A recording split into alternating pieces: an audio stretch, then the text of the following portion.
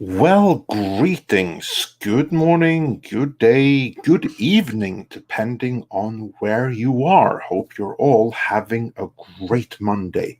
Now, as the more perceptive of you might have noticed, there was no standard Midnight's Edge in the morning introduction today. That would be because Tom isn't here. We're just going to have to do without any of that fancy techno intro stuff because Okay, that's you'll just fun have to stuff. But yeah, you just have to settle for this. Doom, doom, doom, doom, doom, doom, doom, doom. Okay, there we go. Yes, Rob is here, so we're all good. Rob, how are you? Oh, fine. Oh, I'm doing just dandy. It's raining here. I'm in witness protection, as the case may be. We're not supposed to talk about that though. Witness protection. It's a secret. Yeah. Just hey, somebody doesn't get that bag of money left behind the Dairy Queen. There's going to be trouble. Ixnay on the details. So yeah. So Tom is here. Tom is not here. I mean, so it's a little bit slightly amputated, but we'll be fine because Rob and myself are here, and we are not alone, because of course we have our lovely audience watching. So we have Magnus Serum is here. We have member Billy D here. Sander Hammerslag is here. And I also saw our wrench Natasha here. And Nocturnal Creature says, "Hail Midnight's Edge. By the way, where's Tom?" Well, probably sleeping in. Tom was supposed to drop that money behind the Dairy Queen, so we can only guess what happened. Yeah. And we have Aluvrian Imakara here, so we are in good company. The Ghost is here, and Sailor Sonic 78, and even Etienne Falardeau is here, and he wonders how cancelled is Tom right now. Tom is never cancelled. Like, Midnight's Edge is what it is. Certainly for the visual presentation because of Tom, and now when it's just the two of us, we'll see how much he has missed. So no, kind of like that video that he would have played right now of JJ saying like, "You're fired, come back, you're unfired." That's kind of like that. That's how that would be. Yeah, give me about 10 minutes, I'll be canceled. So by the end. Yeah. And we have JJ Wiki here from the UK, so that's awesome. And Sander Hammerstag says it's a kazoo intro. I have no idea what that means, but thank you, I guess. The kazoo. Okay, yeah, very cool. And we got a couple of super chats already to start us off with. Two I can bring up on screen right away is not the one from Thanatos Felicitas, who wonders, have you seen the movie Bubba Hotep, where Ossie Davis played JFK and Bruce Campbell played Elvis? Rob, did you see Bubba Hotep? No, I haven't. But Susan Layton, who used to be on with Gary and Neurotic, she used to talk about that all the time. I'm curious to see it now. I've seen it. I've seen Bubba Hotep. I have not seen the sequel. I liked Bubba Hotep fine, but I thought, given the concept, it could have been more. It wasn't everything that the concept indicated that it might be. We have my countryman, or certainly looks like my countryman, Torbjörn V. Borg, saying hail. And yes, hail to you all. And then, getting into the super chats, we have Latter Day Gamers, who says for $5, Gina Carano is in Red Alert 3. Rob will like the pics. Articles written at the time, 2008, are pretty funny given hindsight. Rob, you're the gamer here. Mm-hmm. Have you played Red Alert 3? I played the first one. Oh God, that's got to be over 15 years ago. Yeah, 2008. My God, would be the implication here. Time flies, doesn't it? No, you're telling me. Oh God. Oh my God. And I remember 2008. It was the year both the original Iron Man and the Incredible Hulk with Edward Norton came out. You want to talk about how time flies? Andre, have you ever heard of a film called Everybody's Fine? No, never. Okay, it was about the short version. It's Robert De Niro stars. He's an older man. He goes across country to see his children. Yeah, it's a real tearjerker of a movie, but it has a happy ending. But it was filmed around my hometown, and all I could think of was one scene in the concert hall was, that's where I had my high school graduation. I'm like, it couldn't have been that long ago. No, it couldn't have been. So, yeah, talk about time flies. Time and tide waits for no man, my friend. Yeah, indeed. And what I always like to do is that when thinking back to like a certain event, for instance, this thing in 2008, what I like to do is that I like to take for instance, now we are in the year 2021. And to me, that sounds like sci-fi because I was aware of time frames and years way back in the 1990s. So basically, I take the 2021 minus 2008, and there you have, you said approximately 15 years in between there.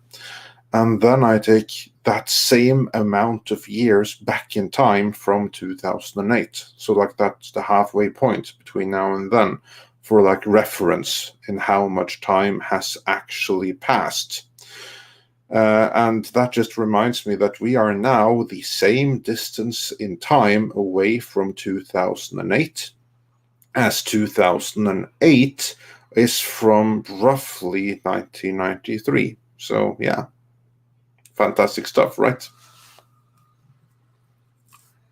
Oh, I'm about to get very depressed. Yeah. Oh, we can't have any of that, can we? So let's move on to the next super chat that we can bring up on screen. Stephen Alton says, "Hail Andre, Rob, Wrenches, and Midnighters. Let there be carnage. Or not, we can wait." And we're going to get into that momentarily. But we also have a couple of others messages here. Mags sent us a $1.99 super sticker, so thank you so much for that. And Darius Münchhausen also sent us a super sticker, so thanks so much for that. And House Atreides says, 50% less grumpy now. I have coffee. Yeah, the day is not complete without. What I don't have, though, is my iced coffee here. Now, that's something I really could use right about now, but we're gonna have to make do. And then we have another couple of, let's see here. I think there, yeah. Dash Dees says, "Thought you'd have Miss Creole on this morning after the This Is Not the Way yesterday was an eye-opener. At least indoctrination isn't changing much, so it can be seen." Yes, if you haven't seen that video, do check that out. And we're going to get into the topic at hand, namely Disney's HR policies and exactly what they are teaching their employees. We'll get into that momentarily. I hope that Lorena will be able to join us later on, but she's working right now in this moment. So let's just say that she has valid excuse for not being on the show at this time. She will, however, of course, be on Toxic Femininity later tonight. And you can rest assured that that's going to be a major topic right there.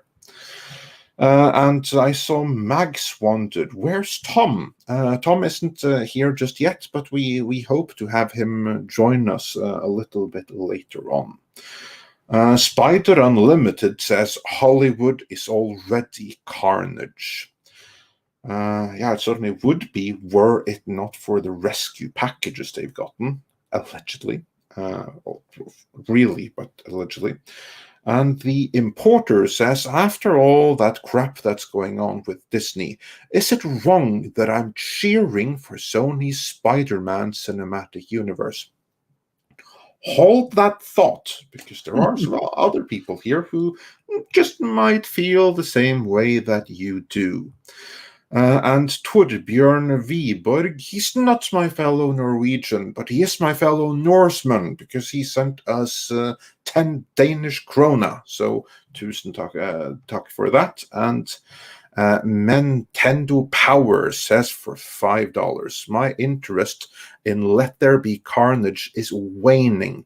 The closer it gets to the woke CU, I don't want to see Venom propagandized. Yeah, I completely botched that, but I think you got my drift. And then we have a couple of classic super chats that I can't bring up on screen. Roger H sent us a thumbs up super sticker, and Hyper Guyver 2 must have anticipated this because he says, this isn't a classic super chat, it's a vintage super chat. Have you guys heard about the Heart of the Jedi cancellation? Rob, have you heard about this?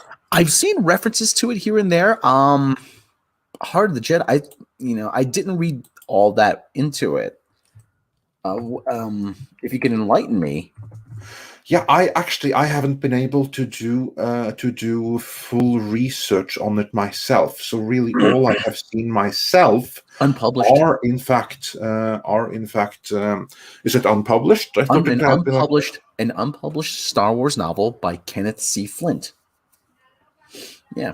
Yeah, because I only saw like the YouTube thumbnails while I was browsing that Disney had apparently like cancelled or gotten rid of that because it had outsold the official Disney Star Wars novels. Now, my reading of that situation was that this was some old Legends novel that suddenly outsold all the new stuff. Kind of like classic DC comics and classic Marvel books read or tend to sell more than new releases, to the embarrassment of everyone. Published. Here is the thing, Andre. It was published in March 4th, 2021, without the permission of Lucasfilm. So it's basically a fan fiction. Now it's a fan fiction, but this was a legit novel back in the early 90s. Yeah, the Dead DC says to Rob, it was a self-published EU book that never got published in the 90s, and it was outselling the High Republic, and they had Amazon take it. Oops. You know what? Here's like the thing, that's something that would have escaped completely my radar. It would have gone way over my head had they not done that. Yeah, it went under my radar too. I mean, geez. But it just shows you, though. I mean, it shows you what a big piece of crap the High Republic is. That an unpublished, essentially fan fiction novel now can outsell it. Yeah, absolutely. Matthew Hyland says Ryan Kinnell put the word out there. Well, kudos to Ryan. He does good job there. But wow, that's amazing. But again, it only goes to show what a monumental failure the High Republic really is when you can have basically fan fiction, and from what I understand, something that's now fan fiction, although it might have been written and commissioned in the 90s, and it outsells what is supposed to be the future of Star Wars. I kind of have a hard time seeing what kind of future that's going to be. I mean, as much as they wanted to, Geode wasn't exactly like a massive hit, was he? No. I wonder if that video of me laughing is circulated around Lucasfilm offices. Oh, I'm sure it did. I don't know if they would share it around the office, but I can guarantee you that someone there saw it. Did they share it with everyone else of their colleagues? That I don't know, but I assure you that someone there saw it, and it did not make your stock there increase in value, let's say. As in the words of to quote Animal House, a new low. I'm so ashamed. Yeah. Well, they are the ones that should be. And Valiant Renegade has some more information here, saying not just outselling High Republic, destroying it. It hit number 30 of all books on Amazon, while High Republic was way back in the 3000s. Oh my God, that's not just an order of magnitude. Yeah, that's something. That's an order of 2 magnitudes.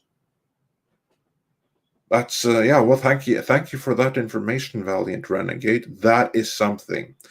That it could. I'm surprised that it could reach as high as like the top 30 of all books on Amazon. I mean, people must have stopped reading books then. Oh, I can imagine that. Maybe everyone's on YouTube or something. I don't know, but people clearly aren't buying books unless it's like audiobooks and ebooks included in that top 30 thing. It just seems weird to me that it would be that high. I think it is all books, audio and ebooks. Well, then that's astounding. And of course, Lucasfilm are going to be freaking out about it because that is embarrassing and nothing else for them. Oh my, yeah. That's that's quite something. But speaking of Star Wars, let us get into one of the main topics today, which is that Gina Carano, she seems to be a little bit back in the good company because she appeared on a poster, on a Mandalorian poster, and this poster had a very specific audience, didn't it, Rob? It seems to have. Yeah, this would be the Emmy thing. Yeah. It's, you know what, I can bring it up on screen here.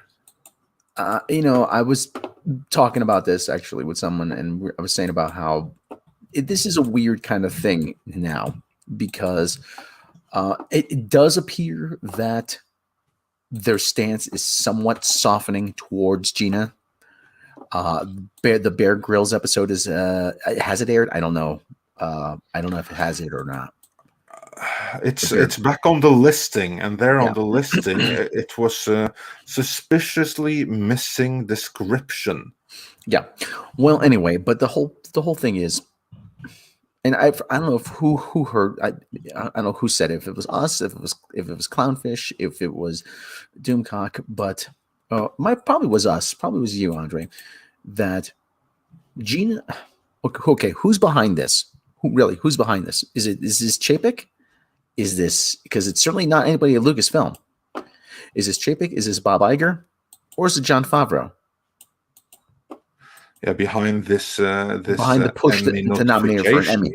Yeah, I would imagine it's Favreau. I would imagine it's the people that is working very specifically on The Mandalorian. Here we have it on screen. This is from the New York Post, which was just one random publication that I was able to get up right now. And here it says, to those that are just listening, Lucasfilm pushes fired Mandalorian star Gina Carano for Emmy nods. And then the article proper reads, 3 months after Lucasfilm gave The Mandalorian star Gina Carano the axe for a series of controversial social media posts. That's a direct quote. I don't think there's anything controversial about them, but that's me. The company has included her in their 2021 Emmy Awards campaign. The 39-year-old's name is listed under the supporting actress category in a For Your Consideration poster promoting various season 2 stars of the Disney Plus show CNET reported. The poster also advocates for lead actor nominations for Pedro Pascal, supporting actor noms for Giancarlo Esposito and Temuera Robinson, and guest actor nods for 18 actors, including Rosario Dawson, John Leguizamo, Mark Hamill, and Amy Sedaris. So basically, they're pushing for quite a lot of Emmy notifications here. Still, it is notable, I think, that Gina Carano suddenly is here. Let's see if they have any kind of source or something. Or they're just repeating things. No, they're just repeating the old story. There's nothing revolutionary Yeah, new well, here. this is probably what you call in journalism a rewrite. Yeah, Yes. It's like one blurb of new information, and the rest is okay. We'll reprint from the last one we published like 3 months ago. But yeah, still, it's interesting that she is being published now, and all it goes to tell me is that she must be, if not back in the warmth. This is an indication of what we have heard the whole time, that the cold civil war within Lucasfilm isn't necessarily over just yet, but Favreau is the one that is looking to win. Yeah, this is, I mean, like I said, I listen. It wouldn't be above beyond reproach for Disney to use her and say, "Oh, Emmy award-winning actor, Emmy award-winning Mandalorian," as a selling point for season 3. But at the same time, I think this has got Jon Favreau's fingerprints all over it. Yeah. Because okay, you know what? You want to shit can Gina? All right, you know what? All right, what are you gonna do if she wins an Emmy? Okay, that's gonna look really awkward if she's gonna. I mean, are they gonna have her go up and accept it? Or are they gonna have someone accept it for her? I mean, really, think about it. That is an awkward situation. I'm sorry, Gina can't be here tonight. What is going to happen on Emmy night when the envelope is opened and Gina's name is read? Gina Carano for The Mandalorian. Uh-oh. And this is like a true competition as well, because I don't know exactly when are the Emmys and how much will remain of Lucasfilm by then. But still, anyone who thinks that the Emmys are completely independent and you have like some judges there that are completely separate from everything else making the verdict of who wins and who doesn't, you got another thing coming. The Emmys aren't technically for sale, but, with the right phone calls and the right influence and the right invitation to the right cocktail party, there are ways to ensure that the jury sways one way a little bit more than the other. There are ways of making such awards happen. How amazing would it be if she won? I also think that this is like a test your might kind of situation between the Lucasfilm faction and the Favreau faction, or basically the Kennedy faction and the Lucasfilm faction. Who has more sway? Mm-hmm. Well, the Emmys are September 19th. So we have a little ways to go for that. But commonly what happens is, and you probably already know this, the Emmys aren't technically bought, but it is not beyond the realm of possibility that, like, Jon Favreau would send out a little goodie bag to ask people on the nominating committee, thank you for considering our star Gina Carano for her work in The Mandalorian, and as a token of our appreciation, please accept this complimentary gift bag from Disney Lucasfilm. Oh my goodness, look at that! A Rolex. Oh my goodness, a weekend at the Palm Springs Resort Spa. Oh my goodness. Oh my God, they're so nice, aren't they? Don't think that goes along quite a way. Oh, look at this, tickets to the Dodgers in the Disney luxury suite. Oh, that goes quite a long way in actually greasing the wheels for a lot of this stuff. I mean, it's not illegal if you send it to everybody. If everybody does it, it's not a bribe if they're not asking for it.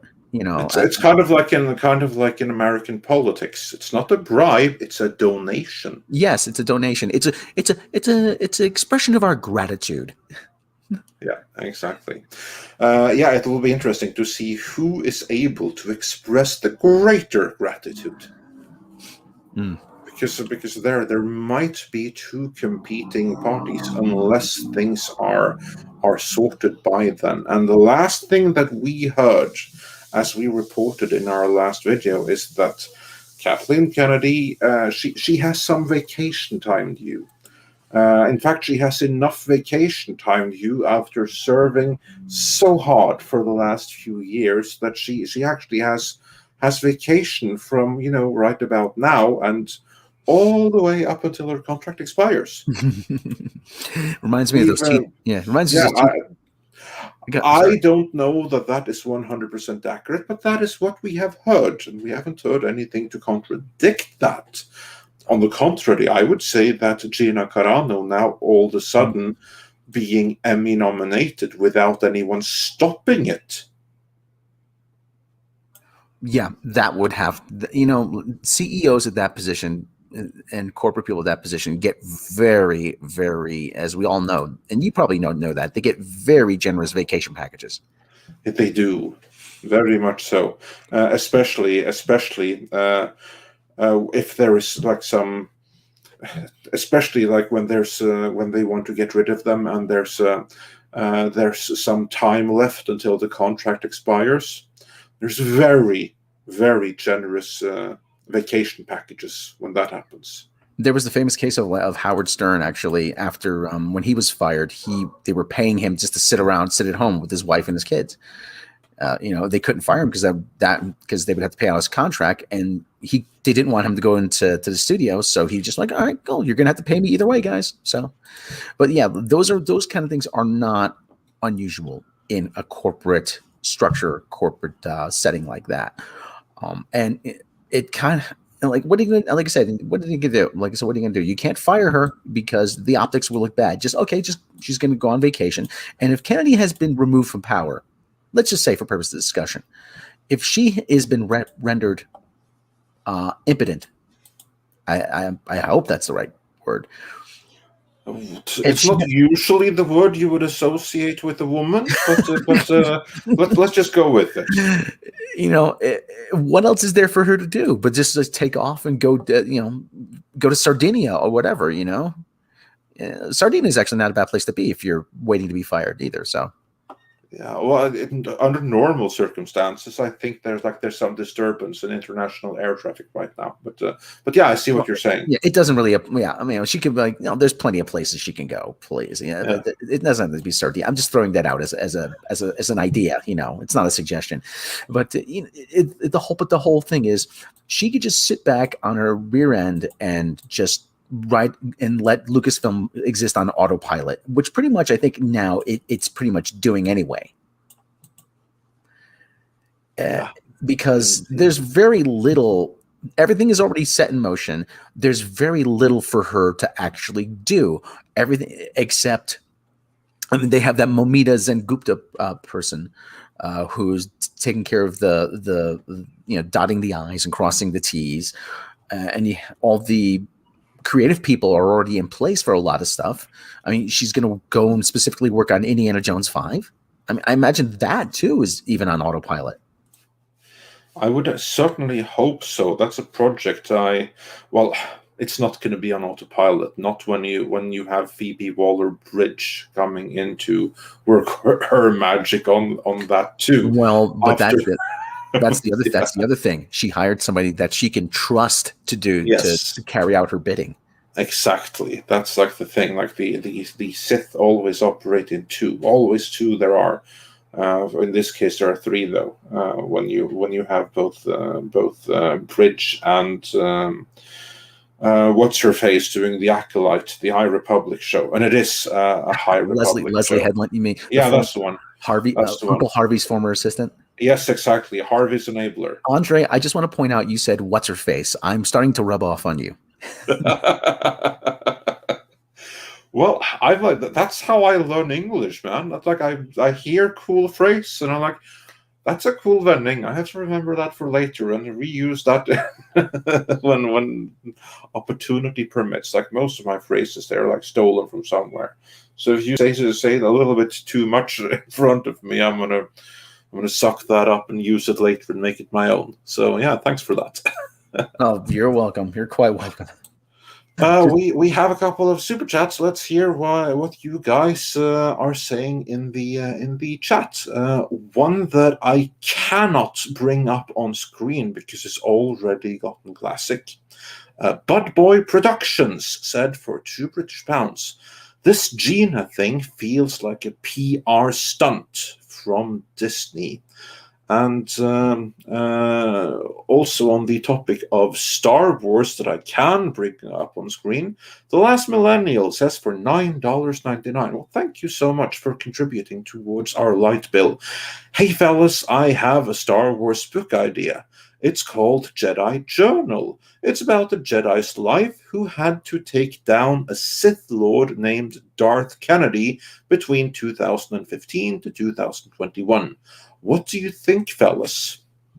I've never read a Star Wars book in my life, but I'd read that one. How about you, Rob? Oh yeah, that sounds like it would be a good read. That sounds like a real page turner. But the only Star Wars book I tried to read, I quickly fell out of Heir to the Empire.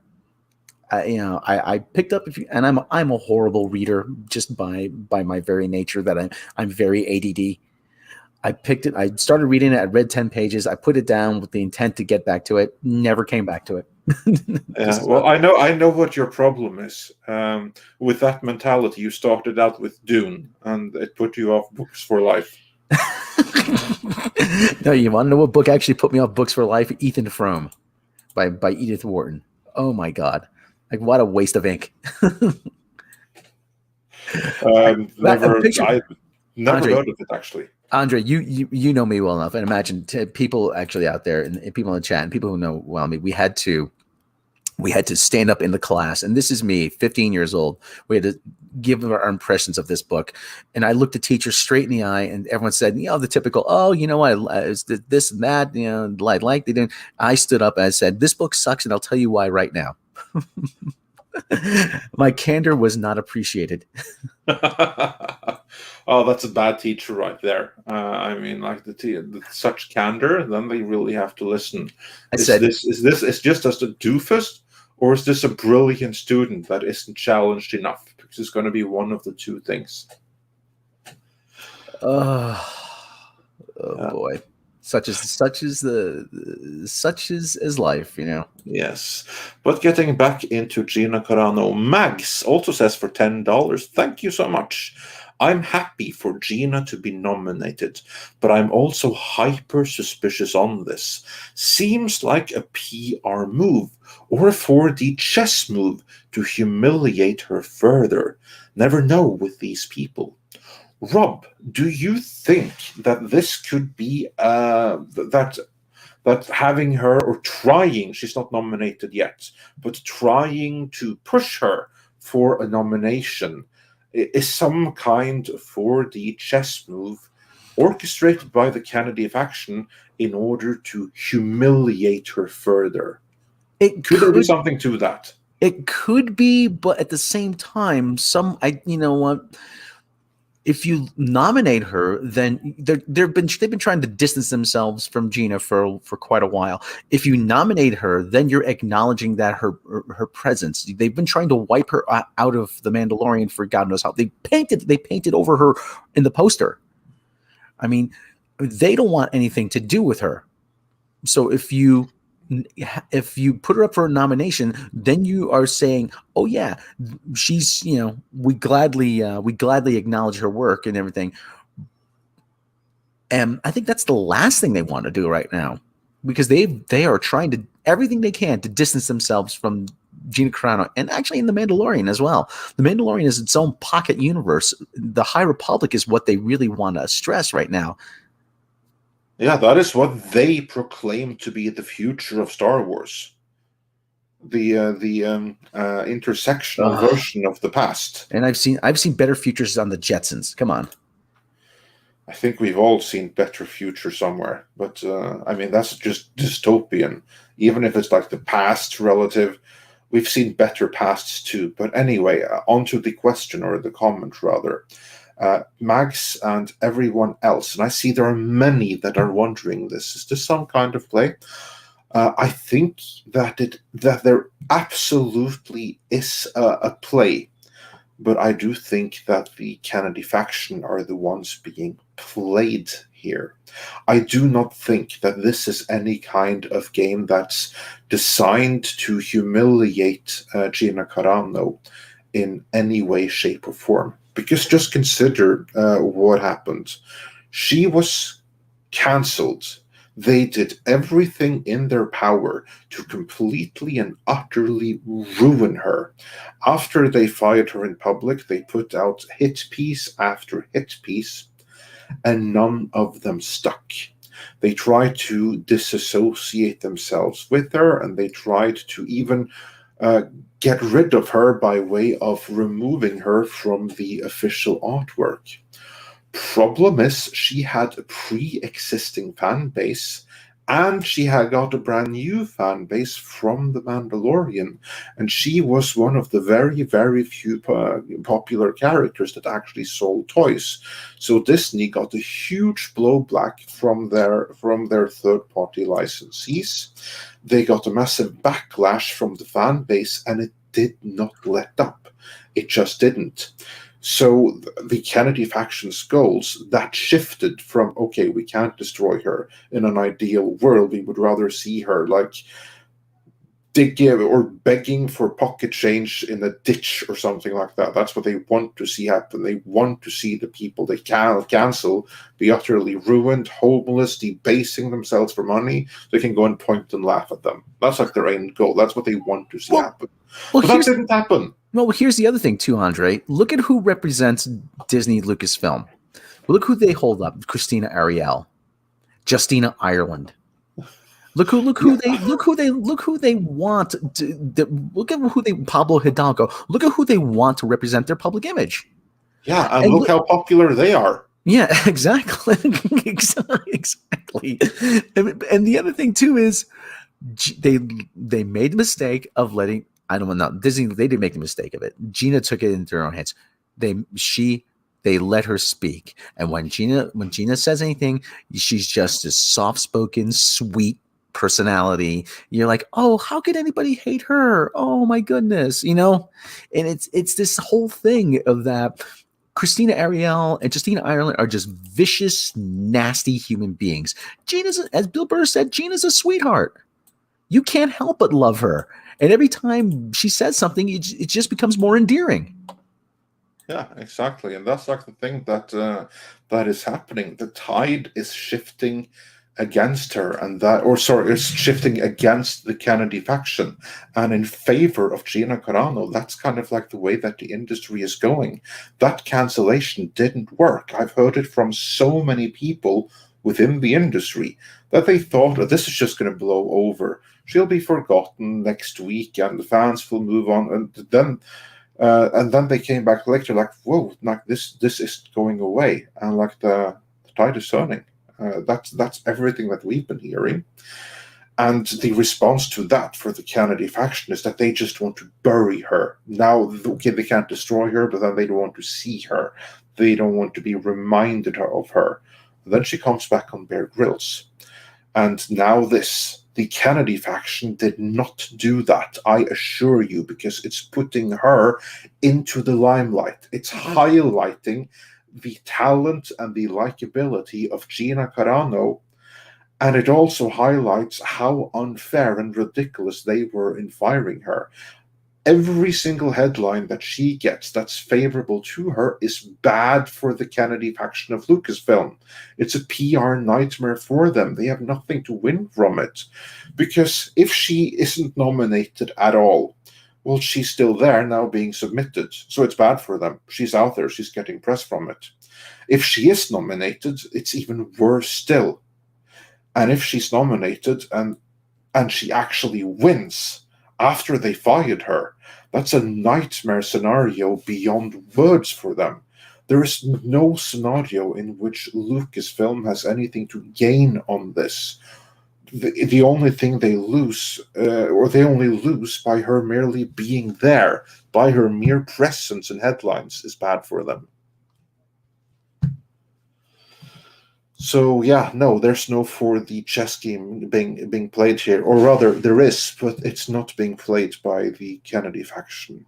If anything, it's being played by the Favreau faction. I think that they are playing 4D chess. I think that they are putting her out there to see the response, to open the door to bringing her back into the Mandalorian universe. That's what I think. Rob, any thoughts on what I think? Am I completely nuts? No. Or is there something to it? Well, you're completely nuts, but in a different aspect. So I mean, you know. No, I'm not nuts. I'm just dead inside. I found slight side note, Andre. Solomon's Key was available for the Sega Master System, not the Mega Drive. Okay. Yeah, well, that explains it. Yeah, this is in reference to like a tweet sent earlier. See, I only send out the most useful tweets. You see, people. Yeah, and you actually got me responding on Twitter. That's actually a merit on its own. So, well, you saw the keyword Sega Mega Drive. There you go. Yeah. Love me some Sega Mega Drive, and I love me some Solomon Kane too. So when you have Solomon and Sega Mega Drive in the same tweet, that's going to get my attention. But yeah, moving on with your comments. Dash D says it looks like the drunk squeezing out the bar rag for a free shot. It's just milking the last drop of disgusting mess to keep the bus going. Don't quite know what you're referring to here, but it's an apt parallel for the Kennedy faction, that is for certain.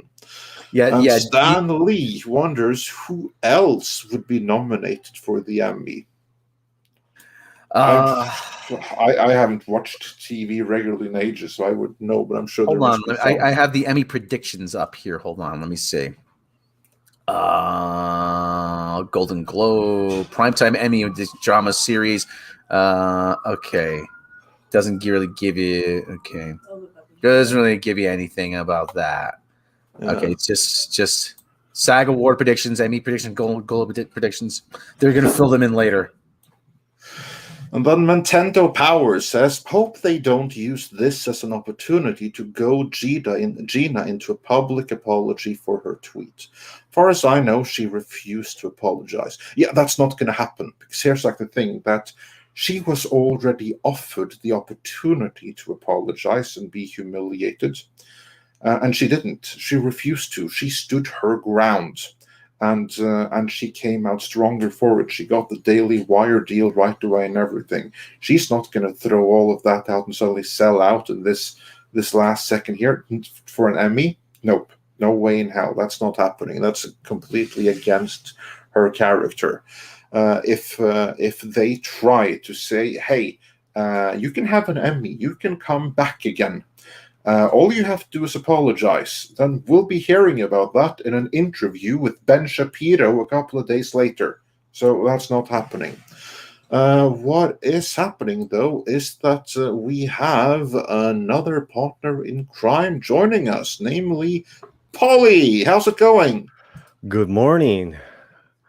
Buenos días. ¿Qué Buenos tal? días. Aquí nomás. Hey, buenos días. Hey, what's going on, man?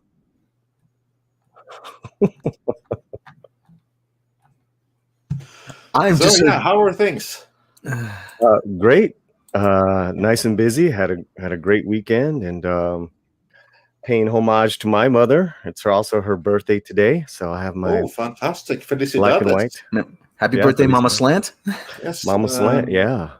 Feliz cumpleaños to Mama Slant, indeed. Gracias, Andre, and thanks, Rob. Yeah, and so just getting some stuff ready before she comes over in a few hours. Gonna cook her lunch and all that good stuff. And I've been listening to you guys, dying to get on, but I had to take care of business. Of course. Man. one has to do what one has to do. You've been listening to us. What's your take on this whole Gina Carano situation and her suddenly being not nominated, because that hasn't happened yet, but being pushed for a Emmy nomination for The Mandalorian? How can this be? Well, there's a lot to unpack, and I had got on air last night talking about it because I saw the article later in the afternoon. I was like, wait, what? So what we do know is that she's on official Disney marketing materials with her name on there. That's official. And this is not these are not disgruntled Lucasfilm employees that are, doing stupid social media, messing around with posters. This is someone with some level of influence that did this. Well, so yeah, okay, so speaking to that, these are the official materials, promotional items that go out to fellow industry. These are your peers that you're asking for their vote. You're asking for their consideration. Maybe we should explain who exactly makes up the Academy. Right. Yeah. Yeah. I mean, it is people with a certain amount of TV and television credits that comprise members of the Academy. Right. And when we say the Academy, this is not to be confused with the Oscar Academy. This is a Television Arts and Sciences Academy. I don't know if I got the name right, but exactly what Rob said is from last year, I believe, from last June till the end of this month is the eligibility period, Andre. So yes. Anyone that you're thinking, oh, does this mean she's coming back for something new? No, this is for her work in the last season. Exactly. But speaking of eligibility, we have someone else who is eligible to join our stream. Welcome, Tom. Yeah. Tom, you're muted. Is alive. What I miss? Why is JFK here? I don't know, but that's me as a little boy, and that's my Gina mom. Carano is one of the best ever. Error. I want to say that I made an error. Hey, Tom. Hi. I should Mayor Quimby then on there. Yeah. So how's everybody doing this morning? Sorry I'm late. It happens. All good and well. Good. I just got here. You're gonna have to fire yourself because you have that video. Yeah, that's right. We were talking about that when you come here, you have to fire yourself, then unfire yourself because the lack of video. You're unfired. I need you. Come here. Nice. Not that hard to do. I can do it all day long here. There's tons of them. Sure you can. Diversity. Well, I could be wrong, but I believe diversity is an old wooden ship that. There you go. That's getting funnier and funnier every year. Funny because it's true.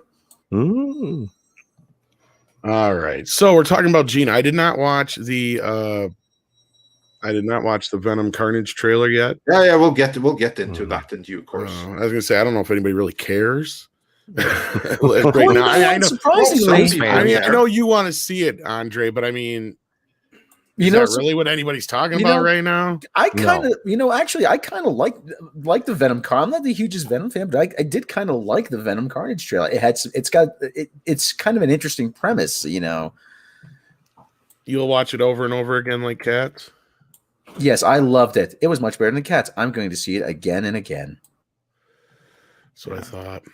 But again, we're not talking Venom and Carnage right now. No, right now, we are talking Gina Carano and the Emmys. And Paulie, you were doing a breakdown of who are deciding who's eligible for. I can give the short version is like this means absolutely nothing. She was in the show. They want to be able told something on the show for a win.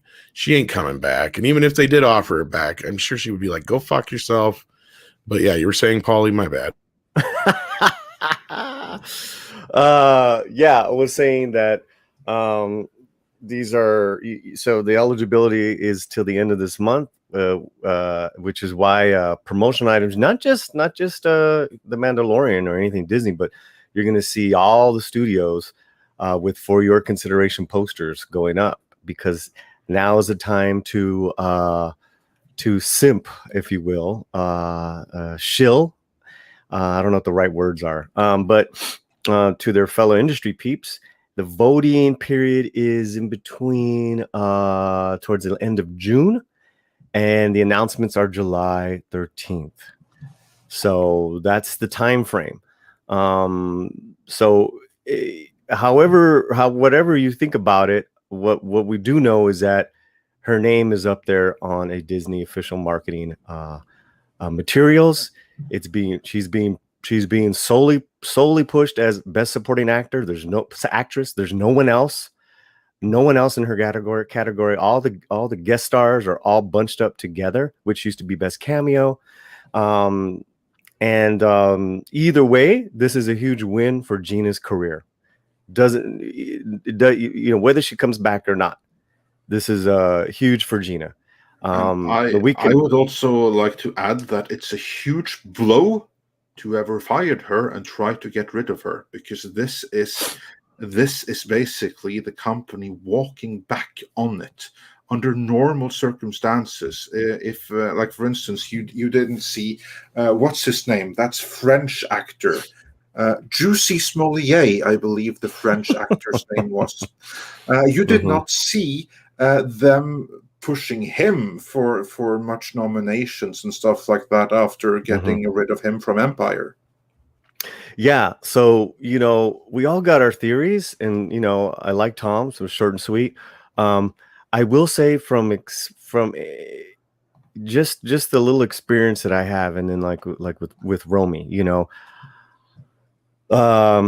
this could be part of a huge deal to bring her back. That's what I think too. That's what I said before. I absolutely think that's what this is. I think this, when Romy's worked, Mrs. Slant has worked herself to get to guest star level. And when you're in a guest star level, that means your name goes in certain places at certain times on the product, on the show, and it's all worked out with managers and agents. It's all work. I mean, this is, none of this is accidental. What Lucasfilm and those idiots have done is cause problems by, their knee-jerk reactions to stuff. So if on the smallest level, man, Carano's always been Favreau's girl. Always.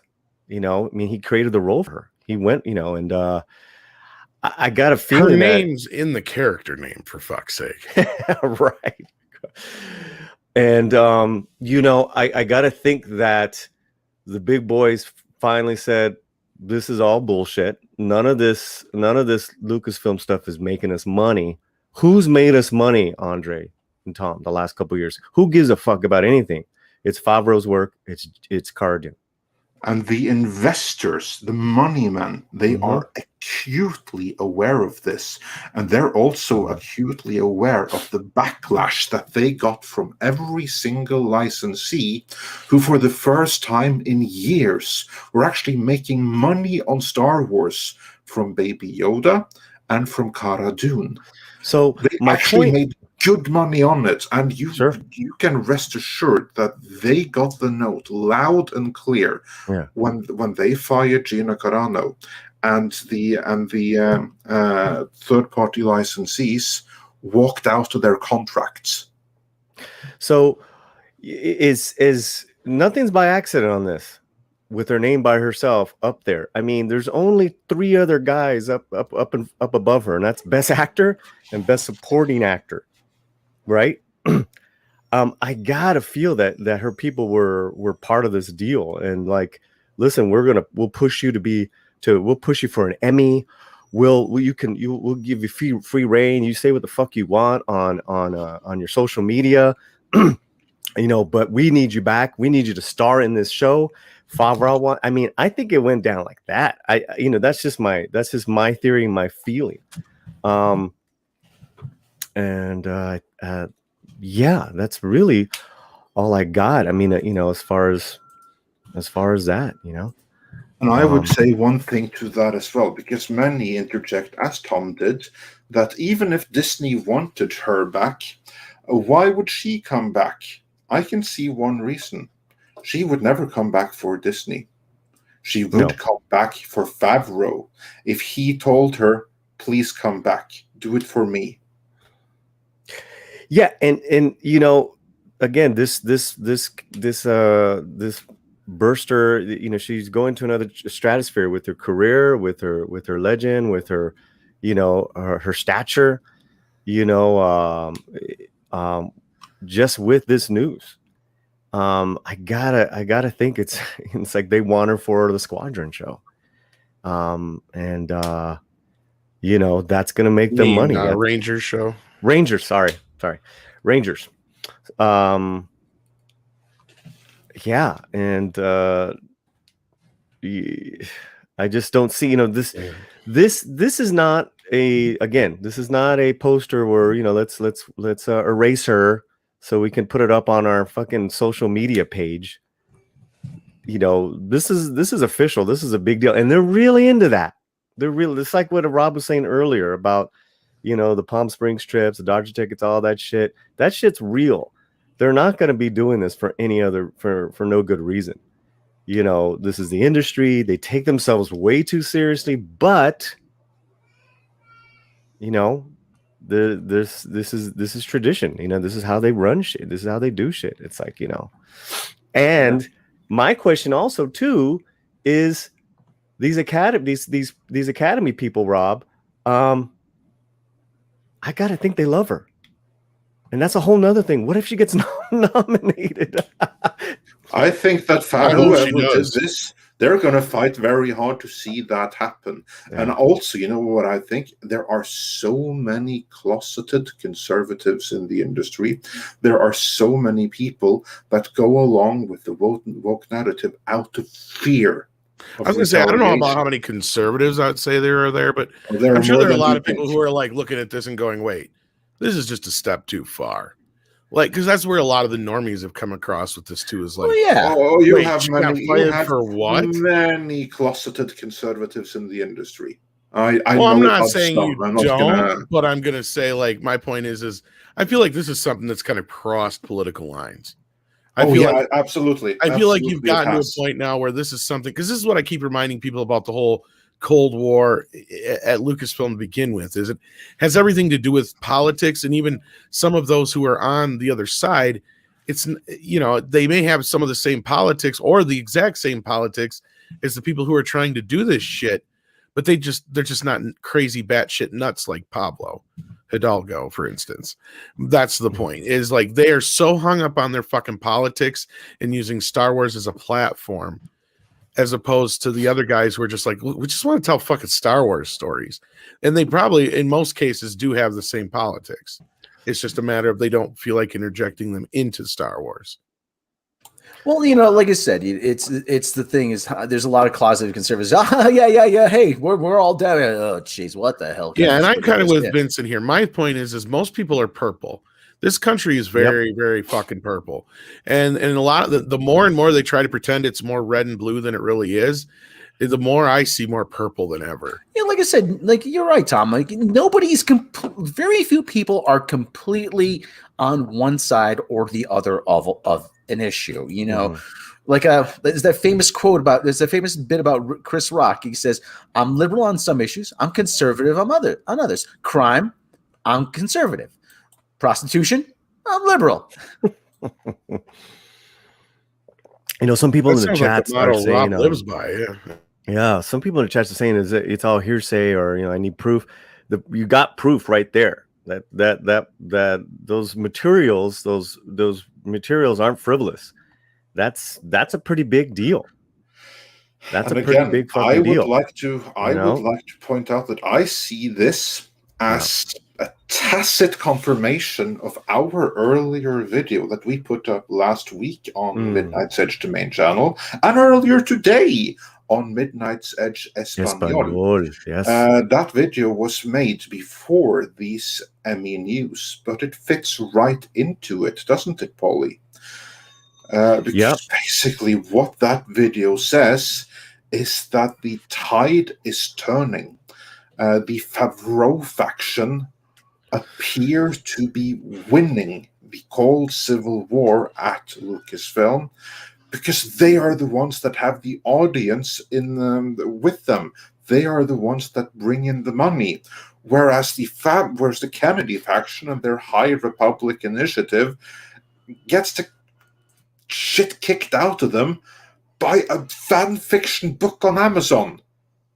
I mean, those are the two sides right there. And again, what we reported, what we heard, which we cannot confirm any more than we heard it. We put it in a video. Kathleen Kennedy is on an extended vacation up until such time as her contract expires. And now when she's on vacation, someone else is running the show at Lucasfilm. And that someone else apparently greenlit this happening. I gotta think that there are certain people that are in Lucasfilm that are shitting themselves right now if she does get nominated for something. Honestly, I don't think they're thinking that far ahead, Rob. I mean, you could be right, but I think they're just more worried about the prestige of it all. And then they ain't worried about who wins. The thing is, then they can say is Mandalorian, which is 6-time Emmy winning series. Doesn't matter who won those fucking Emmys. Well, and what do they always say, Tom? It's just an honor to be nominated. It's just it's just an honor. I mean, she's up there. Her name is in the mix. But the other thing is, let's just say, and I said this before you joined the conversation, Tom. Let's just say, for purposes of discussion, they open the envelope, and and the winner is Gina Carano, the Mandalorian. You got to think people are going to start sweating. Like, oh shit, what is, like, especially if she's in the audience, if she's going to accept the award. I mean, what happens then? Like, here's the thing, Rob. Oh shit. Disney has done nothing but distance themselves from this entire fucking thing. We have not yet had one official thing come out of Disney saying, oh yeah, Gina Carano is no longer working with us. That's true. Well, that's exactly the thing, Tom. That's exactly the thing. Disney has stayed silent because this is all about individuals within the larger Disney corporation, and more specifically within Lucasfilm. No, I'm not. It is individuals that have cost them this whole PR nightmare that firing Gina Carano was. It has cost them millions, and the fault for that millions of loss in third-party licensing revenue, of lost Disney Plus subscriptions, of lost goodwill, it is the fault of known individuals. And if Gina Carano goes all the way and were to win, if those individuals, and they know who these individuals are, if they aren't fired by them, I mean, this whole thing, it still happened to Disney. It's going to look bad on them. It's going to look good on them, but yeah, they won with The Mandalorian. Fantastic. But they fired the star that won. How poorly managed a company is this? And the people that will have done that, and those individuals, they will be sweating. And if they're not sweating already, they should be sweating right now, this moment. Well, another because point of things are turning against them. It could also be a litmus test. Like, I mean, let's be real. I mean, they could be looking at it as, okay, we fired her, but we fired her because we thought the industry was turning on her.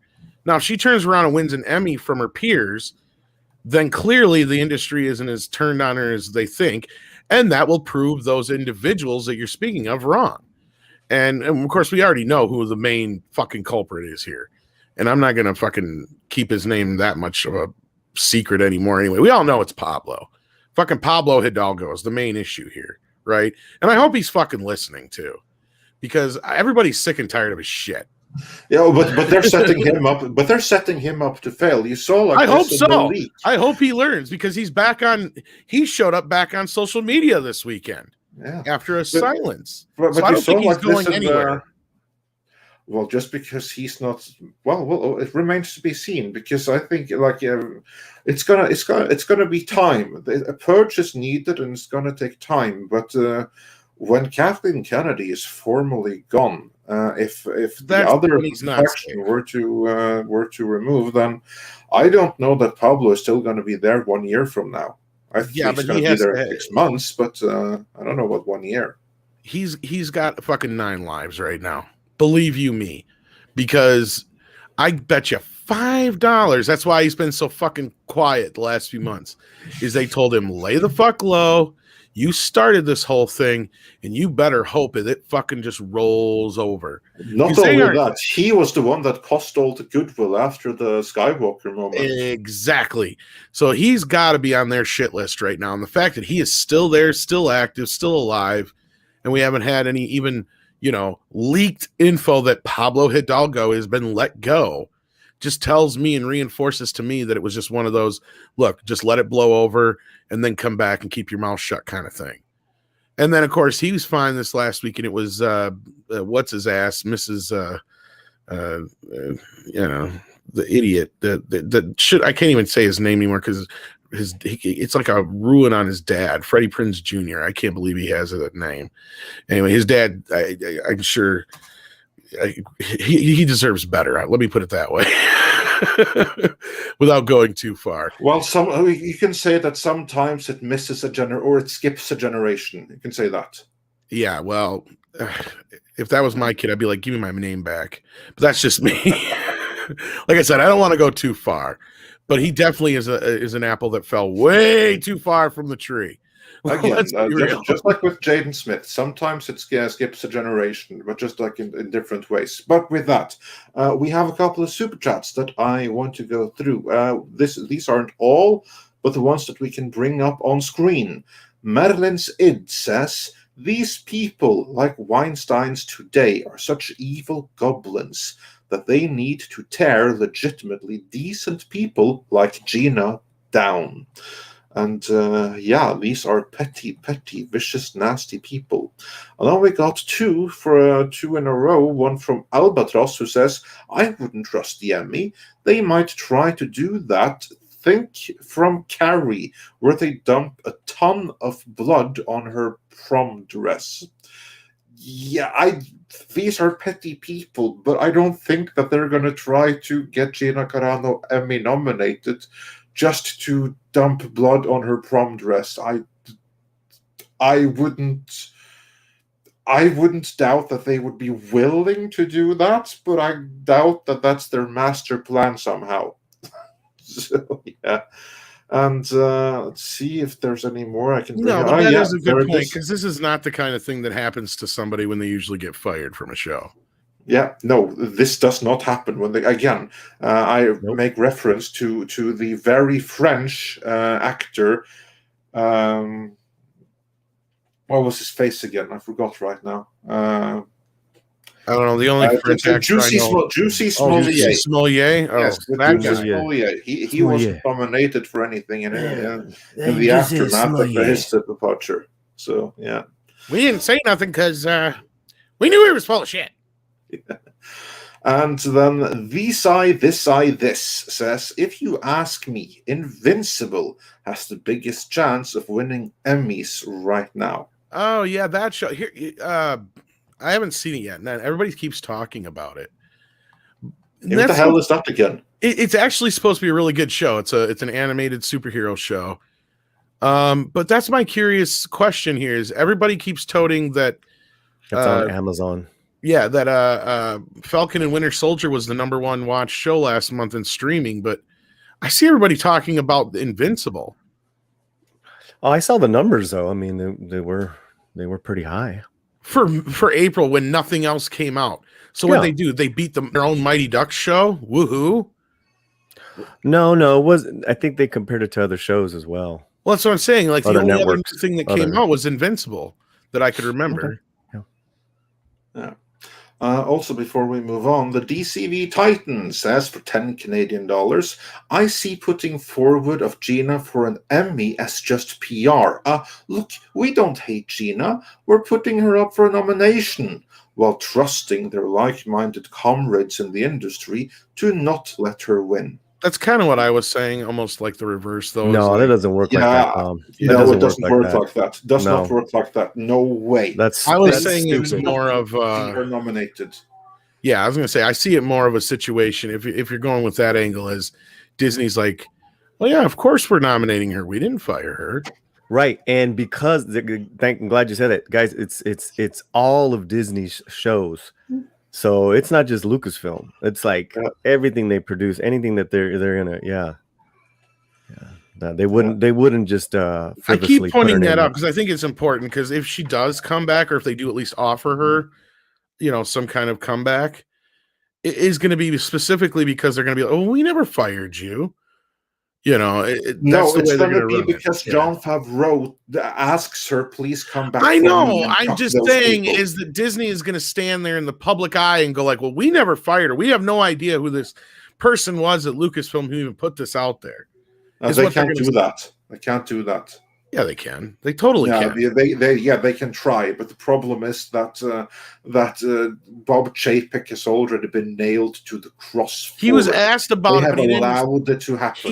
He jumped the question though. He never confirmed that they did shit. He didn't distance himself from it now. The Disney Corporation, this is a black eye that they have no other choice but to accept. And then they will wreak havoc on the one who gave them that, or who organized situations so that they got that black eye. But they're not going to go and say, this is the individual who did it. They can't do that. No, I That's never not said they're how going the to game do is that. played. They're going to still say, we don't know where that came from because that's not the way the corporation works. We never made that decision. They're going to act like they never did. Because the difference here is between James Gunn and that was Alan Horn flat out come out and said he is fucking fired. We did not have anybody from high up in Disney corporate say shit yet. Not one single fucking thing. Correct. Not one. That only to me means that it was done that way to give cover to Kathleen Kennedy because she can't turn around. She cannot turn around and fire a woman. Oh no. That's highly possible, but that's my point is they're still, as far as the world's concerned, Disney hasn't done shit. That's my point. They just haven't renewed her contract. And then you have the whole Favreau and Favreau camp, right? The faction. And like we had said this a few weeks ago, I just don't imagine like those guys continuing to be the mavericks that they are under this regime. Maybe this shit's changing, man. Like maybe this has been a real civil war since the firing, and it's all being worked out. And here's what I'm thinking. That's and what I'm thinking. And again, this is in line with what we reported that we had heard last week, and that this I'm not going to say that it proves it, but it's consistent with it, because this would never have happened 1 month ago. Well, obviously it couldn't have happened 1 month ago, but if calendars had been different, this would not have happened. Like, the game isn't played that way. I mean, the Lucasfilm High Republic, I mean, they had to go and stop a decommissioned book from 1993 that charted at 30 on Amazon bestsellers right now. I mean, these guys got nothing. They have nothing successful right now. And also that shows that people want Star Wars. They just don't want their Star Wars. Right. I mean, exactly. Luke Skywalker coming back. We go down the list, and you guys have done it so well. I just see this as being the first step on all this. I mean, you got to look at it from the perspective of this. She is the only one who's publicly said that, obviously I'm gone, kind of thing. There has been nobody who has any kind of sway personally who has said anything. Yes, they asked Chapek that, but he didn't answer shit. He didn't say shit. He never, because that's what I'm saying. They have gotten themselves in the most perfect position to be like, well, we never fired her. We just never renewed her contract. But what they've had happen though was Ben Shapiro stepped in, and I'm sure Favreau's been trying to negotiate something behind the scenes, but again, I don't see this coming to any kind of fruition where she comes back. And I wanted to say that as well. That is a great point, that the reaction and support that Gina has gotten, she did not do any of that what you would think a normal actress would do, and do the social media. Oh my God, I'm the victim here. And they fucking did this. They fucking did that. What does she do?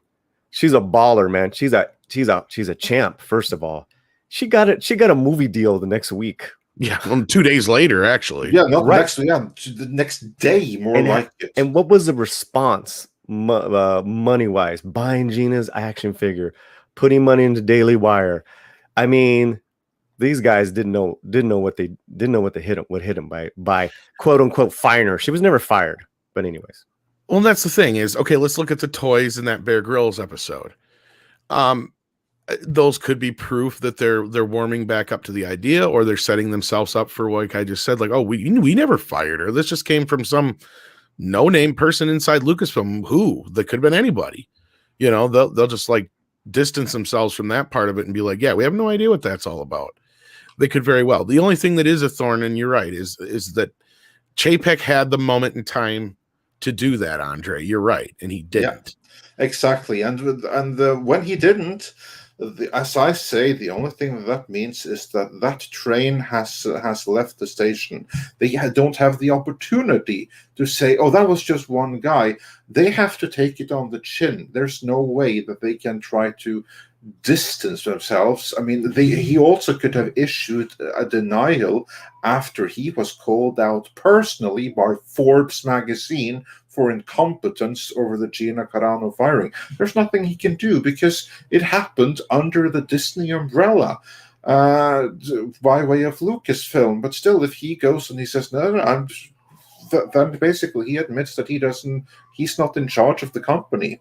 And that's a worse admittance than that someone went rogue. So there's going to be black guys from a PR perspective, no matter what happens here. The smallest black guy comes up from owning that, yeah, she was fired. That was a mistake. And we saw that we might have made a rushed decision due to the emotional turmoil, state of the nation, yada yada, Orange Man, all of those things, and now she's welcome back again. That's the only recourse that they have here. There's going to be a black guy. They're going to have to take it right on the chin that, yeah, they did that. And then behind closed doors, they're going to be fucking fuming at the person. Bob Chapek is probably going to go to Pablo himself and say, look what you made me do. Look what you cost me. Look at that headline. I'm going to fucking ruin you. Like something like that. I wouldn't be surprised if that were to happen. But in public, they're going to have to, it's going to have to take it on the chin.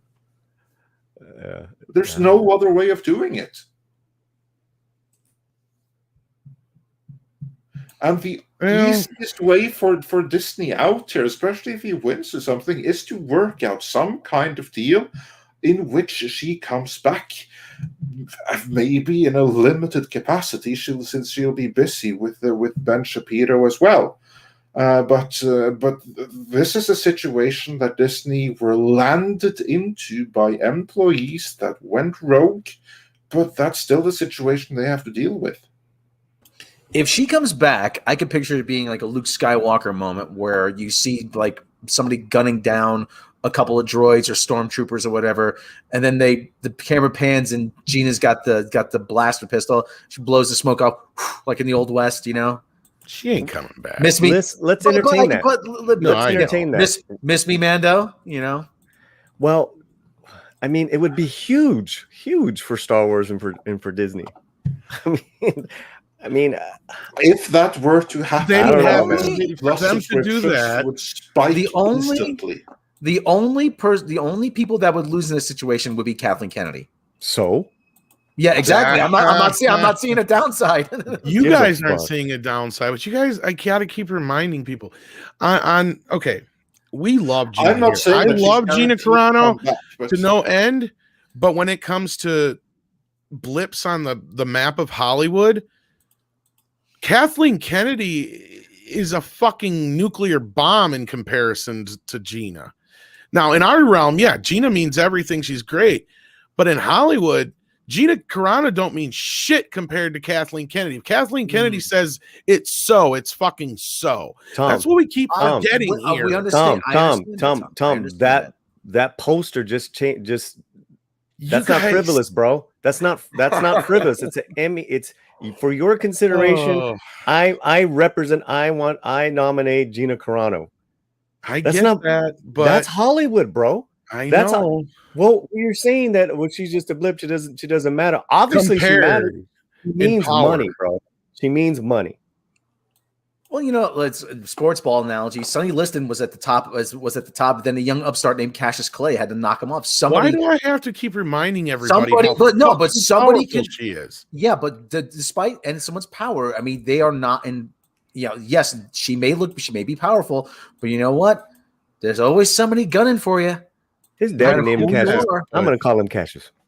Daddy game. Mama called him Clay. Why does everybody count her out That's all what the it time? Just like JJ, everybody's like, "Oh, he's done. He's over." No, he's not. we're not counting. We're In not Hollywood. counting. We're not counting Kathleen Kennedy out. We're just saying that there's always somebody gunning for you. She is no matter not who going to you are. allow something to happen that's going to make her look bad. That's Well, why I this does still look her bad, but this makes her look bad. This poster, Ryan Johnson. that She should have Yeah, hired man. Ryan makes her Johnson. look bad. it only step looks one. bad to her if we consistently continue to go with this idea that she's the one who fired Gina, which it is. It's true, but it has never publicly been said. Doesn't matter. Everyone knows. It's an open secret. It does Everyone knows matter. that. It does very much matter. That's what I keep reminding people. Not that it's That's not why that- JJ fucking Abrams just got $5 billion for fucking Warner Brothers. It very much does fucking matter because they don't listen to us. They don't care when it comes No. to us telling them that they're fucking up. Well, All they see is that Kathleen Kennedy is the most powerful woman in Hollywood. JJ Abrams is fucking franchise gold. They see that's the way they see it. They're in their little bubble and they're going to convince themselves to the point where if they have to shut us down to say it. Well, but the other thing too is yes, Kathleen Kennedy is the most powerful woman in Hollywood. You know what? That was true 25 years ago. It's still true. It's true, but you know what? There's been a seismic shift. I mean, you cannot put. I mean, the seismic shift is that fans now are more organized, and there's more alternate media out there that they cannot control. Yeah, So that's one thing, but the bigger thing though is it's direct sales and direct money and direct influence, and she just wouldn't be cancelled because Tom is right. They can completely ignore our corner. Tom, let's just take- but it goes beyond that. This isn't just the fans. This fact has nothing to do with the fans. This is a political industry move. Mm-hmm. Yes, it is. So this is about probably a fucking multi-layered contract to bring her back. If not, maybe just to please Favreau. But this has nothing to do with the fans. She's got the fans and she's got Favreau's camp. That's all I'm saying. And again, this move right here makes Kennedy look like an idiot. And another thing too, let's just take a look at the comic book industry just as a microcosm of this. Okay. What happened? The industry tried to blacklist Ethan Van Sciver. So what did he do? He went directly to his fans. Made $2 million with Cyberfrog. Richard C. Meyer made $500,000 with Jawbreakers. I mean, Jeff just made 70 grand. I mean, so there is something now that exists that didn't exist even 10 years ago. And that is, there is an audience out there. Your audience doesn't necessarily have to buy what the studios are selling. And we see that shift actually happening in Star Wars, in the rejection of the High Republic and in the rejection of, and the cutting in half of the box office for the movies and for the rejection of Solo. People aren't just going to consume what's shoveled in their trough anymore. And the fact that Gina Carano can go out and secure this deal with Ben Shapiro and just thumb her nose at the industry writ large and say, "Ha, I don't need you. I'm gonna go over here with these people. These people get me."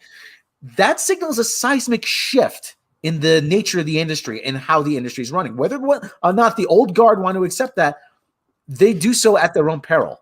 Well, we also have to stop and remember the Mandalorian isn't Gina Carano. She's only been in a handful of episodes.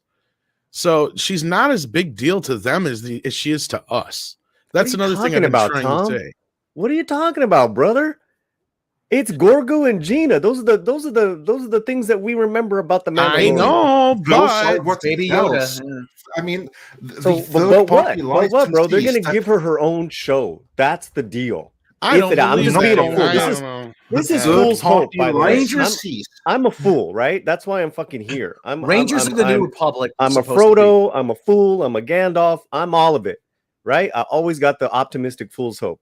They are gonna give her own fucking show. Let's do it now. Rangers of the New Republic was supposed to be that show, but now that's left in a lurch because of what's happening. Actually, Rangers of the New Republic was going to be the stepping stone to the Cara Dune show, is something that I've recently Marshall Dune, yeah. Yes, exactly. That actually was going to be an ensemble show for the whole time. She was going to have a part in it, but she wasn't going to be the lead. That show instead was going to propel her to her own show. So that was like a 2-stage rocket. So that could still happen. But anyway, Tom, yeah, I hear what you're saying. We should not count out Kathleen Kennedy, not in the slightest. However, this thing here coming officially from Lucasfilm, submitting her after being fired and cancelled from Lucasfilm for an Emmy, that's monumental. That's not a little thing. And Kathleen Kennedy did not approve of that happening, because that would make her and her entire faction look ridiculous. I mean, it looks bad on the entirety of the Disney Corporation.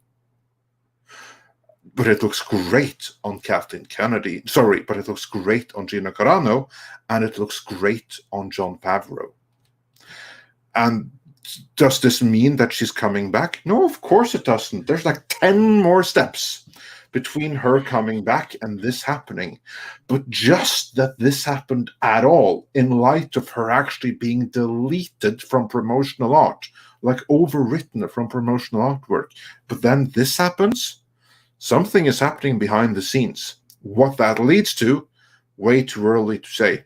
But something is happening behind the scenes. And that's another thing I got to remind everybody. Yes, Favreau is powerful, but he's not nearly in the same league as Kathleen Kennedy. And she proved that. She hit that fucking nuke button quicker than she had her finger hovering over the son of a bitch. Yeah, and you know what? And the fallout is hitting her pretty bad right now. And that could very well be, but if you think that they're going to turn around, she might have dropped the nuke, but she did not look at the weather report and see which direction the fallout was going to blow. I get this, and I get where we come from in the sphere, but I feel like I have to be the one to remind people that they don't view her, they don't view JJ, they don't view a lot of these people that we discuss in the way that we view them. I know, but I'm just bringing him up as an example. I know, but I'm bringing him up as an example is that people fucking forget that how fucking powerful he is. You've heard it, and I've heard it from people from their own mouths, Andre, that they want him to fucking do to DC what he did to Star Trek. How fucking asinine does that sound? That's how these fucking people think. But that has nothing to do with the Gina Carano situation. I understand that, but I'm using that as a point to say here that if you think for 1 minute that most of the fucking people at Disney are going to turn on Kathleen Kennedy and bring Gina Carano back, I got to laugh. And I got a bridge to sell you in fucking Cleveland somewhere, because there is no fucking way they're ever going to turn on Kathleen Kennedy. It ain't going to fucking happen. She is so fucking powerful in Hollywood. No matter what she does, they're never going to turn on her. I guarantee it. She is not in the way that we would like them to. I agree. That's not going to happen. But at the same time, they are not going to sit there, and the investors will not tolerate and see Disney lose hundreds and millions to please They her and her already power. have. They already They have, and we're seeing the backlash. We see it, but are they? That's my question. These fuckers are convinced they're not getting this money because we're a bunch of racist istophobes, Andre. They've also got him. I don't know about that. I don't know. They've also got him convinced that way. And they've also got him convinced that as soon as they get rid of Gina and people like that, this huge group of people are going to come flocking. We've heard this stuff before, Andre. And the only thing that's going to convince and change them, I don't know what is it going to be, but it hasn't worked so far. I mean, there are people behind the scenes at Disney, and they see that the moment that she got out, income dropped across the board. Yeah. And they're also going to see that the High Republic isn't doing squat. But then you turn around and what do we see this fucking last week here? The Imaginarium thingy, Bobby, the Tomorrowland thingy, Imagining Tomorrow, whatever the hell it's called. They bring up shit like that. That definitely means Gina ain't coming back. Because she does not fit in their fucking political fucking ideals that they're pushing. And so then why nominate her? Why put her on anything, bro? Because this goes back to my original point. It doesn't fucking matter who wins what.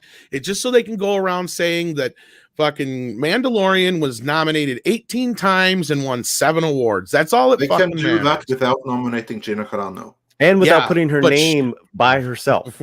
Exactly. They can do all of that. They can achieve all of that. They didn't have to nominate her at all. Using the name Carano. Consider her. Now she's in the language, bro. I don't think you're wrong, Tom. And you're probably right because, being realistic, and correction, Gandalf wasn't a fool, but he said he always had a fool's hope. So no disrespect to Gandalf lovers. Someone went after me in the chat. No, and trust me, I want to be wrong, guys. I really do. But every time I turn around, they keep proving me right. I mean, that's the problem. Except for with this poster, though. Yeah, this poster doesn't mean as much as I think it means that people think it does. On a side note, well, the whole thing though is this had to be submitted by somebody from the inside. That's the whole thing. Who's to say Favreau didn't do this? That's exactly what I'm. That's exactly what I'm thinking. Favreau did this, but he got the approval from Lucasfilm to do it. I mean, this is something that normally that would have been shut down in 3 different instances. Yeah, he could be right on that, but I don't know. I'm just trying to look at it from the point of view of where. You're being a realist. I know. I just, and again, I want to be wrong more than ever because I'm sick and tired of this shit too. But the more, especially after going through that Imagining Tomorrow bullshit, it's like, this is not getting any better anytime soon. And this is what I was warning people about when it started with the Oscars and it just keeps going and going and going and going through Hollywood. This is what I was saying is this is not going to change. And unless somebody, and this is what I've been told by so many people from the inside too, is unless bigger people start standing up like Jon Favreau and like other people who actually have a strong enough voice, shit isn't going to change. Because all the people who do feel this way are too deathly afraid to speak up because they know they're next. And I mean, what I'm saying is that I think that's already happened behind closed doors. And this is part of the deal coming back. I think that's happened. I think Favreau has gone to the mats. I want to believe that Gina was the beginning. I want to believe that the what's-her-face, Ozzy Osbourne's wife, Sharon Osbourne, is like the next stepping stone and people saying, okay, come on, we've gone a little too far now. All we need is 1 or 2 more. You're right on that point. But do people give a shit enough? That's my question. Because I constantly remind people, most people aren't paying attention to any of this shit. They give a shit about making money. I'm talking about the normal world, though, right? Tom, you know where it changes? There has to be a wholesale failure of one of these huge properties. I mean, we're not just talking. Okay, Star Wars has had its failures. Okay, Marvel has had its failures, but there has to be a wholesale failure of something. Whether it's James Bond or whether it's J.J. Abrams' Superman, something has to show them that this does not work.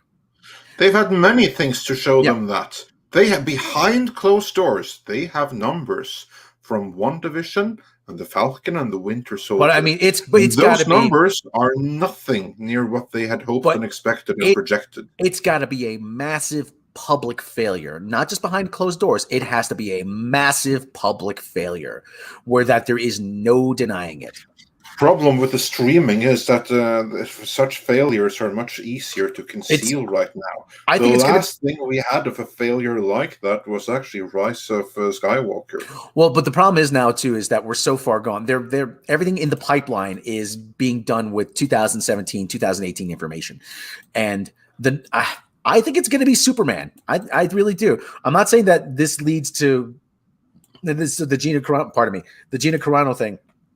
But this is all tied together. I think it's going to be Superman that is going to say, you know what? It's going to make people, because it is going to be Superman is the biggest rung on the ladder.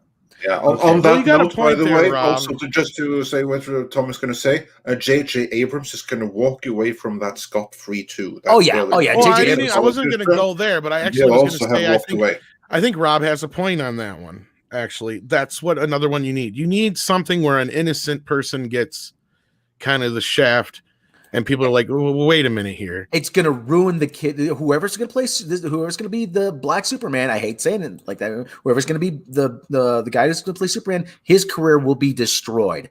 And Scott Mendelson even made that point. Yeah, exactly. When Scotty Mendelson, when he's saying it, I'm like, something is going to be, but he's coming at it for, it's going to be so unfair. I'm like, you're right, it is going to be unfair. But at the same time, you know the bed you made your bed. You're gonna you're damn well gonna lie in it.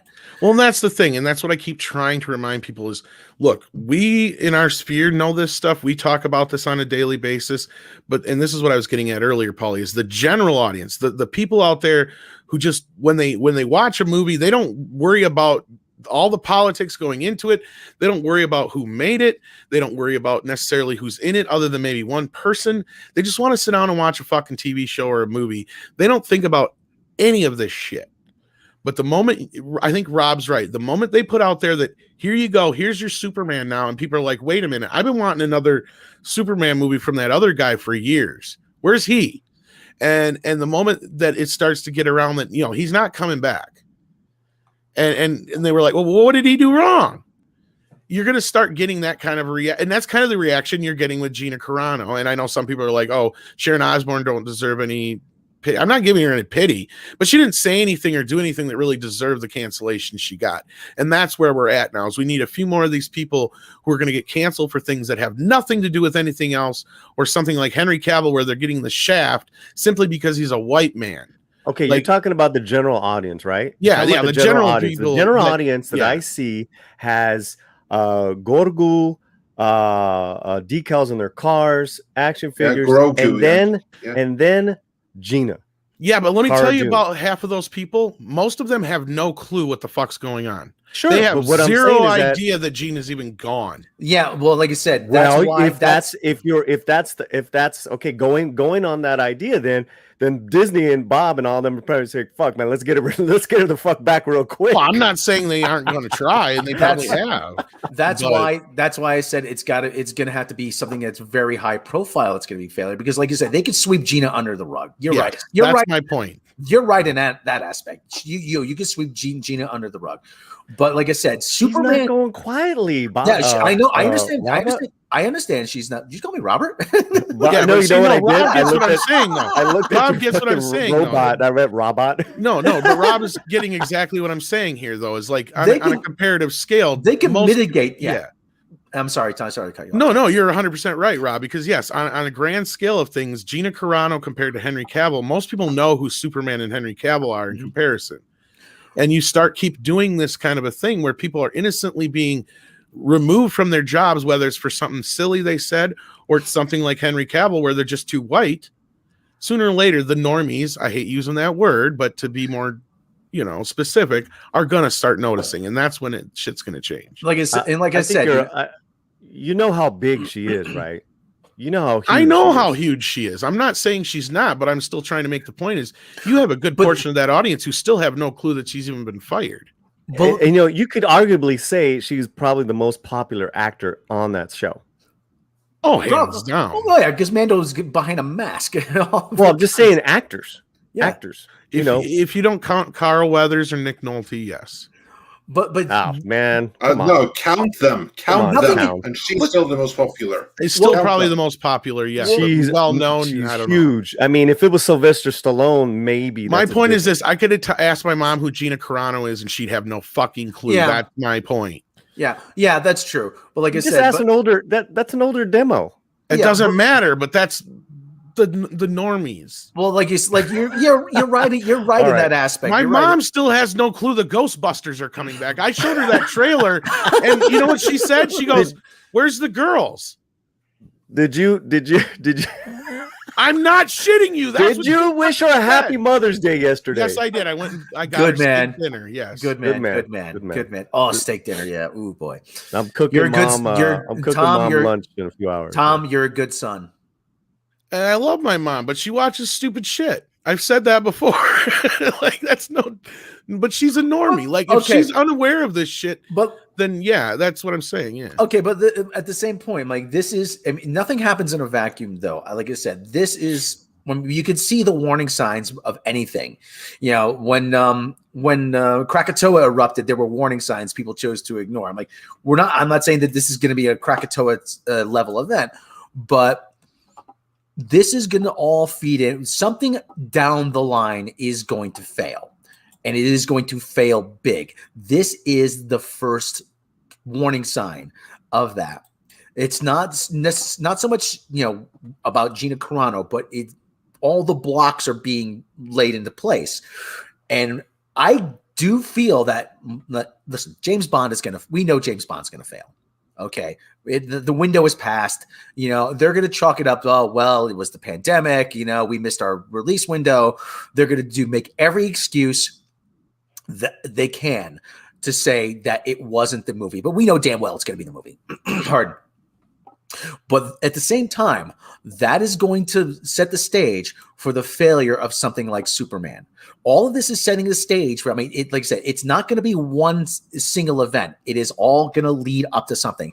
And when something like Superman fails, you can trace the genesis of it back to something like Gina Carano.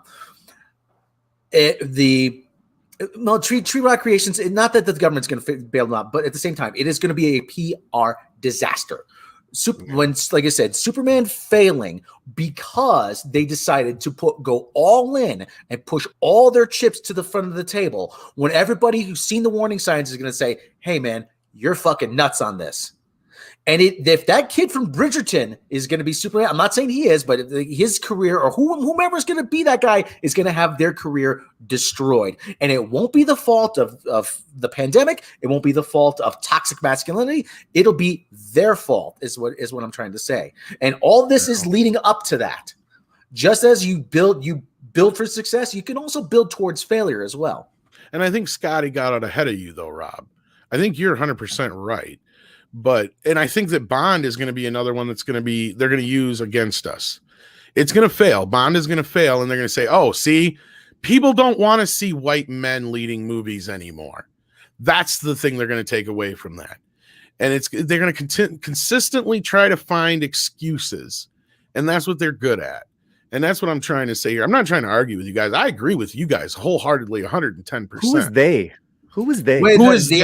The Access They Media, is the Access Media, the studios, and the 10% of the people in the world they actually fucking listen to. Well, those That's the fucking problem. boneheads don't know shit. I know, and you know, and I know that, Listen, Paulie, but I know. you know. Well, let me just back you up and back some other shit up. Is that the greater Latino buying audience that goes to see movies? They love seeing shit blown up, drugs, heroes, winning the day, Schwarzenegger, all that stuff. Right.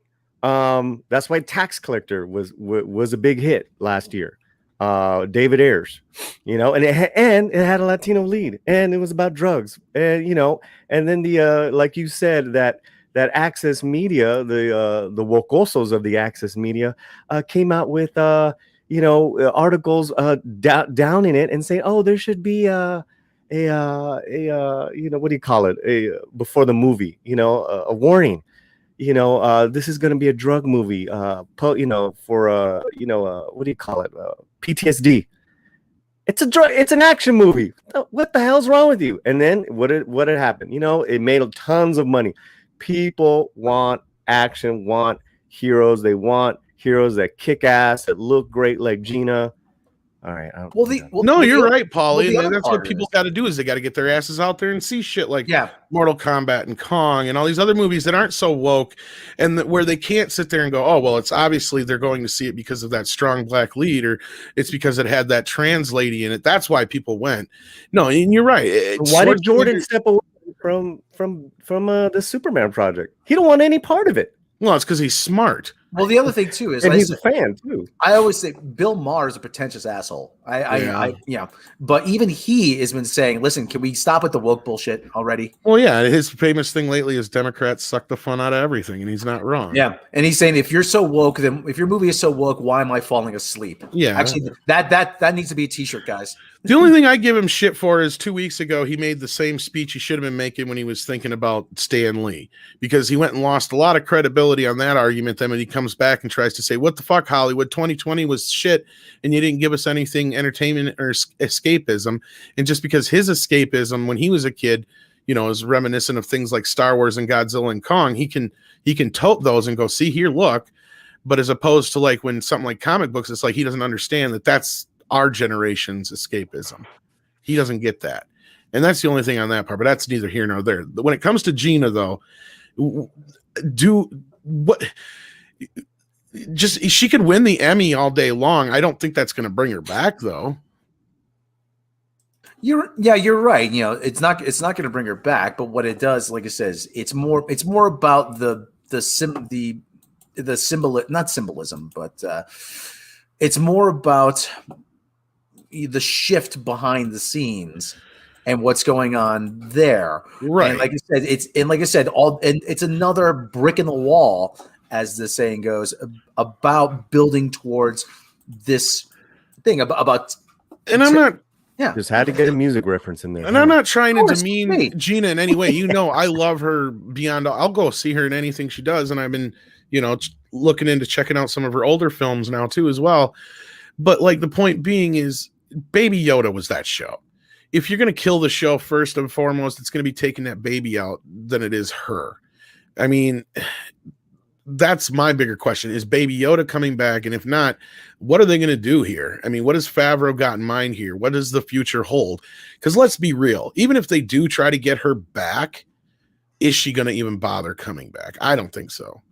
And I don't even know if Favreau can even convince her to come back because of the way she's been treated. And I just don't see her buckling in that way. The only way I see her buckling is if, I think Jay brought this up too, is like only for the fans maybe, and that's it. And because even in this whole situation, I don't know if anybody really stood up for her publicly enough to where she could say like, yeah, you guys had my back. I mean, for reals. Because I mean, a lot of people can sit there and say in private, "Oh, I got your back, Gina," but has anybody come out in defense of her? No, not really, outside of Carl Weathers, and that was barely.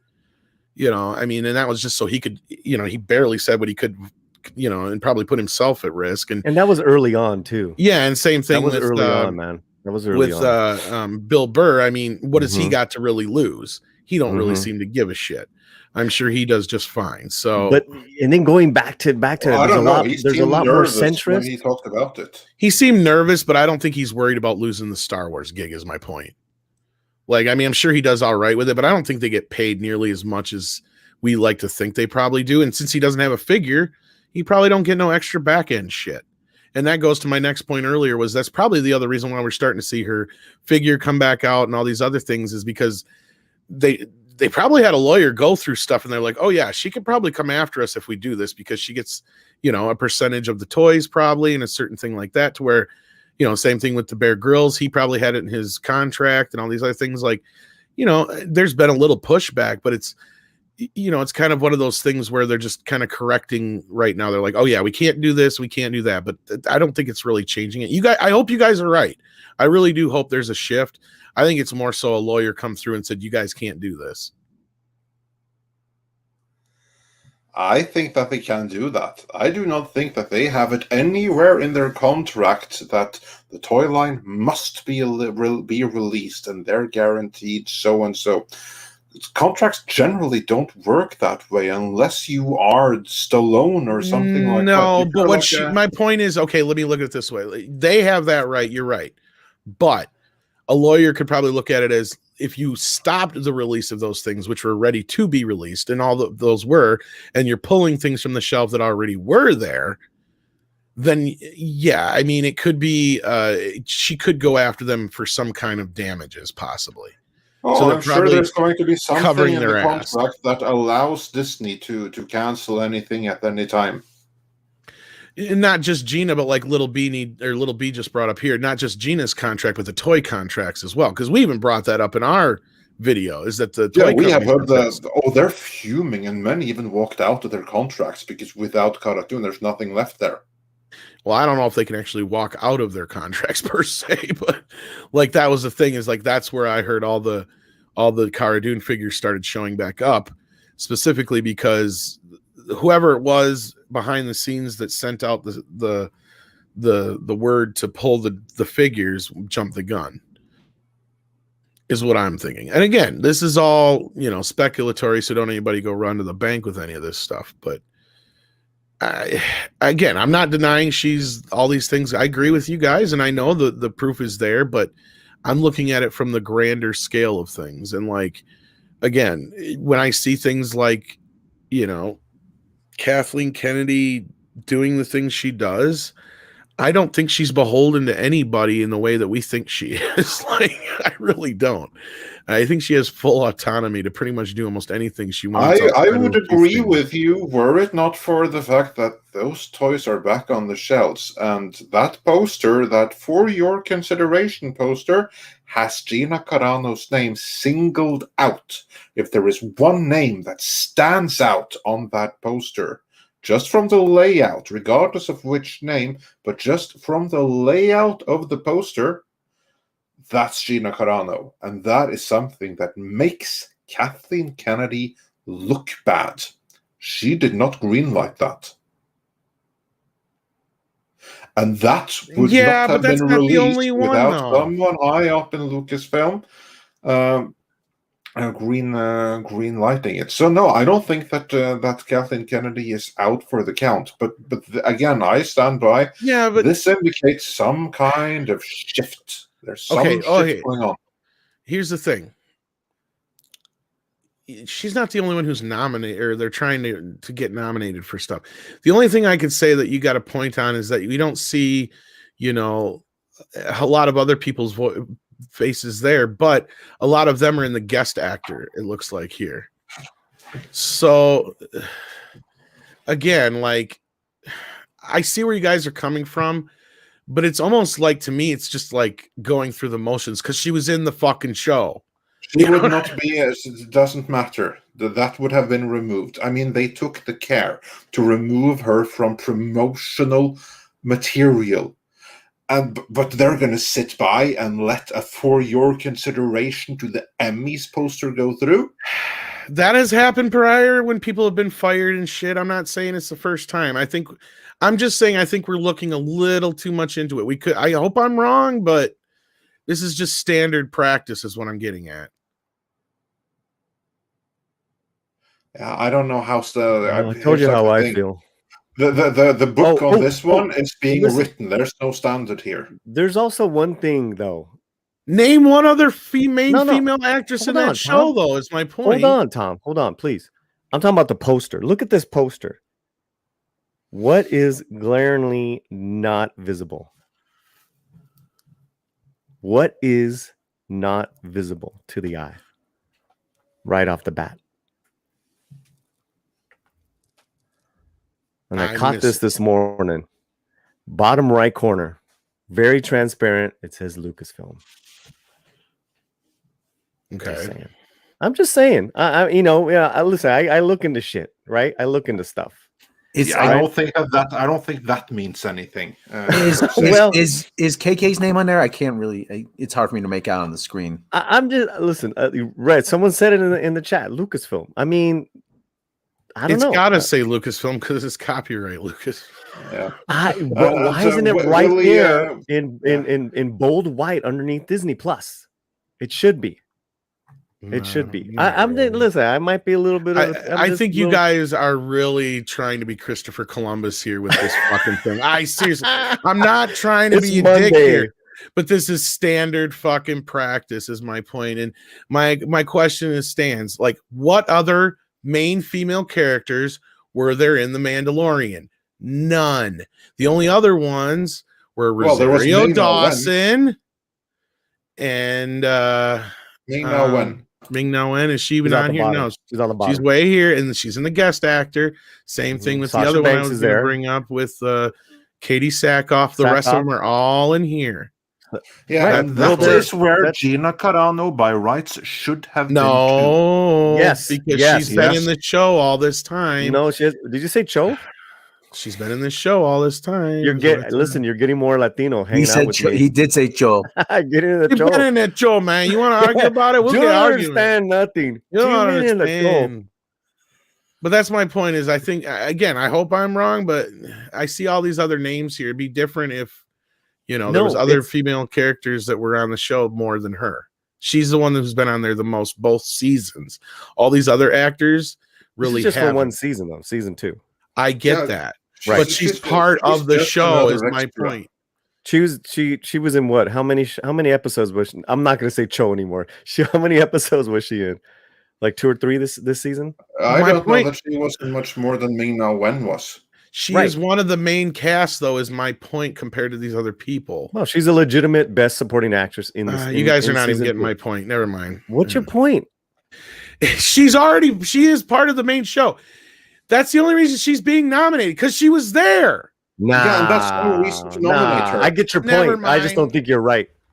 I get it. All right. I get your point too, I but I respectfully disagree. It's a participation award, basically. She was fucking there. She's got to be nominated, or they can't nominate anybody else on the show. That I disagree with. I do not think that there is anything in anyone's contract that says my client must be nominated. No, but she's still one of the main stars of the show. Else no one else can be. You could be right. Every single person who's on the show is listed. Wait a minute, Andre. You said he was wrong, and now you're saying he's right. My point is, everybody who's ever been on the show is listed here. He's right or wrong. I'm saying that they even got John Leguizamo listed in here, who barely was in it. He had the cool scene where he was the fat clown. Oh, wait a minute, that was Spawn. My point is, everybody who is on the show, period, is listed here. She's just listed there because that's where she has to be listed, because she's part of the cast. She's not a guest actor. Ming-Na Wen was in a couple of episodes, more than one. Yeah, but she's obviously considered a guest actor here. She probably didn't have a contract. I don't know. Evidently, Bill Burr might not either. Bill Burr was one episode. He was all about that one episode. My point is this usually has to do, when these nominations come in, they usually have to do with like what their status is. Latino Tom. He's Latino Tom now. Like the same thing goes with like the Oscars. Like they have to sit down and figure out who's going to be nominated for what in what category. I don't know, man. I don't know. I was okay. Can we do like a poll or something, Andre? Like, were you or were you not? Well, shocked we can do that, but we're not going to find the answer from polling. I mean, either it is. No. My question is, what was your initial? Yes, this is my point. She is the only one who qualifies. They had to fill the spot. That's my point. They didn't, Tom. Oh, never mind. They mind. didn't have to do anything they didn't want to do. No, exactly. They didn't have to. They could give Ming-Na Wen a battlefield. Why didn't they give her? Actress. I mean, the whole thing is trendy now. You know, Ming-Na should have been because she's not a normal part of the cast. Well, they can fix it. It's not a nomination, Jay. It's not a nomination. Okay, wait. It's not a joke. No. Not a joke. It's not a nomination. You're wrong. Okay, this is the industry. The industry doesn't. The industry does not play around. This is who I want you, industry peeps. You, my fellow co-industry people that are in the industry with me, to vote for. Right. This is who I consider who you should vote for. Yeah. They take this shit seriously. This is not bullshit. This is not okay. We'll give you the action figure back, Jay. All right. I agree. Okay, listen. If Jay says that this nomination is a joke, then I have every reason to believe that maybe Jay has, some kind of insider knowledge here, and I would be very interested to hear what Jay has to say about it. Well, I sent him the link, and he's probably busy, unfortunately. But like. My point is it's almost like they're going through the motions because they have to almost. It's not like they have to per se, but it's like, who else are they going to fucking nominate for the show? Ming-Na Wen. Give her a battle. She's a guest actor. They probably say that can't. for Gina. You could have said that for Gina. She doesn't have to be there. If anything, as far as with trends and all that stuff, Ming-Na should have been there, and Rosario. Yeah. Checking the boxes. You want to check boxes? Check the boxes. Okay, it would be like them. What you guys are saying is like, okay, they could just decide like, Kong Skull Island. Oh, let's nominate Brie Larson for Best Supporting Actress, even though she'll win that one, but she's not going to win Best Actress, even though that's what she was in the movie. She was the lead actress, right? She is the lead actress in this show because she's the only actress in this show. That's a consistent actor in the show. You have your contracted people that are in the show all the time, right? And then you have guest people that come in like every other week or whatever. She is not one of these guest people. That's my point. She is part of the show. That's why she's there, because they have nobody else to nominate in that spot.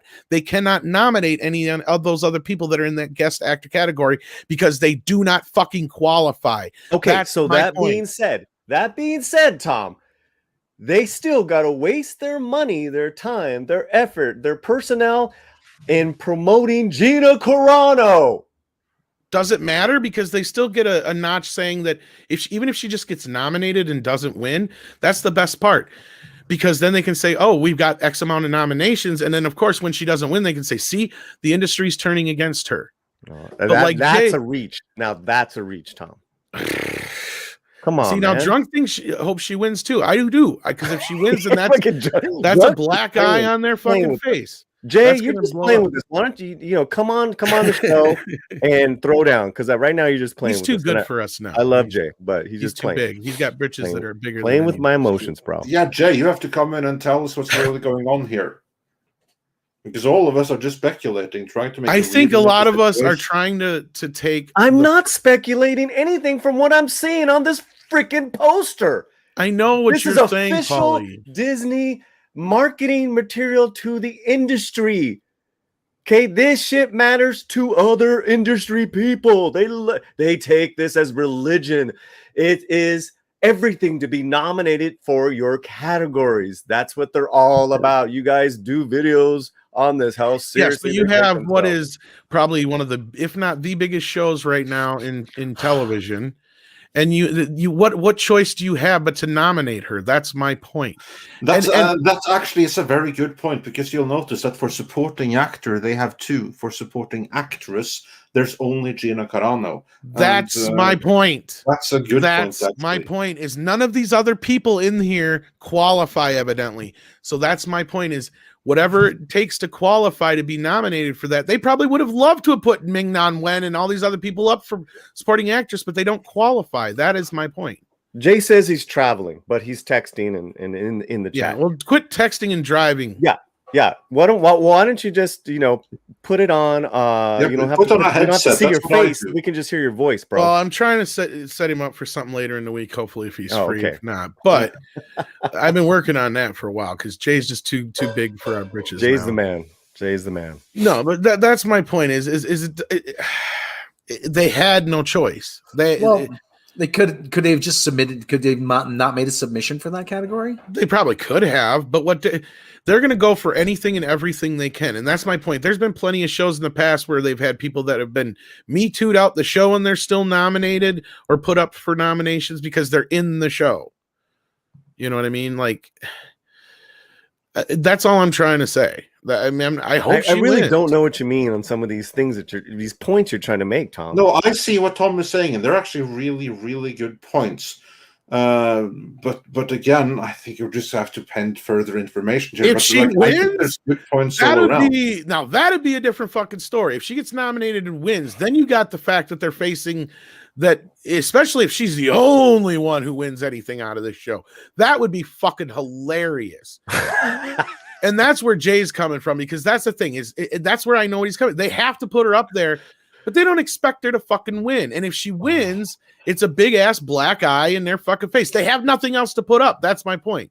You know, it's like, I don't see. I just see this as part of a bigger, a whole new opening, guys. That this is the first step of reconciliation with Gina. I hope you're right. I hope you're right. But listen, like I said before, I'm a fool on this. But what I do know is what I see. I saw the poster. And in this business, this shit, they take this shit so seriously. Oh, I know what you're saying. And that's what I was trying to say before about the Oscar business. When they're like, oh, nobody gives a shit about the Oscars. I'm like, yeah, but they do. And when they see these draconian rules, each and every studio is going to follow these draconian rules. And we just saw that last week. We've seen fucking Disney's version of it, which fucking Christ. Oh my God, look at that shit. We haven't even got into that yet today, but there's a hell of a video that Andre dropped yesterday with Lorena where they break that shit down, and it's scary. And this is what we're looking at. And that's what I'm saying. If you guys think that this shit's going to change anytime soon, then we haven't even got to the darkest point yet. You know, no. Their identity politics, so that's not stopping in the slightest. But you know, continue exactly as it is.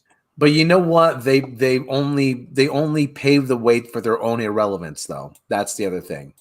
You know, because hey, we can all go do other shit. You know, we're in the best position, Rob, and you're right on that, because no matter what they do, as long as they keep going down this path, it's going to keep blowing up in their face. You know, because it's the definition of insanity. You keep doing the same fucking thing over and over again, expecting a different result. Nobody's going to just finally just break down and go, they're all for lies. You know, that's not going to happen. You're not going to get the world to just switch tomorrow and go, oh God, I've been so wrong all this time. I can't believe I was such a big fucking racist. That's what you expect. I just want you to say you're right, Rob, again. Right, you're right, Rob. You're right. It doesn't happen often. Yeah, but gentlemen, we have quite a few. And I did. I got way too much sleep this weekend. I am apologizing to everybody. It's like basically I got too much sleep this weekend, so that's like actually that sounds like a luxury problem. So having 20 fucking cups. Nicer right now to me? No, I've had like 20 cups of coffee. The equivalent. You're gonna be so that makes you that gives you pause. That gives you. You can just be mean to this. I'm not trying to be mean to anybody. I'm just being a fucking realist. All right, man. All right. Tom, I see you, bro. I see you. Tom didn't even brew the coffee. Tom didn't even. I am the coffee. He's just sucking on the beans raw now. So I mean, well, no, my body just like fuck you. You're sleeping, and it made me sleep for like the last 2 days and a half. It was just I'm happy. I'm happy to hear that. If anyone needed 2 days and a half of sleep, it was you, Tom. So yeah. Well, and I'm just looking at all that stuff, and I've been thinking about it, and I'm like, I know we want this shit to happen and we want it to be true so bad, and I get that, but I also got to be a realist in a sense that this is just, like you said, it's industry stuff. And we got to remember that this petty bullshit that's going on between whoever behind the scenes and the people that got her ousted, that has nothing to do with the bigger people at Disney so much. And those are the ones who are making these decisions. Yeah, and with that, let's get into a couple of super chats, because I'm sure we're behind. Yes. Yes, but one we can bring up on screen right now. This is supportive of you, Tom. Hyperkyver2 says Gina Carano has 7 episodes. Ming-Na Wen has 4 episodes. That 3-episode difference is what makes her a main cast member and not a guest. And not just that, Gina was on 2 seasons as well. Because was she in the first season? I think she was only. Yeah, she was. So you're only strengthening my case, Tom. You're only. We have somebody here who will also probably know the answer to this. Yeah, Script Doctor. First and foremost, welcome to the show, and secondly, clarify for us what's going on here. Okay, so we're talking about the Emmy nominations, right? Yeah. So there was, if I'm understanding this correctly, the Emmy nominations for The Mandalorian are strictly for season 2. Is that also correct? That's my point too, as well. Yes. Yeah. Ming-Na Wen has the same appearances as Gina Carano. Right. It's from June of last year till May of now. Correct. Yep. So I think it's kind of interesting that they just let her, Gina Carano, be the. Would it only have something to nominated. do with contractual things and how No, they're you set can up have in the more. show? You can have multiple people in the same show be nominated for. Well, I'm supporting just actor. saying, like, she has a contract for the show for that season. Ming-Hua was just a guest appearance. She didn't have a contract, is my point, possibly. Well, she's Well, she'd going to have a be in the contract for next show. 4. Yeah, she'd have a Tom, contract for 4 just plus a contract listen for to Book script, of Boba man. Fett. Yeah. Yeah, Okay. so because You of the just script, want to here's be the- so right, though, Paulie. That's what I'm saying. I get it. I Yeah, want to. Yeah. and I'm I just saying it's want not to- frivolous, man. That shit is that this. Yeah, okay, this, guys, boss man talking here. Okay, I'll shut up. Okay, so and I don't really care like if you or me or whoever is right. I just want the truth to come out. And now we have an insider here who can shed some more balance on this. Because my argument, at least, because I don't know how much you heard, but basically Tom's argument is that they have to nominate Gina Carano because there's no one else they can nominate as supporting actress. Case in point for that, she's the only person listed. Whereas what I said is why couldn't they give Ming-Na Wen a Battlefield promotion to that? Tom countered contractual things, which is a good point. Paulie is of the opinion that I myself am a little bit sympathetic towards as well, is that this indicates that there's some kind of shift going on behind there, because they didn't have to nominate her at all. They've cancelled her from posters and everything like that, and now she suddenly has a prominent position on this poster for the industry from Lucasfilm. That's got to be embarrassing. And I don't recall the very French actor Juicy Smollier being nominated for anything in the aftermath of his being fired. So, Script Doctor, what's going on here? It seems to me like it's an interesting game, because what I usually know and what I see is that mostly it's the shows themselves that submit the nominations and they get approval from their production studios. So, for instance, I wouldn't be surprised if it was the people at like Favreau and Filoni who work on The Mandalorian who are the ones that made their submission to the nomination lists of all the people that they wanted for the categories. And after the list was already received and acknowledged, then that's when Disney has to start doing their marketing campaign for it as well, because there's a back and forth between the nomination committee and the people that send forth their nominations. I'm actually kind of surprised that Ming-Na Wen wasn't included, because again, she has the same times. It's guest star contracts and supporting actor contracts are splitting hairs to one degree, but I can totally understand Tom's perspective on that. Like, yeah, if they are signed on as like a guest star for 4 episodes, and someone else is signed on as a supporting cast for 4 episodes. I mean, it's a weird type of contract to have, but again, streaming is a very new medium, and it's got a lot of new things going on, even like the writing aspect of it. It's not a year's journey to write a season of television when it's a streaming service. It's basically condensed down to a shorter time, so the contracts are different. So that could be one aspect of it. The part that I'm looking at this by is kind of a no-win scenario in one way for Disney.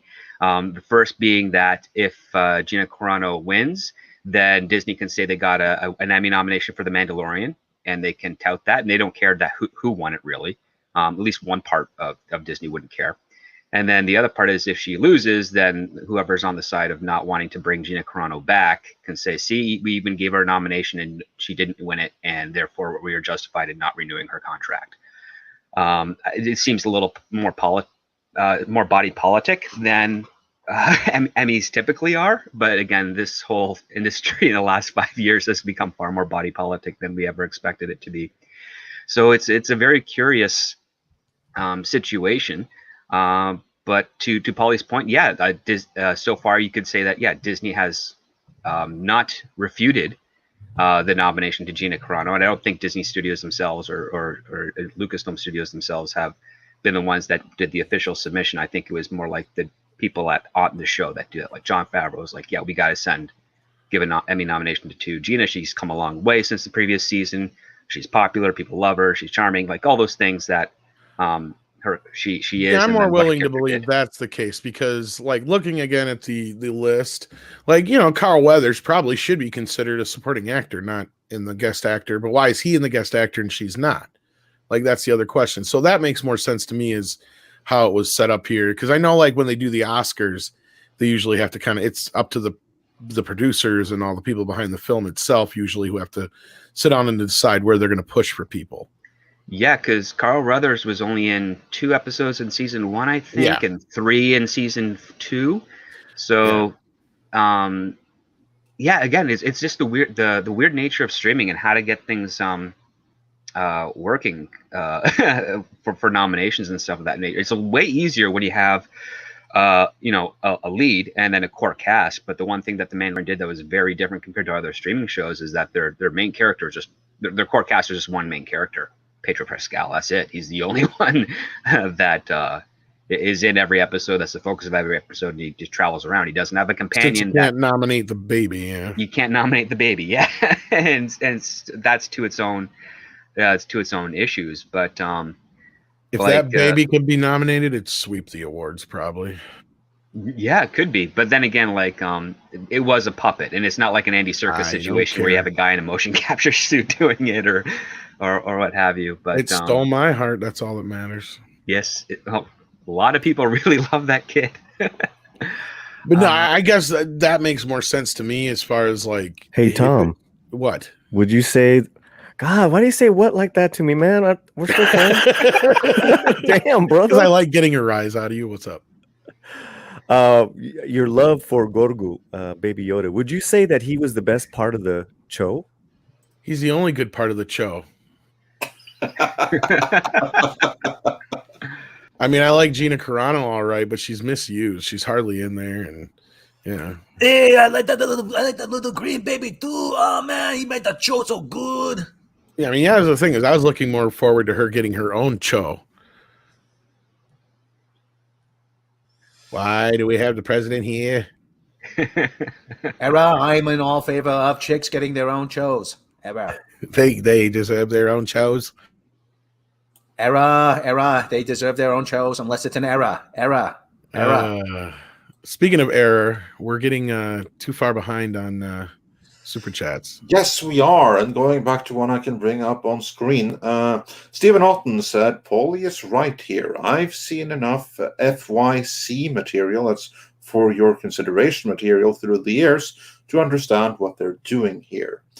And Mexican Iron Man Live became a new YouTube member, so thanks for that. And members will have some more exclusive content coming up very soon, both Norse mythology and behind the story of Midnight's Edge and live streams and what have you not. So great time to be a member. And I think that's it for what I can bring up on screen of super chats. Yes, it is. So then it's back to the classics or vintage or however you want to put it, super chats that can't be brought up on screen anymore. The first people have been adopting my moniker of classic super chats. I just thought you should know that. Yeah, it was a very good name. And Dash D said, it looks like the drunk squeezing out the bar rag for a free shot. Yeah, we got that one. Then Nintendo Power says, hope they don't use this as an opportunity to goad Gina into a public apology for a tweet. Yeah, that's not going to happen. We got that one too. Well, that was something that's funny now that you brought that up, though, because I mentioned that the other day. I was like, that's another thing. Who's to say they're not going to try and force her into like this whole bunch of like meetings and shit again if they do try to bring her back? So I'm sure she's not going to want to do that. I mean, they may come crawling back to her, but they're like, yeah, but we need you to do this. And then you can say that you did this. So then, you're all better now. Yeah, that didn't work the first time. So I know, but to make sure she's not coming back. That's for certain. That's what I'm saying. Like, and that's why I don't see it happening. And again, that's still a long shot, but I don't think it's completely outside the realm of possibility. Again, I'm not saying I think it will happen, but not completely outside the realm of possibility. Super Knight says for $10, watched the Venom Let There Be Carnage trailer multiple times, and holy hell, I can't wait. Love the first movie. Don't care what people say about it. I can't wait to see Woody Harrelson as Carnage. Yeah, we're going to get into that before long here. I did watch that at one point here.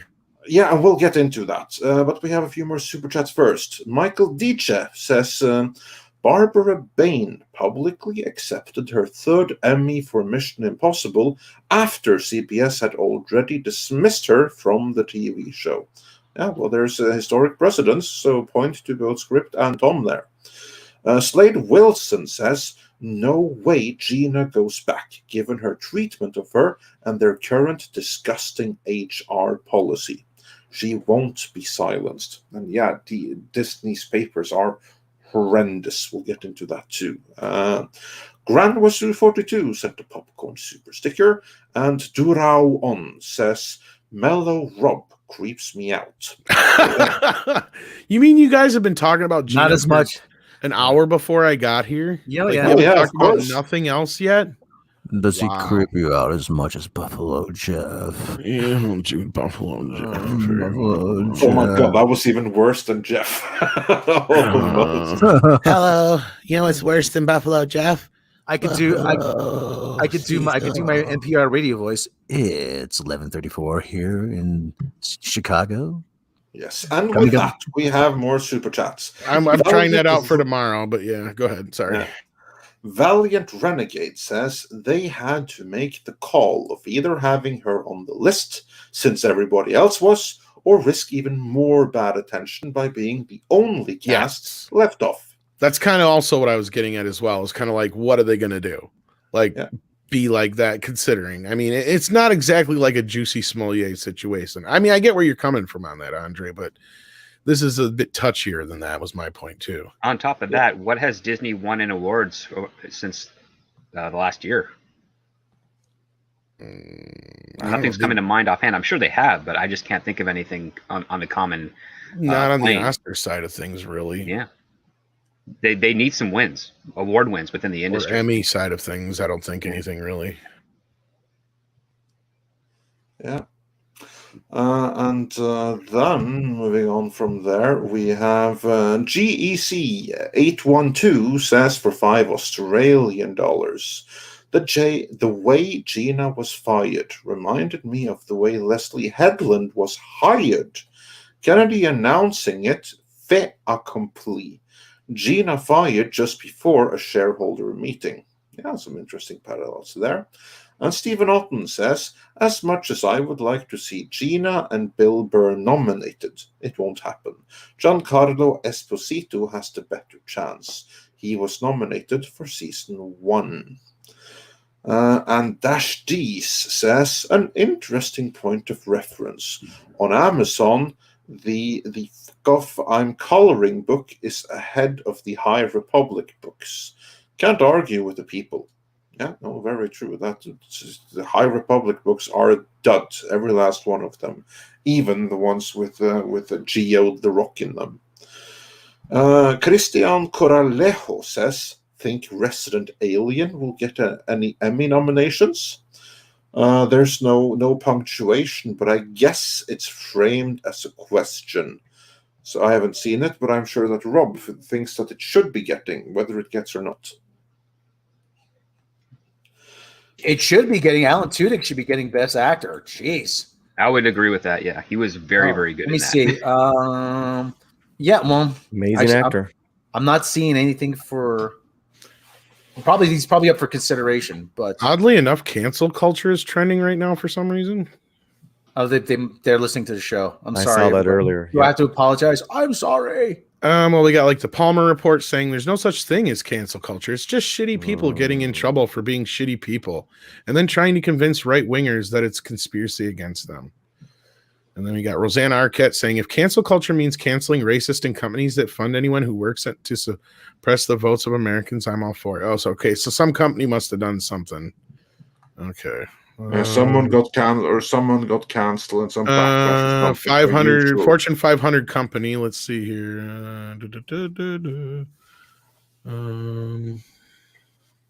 Louis looks like something like the Kentucky Derby, perhaps.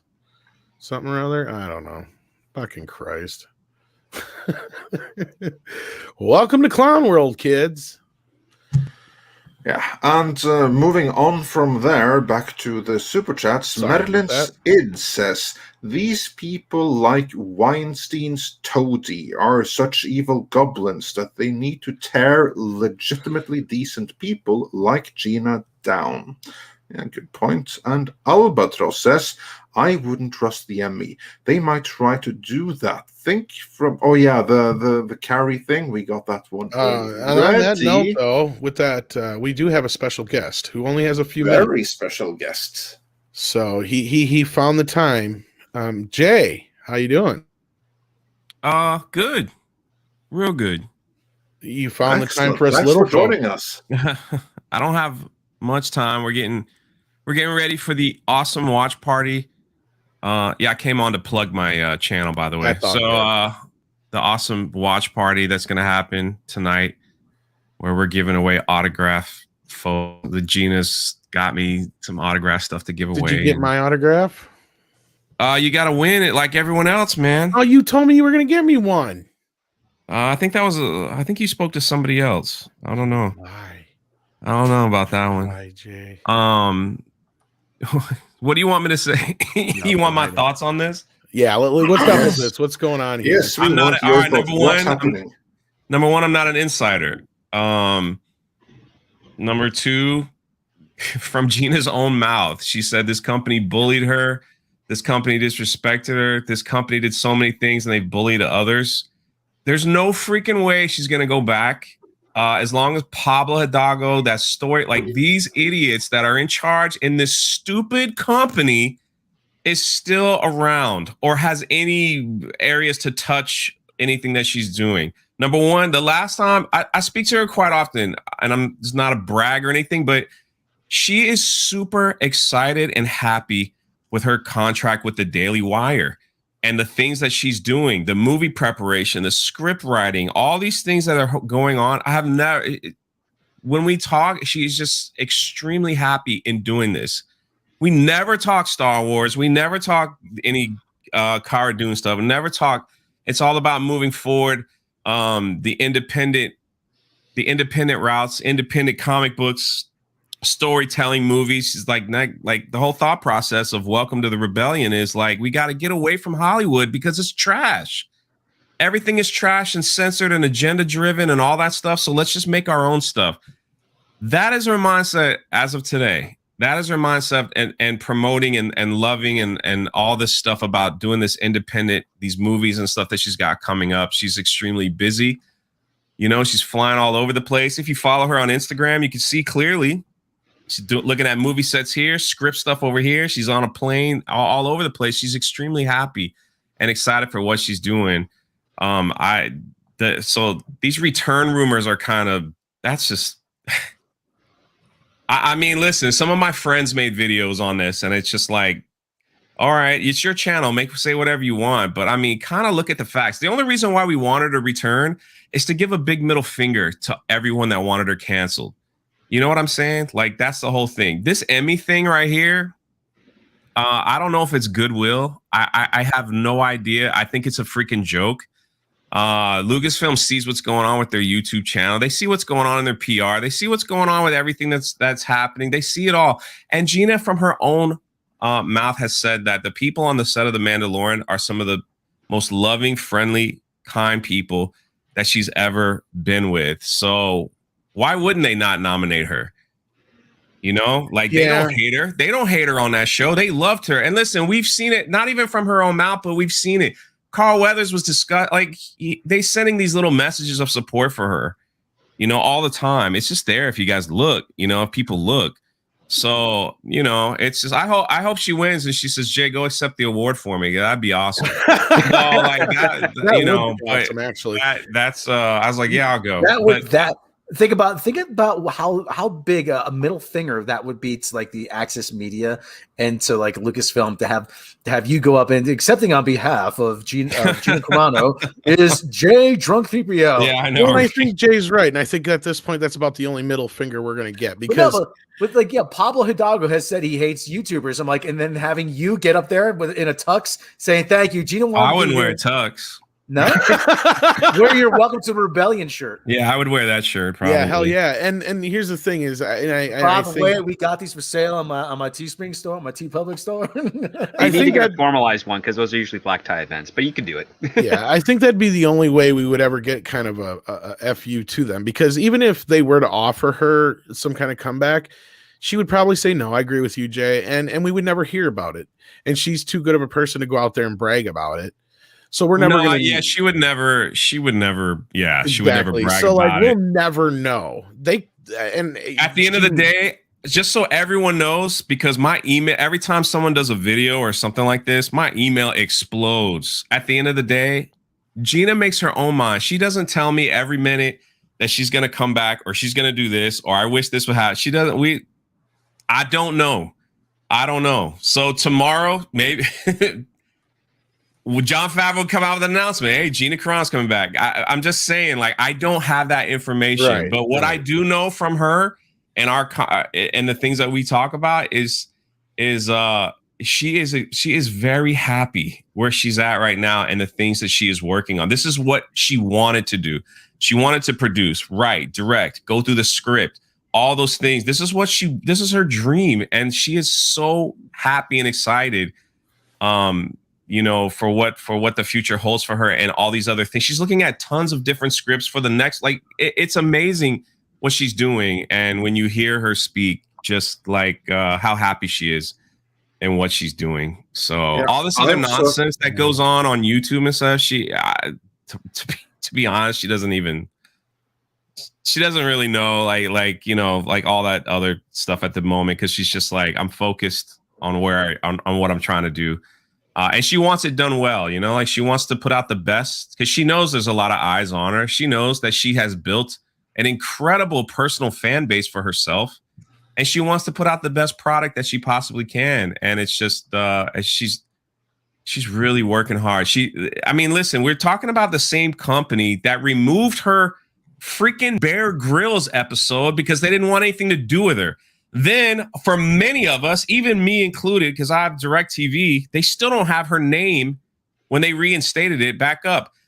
Bear Grylls was on top of all the emails and everything else that came across National Geographic. Bear Grylls went out and was like, no. We're going to have a major problem if you don't air this episode. A major issue with me, future show. He went to serious bat to get that thing put up.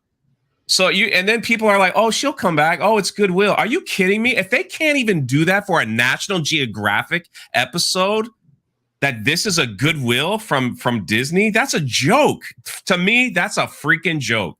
No, the goodwill from Disney would be getting rid of those ratings. How big is Bear Grylls' rating? Honestly, it's not that. How big is those ratings on National Geographic? They're not that big. But and so for them to kind of easily erase her from that they probably just thought, oh, look how easy this will be. No one will notice. But we did notice, and we made a stink about it, and things changed. Those are the small victories that we have to hold on to and celebrate. And yeah, did they rub it in her face again by not putting her name in the title for many people so they can't search and find it? Yeah, it's so petty. It's so petty. And so then it's like, why would you want to go back to this pettiness? It's beyond me. When you're happy in what you're doing, you know what I mean? When you're happy in what you're doing. So the Emmy thing to me is just, I think these are a group of people. And listen, I'm not an insider. I could be dead wrong.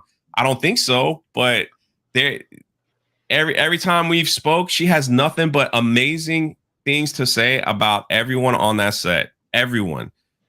From the directors, from everybody else, the writers, and how much they love her. So this is not surprising that if it came from the Mandalorian people, that they would put her name on it because they love her, So, it's just one of those things. That's where I'm coming from with it. It's just like, and what is Lucasfilm going to do? Like they're going to come back and say no? Well, and that's what makes the most sense to me here. And that's like where I was getting at before too, is like, you know, what are they going to do? Not nominate her?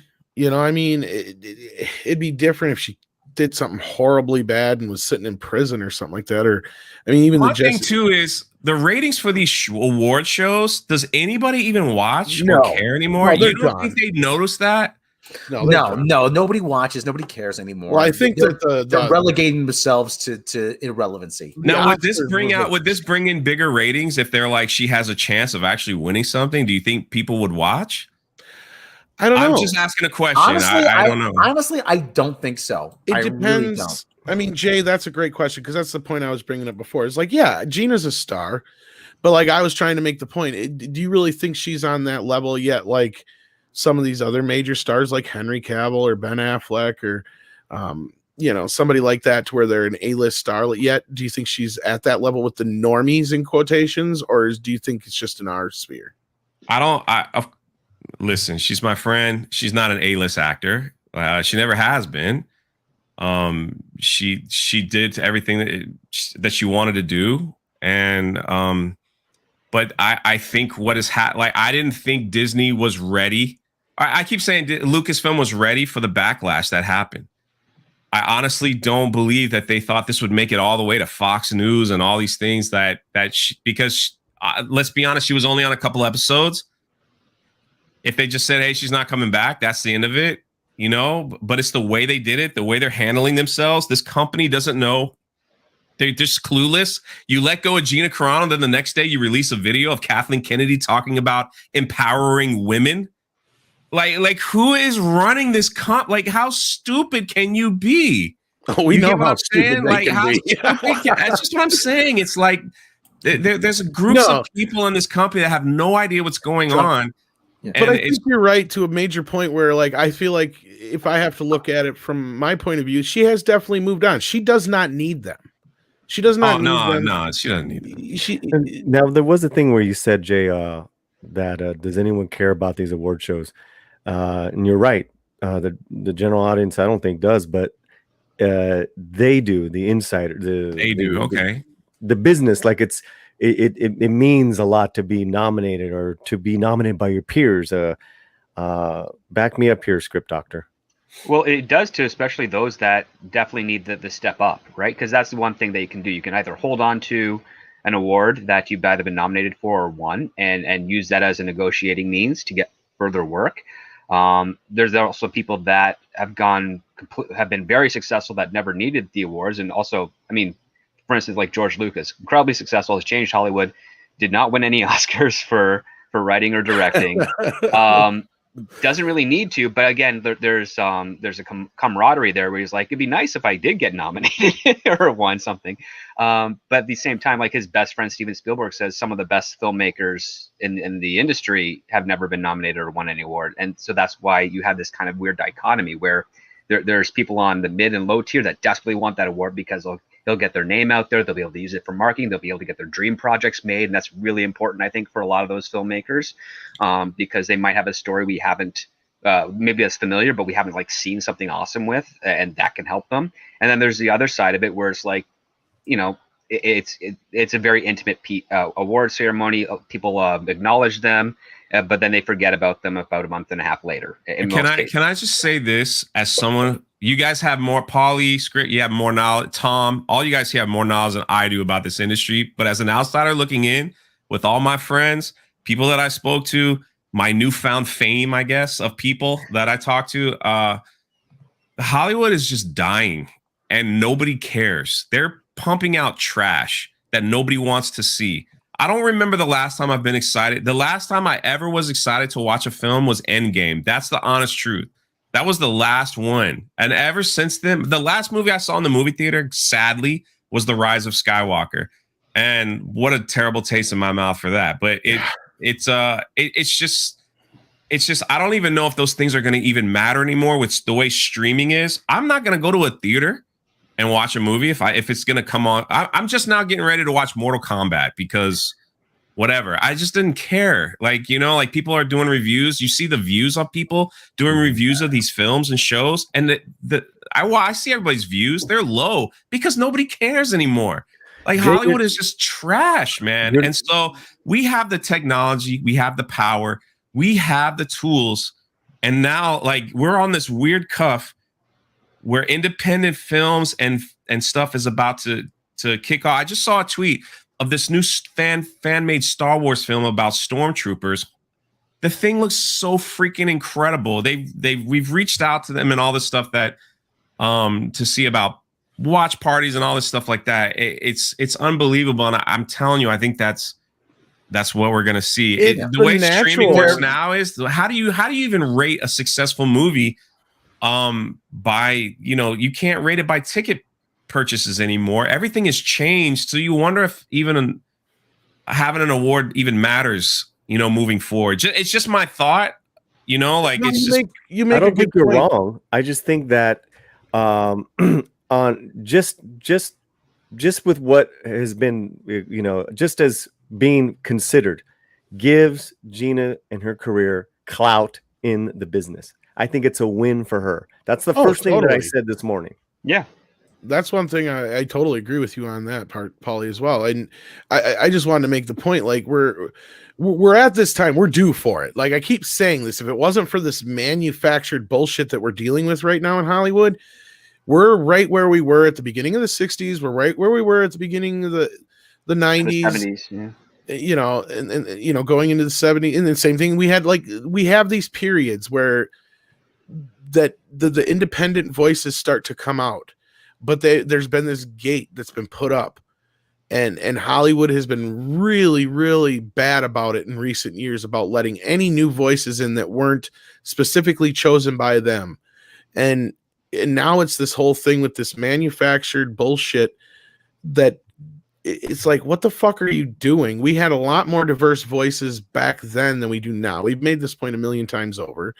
But you're right, Jay. Like we're on the cusp of it. We saw it going into the, coming out of the 60s into the 70s and coming out of the 80s into the 90s, where there was this new voice that was brought in through the independent, waves.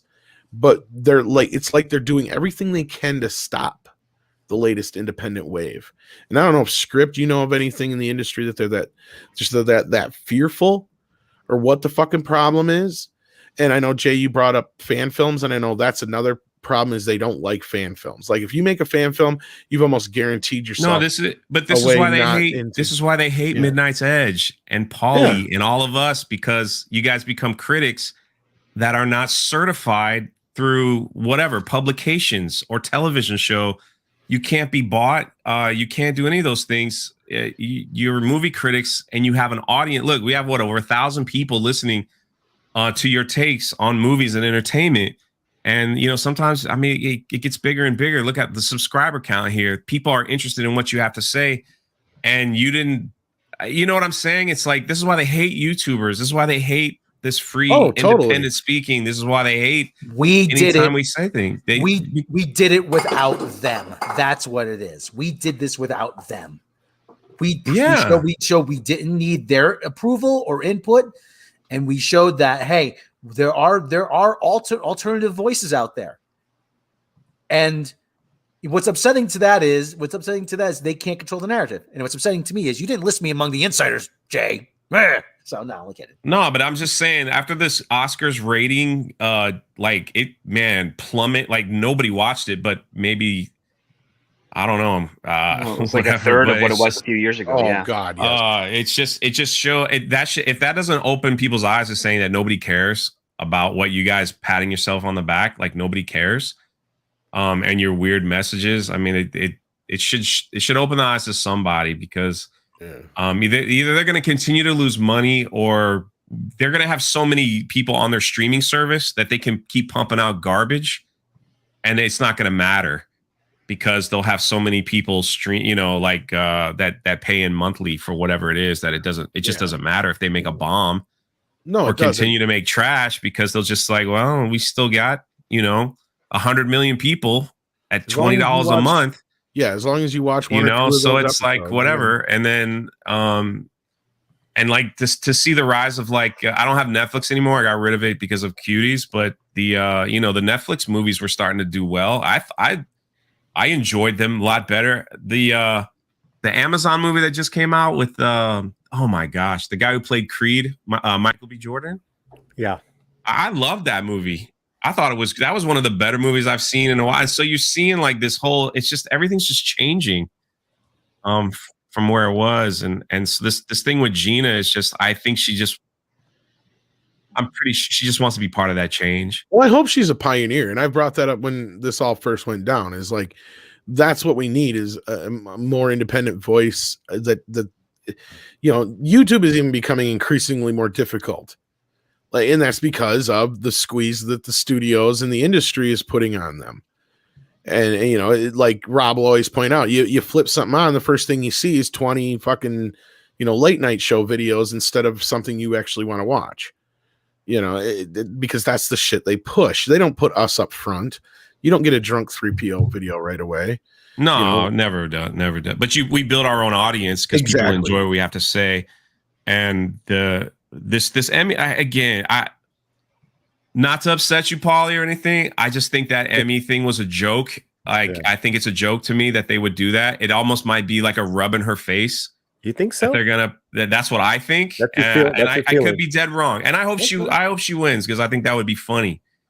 I'd be more. I hope she wins. So I'm leaning more with it was up to Favreau and those guys, and they're the ones who actually put her up there.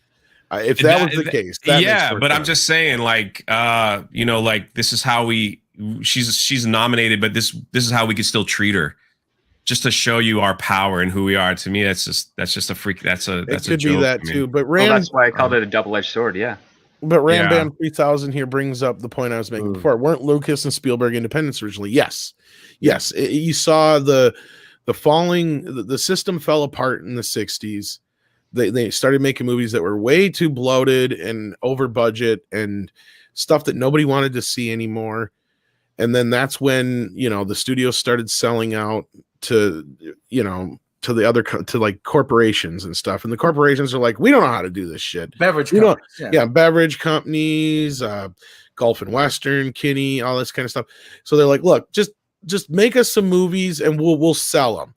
And that's kind of what happened. And then you had guys like Spielberg, Lucas, De Palma, Francis Ford Coppola. I mean, even The Godfather wasn't even meant to be the movie it was. I mean, Hollywood had no fucking clue what they were doing anymore. And then they did the same thing at the end of the 80s because they had it figured out with that formula. And then they went and drove that formula into the ground, because you go from the beginning of the 80s to the end of the 80s. And the end of the 80s is basically just them trying to emulate what they did in the first half again, if you really look at it. Yeah. So then go ahead. I was just going to say, around every 10 years or so, you get a flush of independent filmmakers and writers and whatnot that they make something, it gets attention, and then they get welcomed into the industry. They give it new lifeblood. The last time I can think of someone on the independent side of things that got in was basically Colin Trevorrow with Safety Not Guaranteed. Yeah, you had the last. We're overdue, because like you have Tarantino, who came from independence. Kevin Smith, even though he's like very low run, came from independence. That was the 90s, yeah. And that'd be the 90s. In the 80s, my memory is a little sketchy on that part. I think maybe Taron Gilliam, David Fincher. Yeah, you had your Finchers. You had your. Who's the other guy? I'm thinking Cronenberg's, yeah. And then in the 2000s you had like Eli Roth and all those kind of guys come in, and yeah. And then 2010s it was Colin Trevorrow and a couple others, but not really not in the same frequency. But the thing is, it's usually a little bit close together. And the reason, and I brought this up I think last year, is that again, Hollywood hires a lot of young people to do the grunt work, to do the screening process, to do the searching and stuff. And when the young people have this own mentality of a certain thing that needs to get attention as opposed to something that's going to make money, that's going to change the way of the industry. So it's not just the people who read screenplays that are being submitted, but it's also the people going out to the buyer's markets. They're these young 20-somethings that just got out of college, and if they go to a buyer's market and they see this really great movie that we would like, but they're like, no, it doesn't have these things in it, they're not going to buy it, and therefore it's not going to get distribution. It's not going to be advertised. No one's going to see it. And then they're going to buy the artsy film that tells everybody that's not a certain ethnicity that they're all evil, and because it promotes a message that they learned and maybe were indoctrinated with in school, and they're going to tell their bosses, yeah, this is what the people want. because look, this guy made it, and it won awards within the festival circuit, or it's getting attention on social media, and yet when it's purchased and then released internationally, it doesn't do well, and the numbers are usually manipulated or argued by various other people involved who agree with the purchase that don't want to get fired. So you have an interesting way of manipulating the industry and then manipulating the powers that be, where they're not actually seeing the forest for the trees, so to speak. And then it just becomes the snake eating its own tail, where they're like saying, well, we're getting all this information that says people want this, and yet we're not making any money, but are we wrong or the audience wrong? And it's basically the Seymour Skinner thing. No, it's the children that are stupid. But and that's just kind of how it's going at the moment right now with some of the bigger studios. With the smaller medium ones, they're making stuff. It's just how easy is it for people to find when all your advertising dollars and your social media are talking about the big studios and their big tentpole films. Jay, you were going to say something. Yeah, I didn't mean to interrupt your script. No, I can't stay much longer, but just a couple of things. Going back to the Gina Carano situation, a lot of people were reporting, her action figures showing back up in the stores. That's a testament of goodwill. If you guys don't know, I run a theme park channel for Geeks and Gamers, and every time I'm at Disney Springs or over there at Galaxy's Edge, they've always had Cara Dune figures. I've reported that 100 times over. Were they taken out of Walmart or whatever? Maybe, I don't know, but you could always find them over at Disney Springs. And I've said this a million times. They didn't sell them in the exact Star Wars store, but they sold them in the giant Disney store always. They were always there. And I was always buying them for people.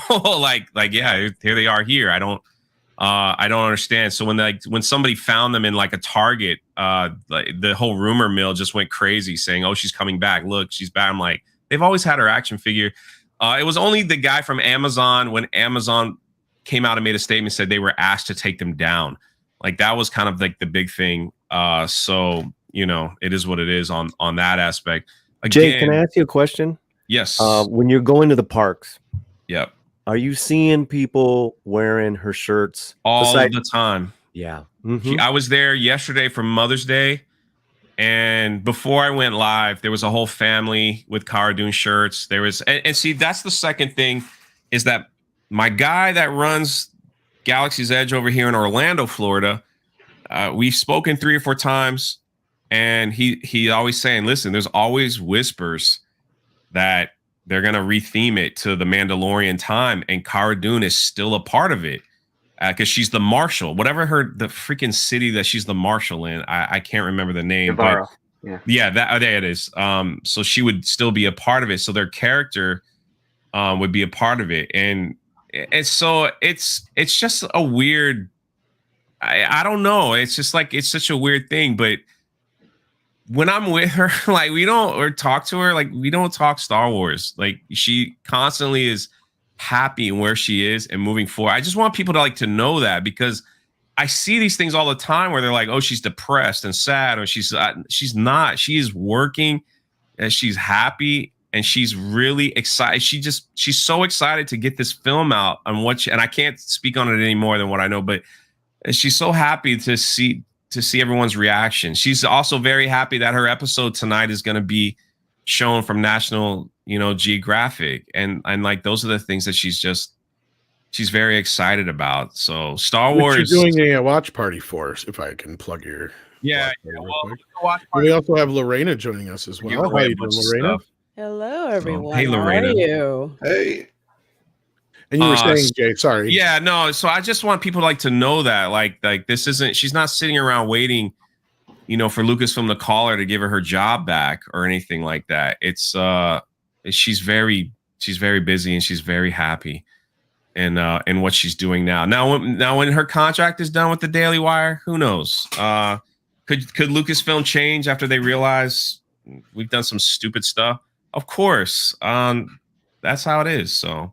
Oh yeah, if a company goes under new management, it usually incites people to go back if they didn't like it previously. That's kind of like the reason why you have those flyers out there, or those big awnings that say under new management, and it's a form of revitalization for a business. And that could be the case. We won't know until we know. But the fact that she's keeping herself busy with newer and interesting projects, that's awesome. I mean, the thing is, she might fall in love with what she's doing and just be like, you know, I'm done. I'm good. Yeah, So, exactly. you know, I don't need to. That's what I I'm don't need saying. to go You back. don't need but- them anymore. I mean, I know really. me and Paulie, love you, man. And listen, I'm gonna dip. And but Lorena, all of you guys, always good to see y'all.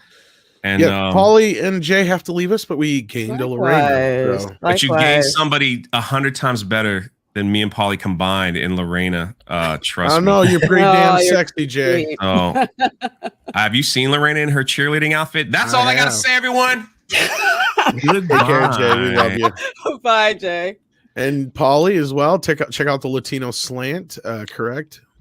Yes, but we have 2 new videos today up on Midnight's Edge Espanol. We have the Gina Carano video that is up right now.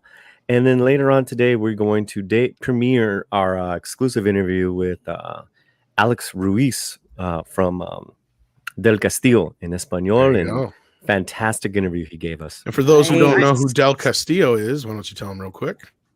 His voice is cemented in movie history. You can hear him singing away in Kill Bill Volume 2. And he's part of the band with Robert Rodriguez, and they talk about that. Yeah. I will do an English interview with him later on, but also on the Grindhouse soundtrack as well. Correct, Grindhouse, yeah. And so, yeah, he talks about all that. It's a fantastic interview that debuts, I believe, at 4 p.m. Pacific on Midnight's Edge Espanol. We're a few away from 300 subs. Sweet. We want at least 3,000 more. Let's do that. So thanks a lot. So tell all your Spanish speaking friends about Midnight's Edge Espanol, please. Yeah, and also what they should check out there tomorrow. Live show. Oh, yes, we're going live. Yes, our live show is tomorrow 9 a.m. Pacific time with Geek Tropology, Diego Flores, myself, and some surprises here and there. No doubt we'll be covering a little bit of what you guys we've talked about today. But great seeing everyone. Lorena, Script, I haven't seen you guys in a while. Good to see you guys. Yeah, good seeing you, Paulie. Great seeing you, Paulie. Take care, buddy. Bye. Take care. All right. And yes, watch tonight. And Jay's going to be giving away some stuff, it sounds like. So check that out. But also, speaking of tonight, we have Toxic Femininity with Miss Lorena Creole. And how are you doing? I believe you're on your lunch hour, I'm assuming. Yeah, I'm kind of like on my way out, closing stuff down for the day. Gotcha. That's basically when you tell the minions what to do out for the day. Gotcha. So yeah, an interesting morning we've had here so far.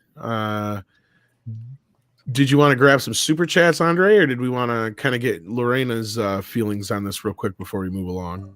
Yeah, well, we just had Lorena in here, so let's have your feelings on the whole Gina Carano situation before we do a couple of super chats, and then we move on to more Disney craziness.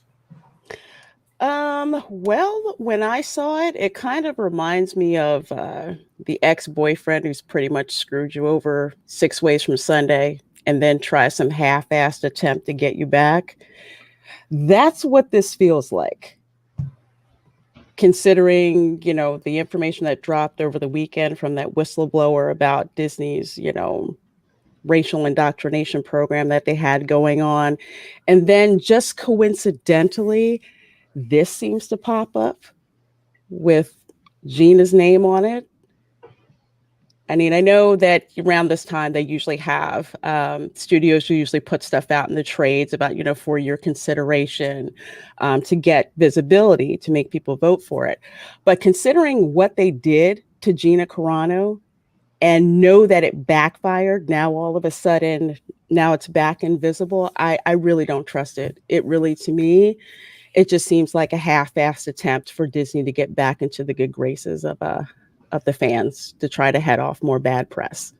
And I'm not impressed by it. All right. Yeah, that's a very good take right there. And then moving on to the classic super chats, where we left off. Stephen Otten said, "I'm old enough to remember Freddie Prinze. He had more talent in the tip of his pinky finger than his kid will ever know. He's gone off the rails." And Bad Boy Productions sent us a super sticker. And Gojira Star 5477 says, the numbers from FATWS being, I don't know, please remind me what that may be. Being number 1 is, Falcon and the Winter Soldier. Being number 1 is from Samba TV. Disney is a strategic investor in Samba TV. I don't buy this story. Yeah, that's a very healthy bit of skepticism right there. Gypsy Warrior, thoughts on Zack saying WB are anti-Snyder? Well, obviously, we've covered it in multiple videos. Zack Snyder is a walking proof of their own mismanagement. They can't have that walking around, now, can they? And then Marco Kane says, why not start a hashtag nominate Gina Carano to give KK her final blow? Well, I think that her actually getting the win, that would be the final blow there. And 32 Flavors of Nick Weiss, it says, Paulie, I hope you're right. I'm not optimistic on this in a current Lucasfilm environment that has zero accountability and never admits to any wrong. And Joachim Stark wonders, do we know the Daily Wire's viewer numbers before and after Gina? We don't know the exact numbers, but we do know that Ben Shapiro, he was very clear that they had a massive growth. So the growth is massive. Beyond that, I don't have any numbers. Any of you have any Daily Wire numbers? I take the silence. Sorry, no, I don't. I don't follow the Daily Wire. It's just And Marco Kane says, nominate Gina Carano. Give Gina leverage as an actress. Star Wars ROT. That don't sound nothing like Michael Caine. Marco Kane. Oh, Marco Kane. Oh. But yeah, well, I couldn't sound like Michael Caine if I tried in either event. It's not that hard to sound like Michael Caine. It is for me. I'm stuck with this accent. Just it's like Danger Rain. Oh, I know. Michael Caine. Oh, you mean Harry Palmer, Michael Caine? I'll tell you, there was some talk of them tying me up at one point. I'll tell you.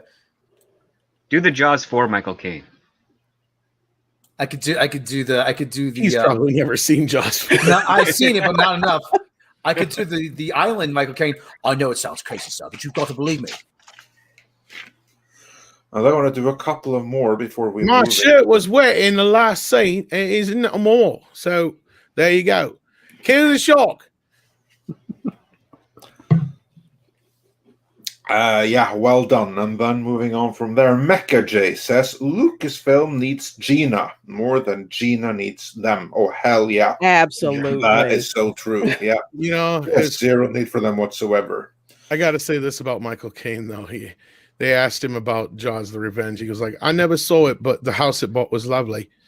I love that. That's a nice way of putting it. And Stephen Otten says, if she's that powerful, then K, YYYL her. Just kidding. Yeah, let's just kid about that. Like let's not give people more ammunition than necessary to use against us. So yes. let's just stick to she's incompetent in her position and needs to be removed from that. Let's stick with that one. And then Max says, if KK, the story group, are still there, nothing will change. Just saying. This is a very, very good point. Nothing changes for as long as they are there. So here's to hoping that the rumors that their influence is diminishing has something to them. And Vanilla Gorilla says, will there be the same backlash against Disney's training materials as there was against Coke? And be less white will be interesting to see. Yes, and on that note, Lorena, you and I, we put up a video yesterday, did we not, about just this? Yes. Yes, a very extensive, wonderful video. I got to listen Yeah. to on my ride home. Yeah, and of course we have to cover that a little bit here as well. So it was, I don't know, maybe good timing that you dropped in, or maybe bad, given that we'll be talking about the same thing in toxic femininity tonight as well. But we have to hear what the Tom and Script and the Reverend Hari Krishna have to say about these training materials. Oh yes. Did you see the story here, Rob? I know that I showed it to you. Tom, did you get a chance to have a look at this? I haven't seen the latest developments. If there's something new, I did catch the video yesterday, and of course, I saw the leak initially Friday night, and I brought it up to Friday Night Tights crew.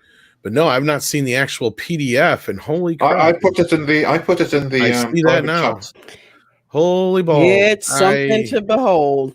Again, I heard the breakdown yesterday, so I'm thinking that's probably enough for me right now. But yeah, this is just more of the shit I was saying that like I was afraid of happening. Is, you know, everybody's like, oh, this shit doesn't matter. You know, the Oscars can make these rules, and I'm like, no, you guys don't understand. The industry is going to follow suit, and not only that, they'll probably be worse. And here's a here's a clear indication of worse. And I'm not even going to bring this up on screen because I'm not even sure if we're supposed to have this. Well, it's leaked. It's out there. Well, I suppose, but I don't want to get us tore down here. Yeah. Well, we did go through it all over the video yesterday for an hour. Of course, that video got demonetized instantly, but it didn't get taken down. So that's something. Well, yeah, as you can see here, Reimagine Tomorrow, where we all belong. Well, yeah, you missed the title. There you Allyship for race consciousness. Yeah, I have to like a comment for on that video we put up. That was like the comment for the ages. I do not recall exactly who said it, so I apologize for not bringing up the name. But basically, the comment was that sounded better in its original German. Ouch. Wow. Yeah, I really can't disagree with that. When you read through this, and when you read through it, yeah, it very well might as well have been written. Boy, if you've ever read the book Animal Farm, you're going to see a lot of analogies. There was another book that had like some similarities. Yeah, I don't even want to say the title. I'm not going to say the title, but that involved a certain person and this person's struggle. Oh, yeah. Is it Mortal Kombat? That one. No, it's not Mortal Kombat, but Chun-Li is definitely not in it. Ava Brown, but the initials are the same, right? Yeah, kind of. Yes, this is true. I'm just going to be quiet. Yeah, Rob, probably a good idea. Rob, you go over there and you be a bored corgi for now. Just go be a bored corgi. There you go.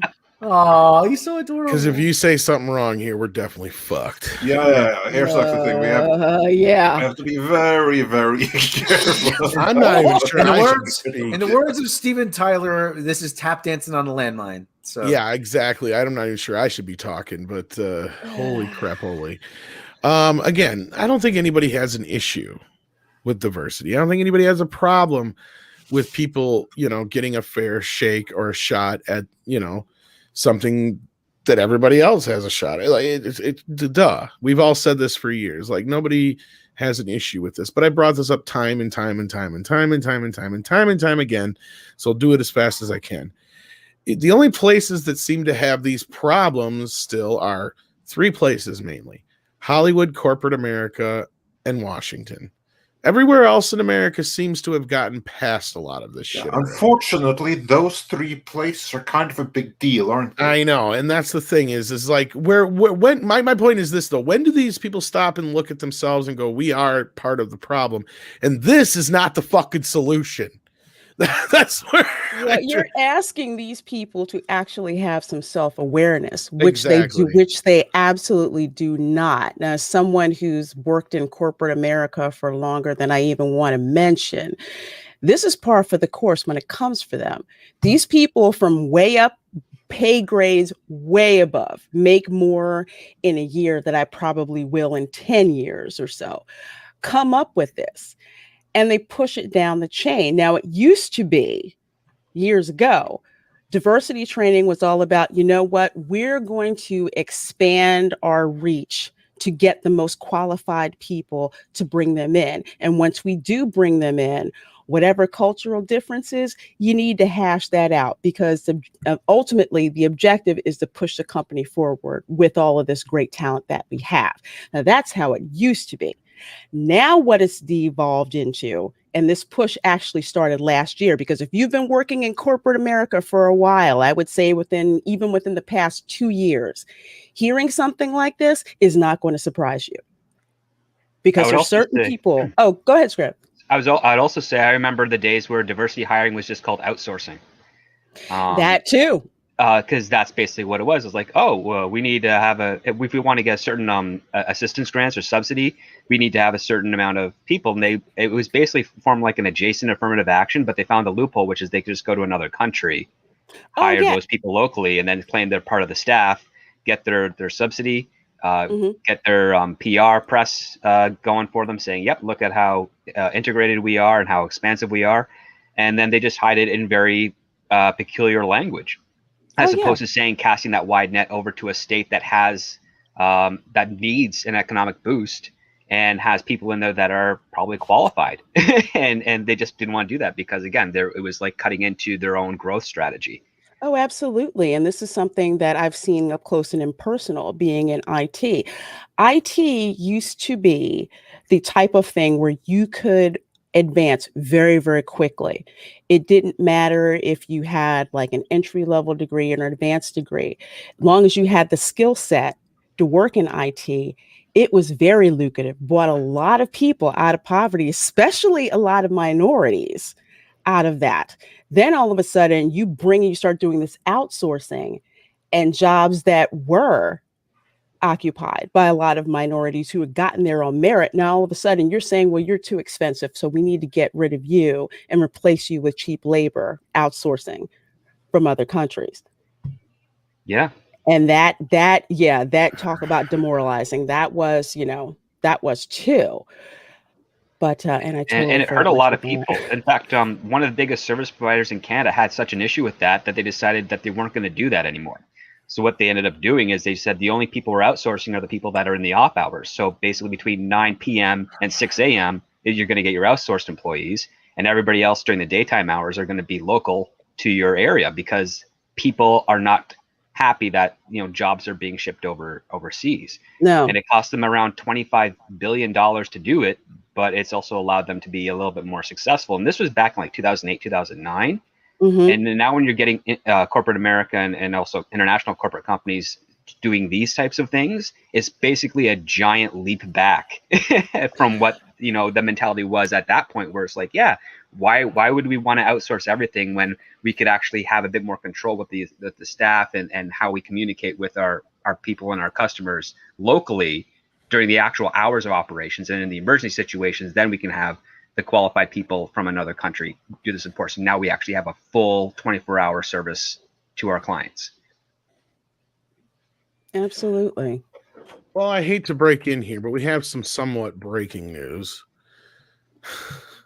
Clown World is not getting better any fucking time soon. It's going to be worse. Tom Cruise has now returned his Golden Globe Awards in protest of lack of diversity in the Hollywood Foreign Press Association. Oh, hand clap. I'm so impressed sarcasm dripping off of that. For fuck's sakes. Really? Well, of course, it takes one cultist to defend and another cult. So. Oh, Not wrong. Nah. no, definitely not wrong there. I know. Is he jumping up and down on the couch when he gets? Yeah, he had to jump up just to throw him in the door because he's so short he didn't fit over the door jam. Wow. Oh, anyway. Jesus.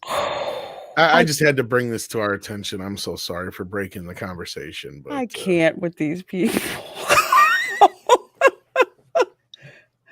Oh my god. Yeah, so the basics are due to the well, in his words, in protest of the ongoing controversy surrounding the lack of diversity within the Hollywood Foreign Press Association's membership, Tom Cruise has returned 3 Golden Globe trophies he earned for Born on the 4th of July, Jerry Maguire, and Magnolia.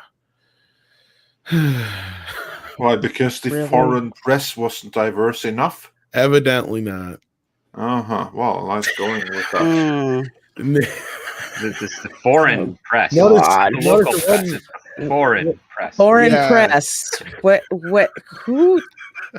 Yeah, so basically, like the journalists from France and Germany and England, they weren't diverse enough to his liking. Like them. Yeah, well, keep going. Czechoslovakia, there's some in Turkey. They're all. Yeah. Well, it was probably because he didn't have any Oscars to throw back. Yeah, obviously, like the representative from Finland was white. You can't have that. So. All right, good luck with that. Yeah. Did I say that with my mic on? I'm sorry. Oh my gosh. Oh, can you virtue signal any harder? Probably yes, but I don't want to see just gonna be quiet. Is he going to return his adopted kids for not being diverse enough? There you go. Rob, I think we could take the leash off on this one. I think you're all right. Yeah, no, Rob, it's quite okay. Like it's Tom Cruise. This is perfectly okay. It's Tom Cruise. It's Tom Cruise. Okay. So you don't have to be bored in the corner anymore.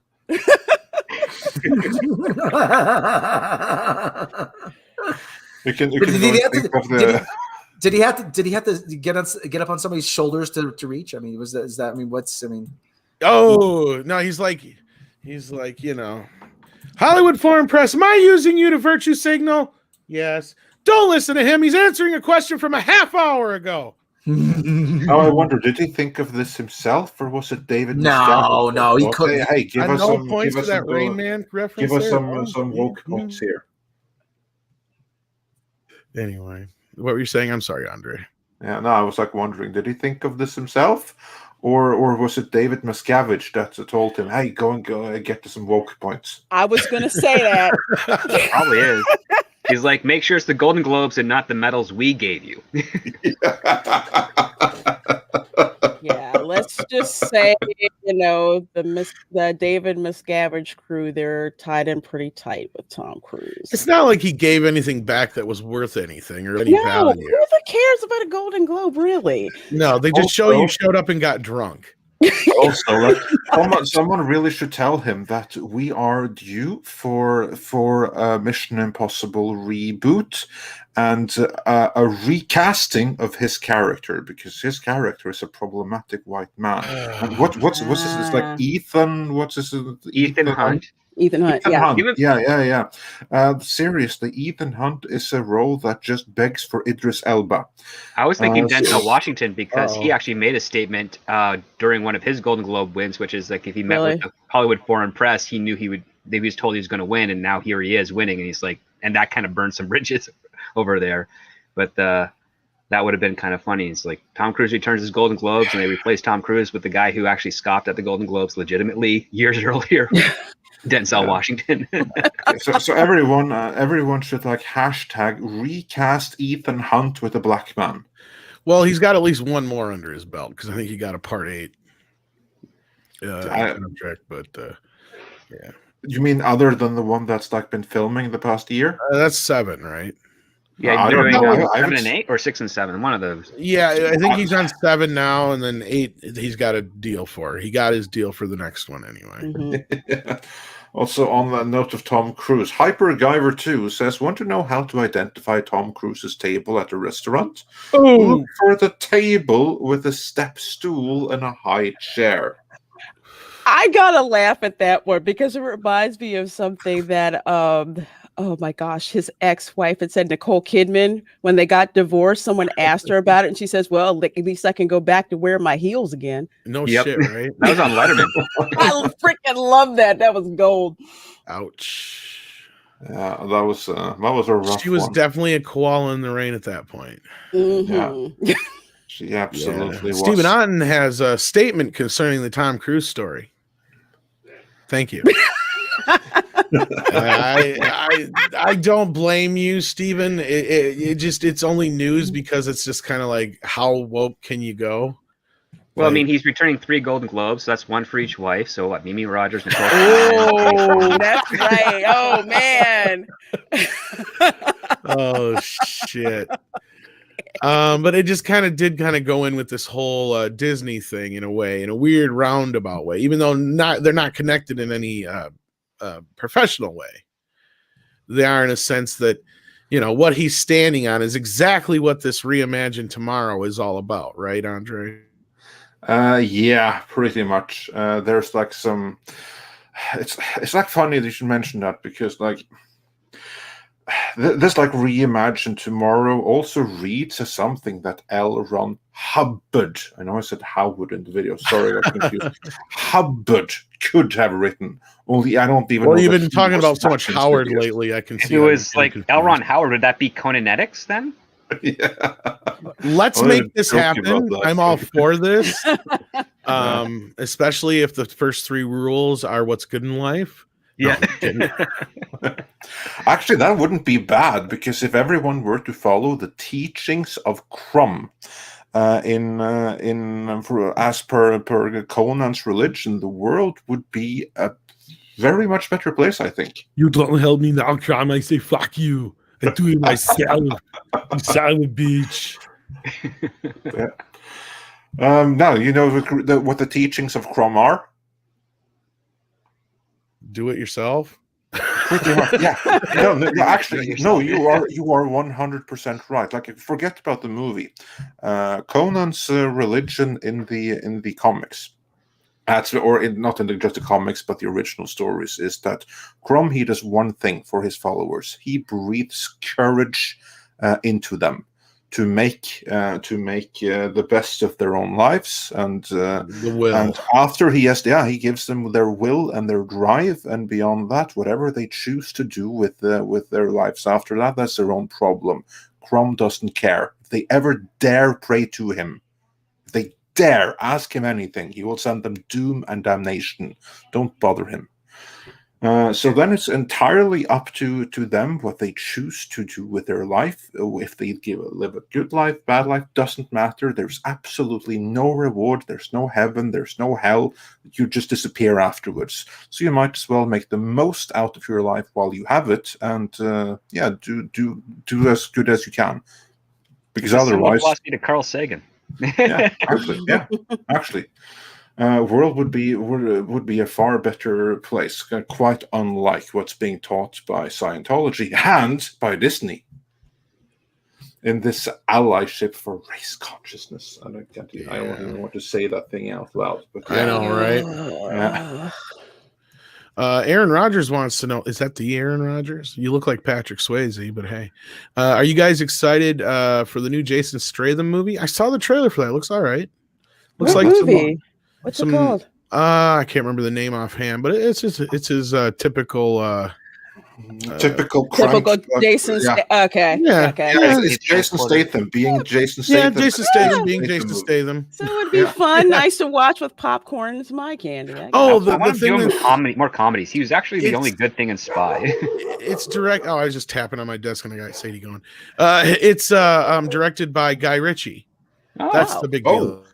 That's super cool. Okay, so it's a Guy Ritchie Wrath movie of Man. Wrath of Man. Yeah. Okay, perfect. That's I have to check that out then. and he has to redeem himself after a couple of movies. Like, well, I wonder if he's taking whatever he was going to do with Bond and bringing it to this. Cool. That'd be interesting. Well, very cool. I look forward to seeing it. I'm just saying that. I don't know if that's true. I'm I like Jason Statham, and I agree. I actually kind of liked Spy, and he was the best part of it. Yeah, I want him to do more comedy because he can do it. Actually, because Guy Ritchie was supposed to do No Time to Die, right, Rob? If I'm not mistaken, right? Yeah. Originally. Yeah, I first originally, yeah. No, it was Danny Boyle. Danny Boyle. Oh, it was Danny Boyle. That's what I'm thinking of. Wait, wasn't Guy Ritchie? Wasn't he attached to one of them though? Guy Ritchie was attached to one. Yeah, he was attached to one of the Bond movies at one point. Yeah, because that to me was like a no-brainer. And I'm like, what the fuck did you guys do? Wait, no, wasn't it Guy Ritchie first, and then Danny Boyle replaced him originally, and then Danny Boyle's been with his maybe that was the case. Maybe I can't remember. Let's take a look. Hold on. On 25. Rob would know, but we only have Lorena for about 5 more minutes. So let's grab real quick. I think we have her for like 2 more minutes. Oh, now we're down to like 2 more minutes. So let's one more time. Let's grab like your kind of final thoughts on this Reimagine Tomorrow thing before you got to go.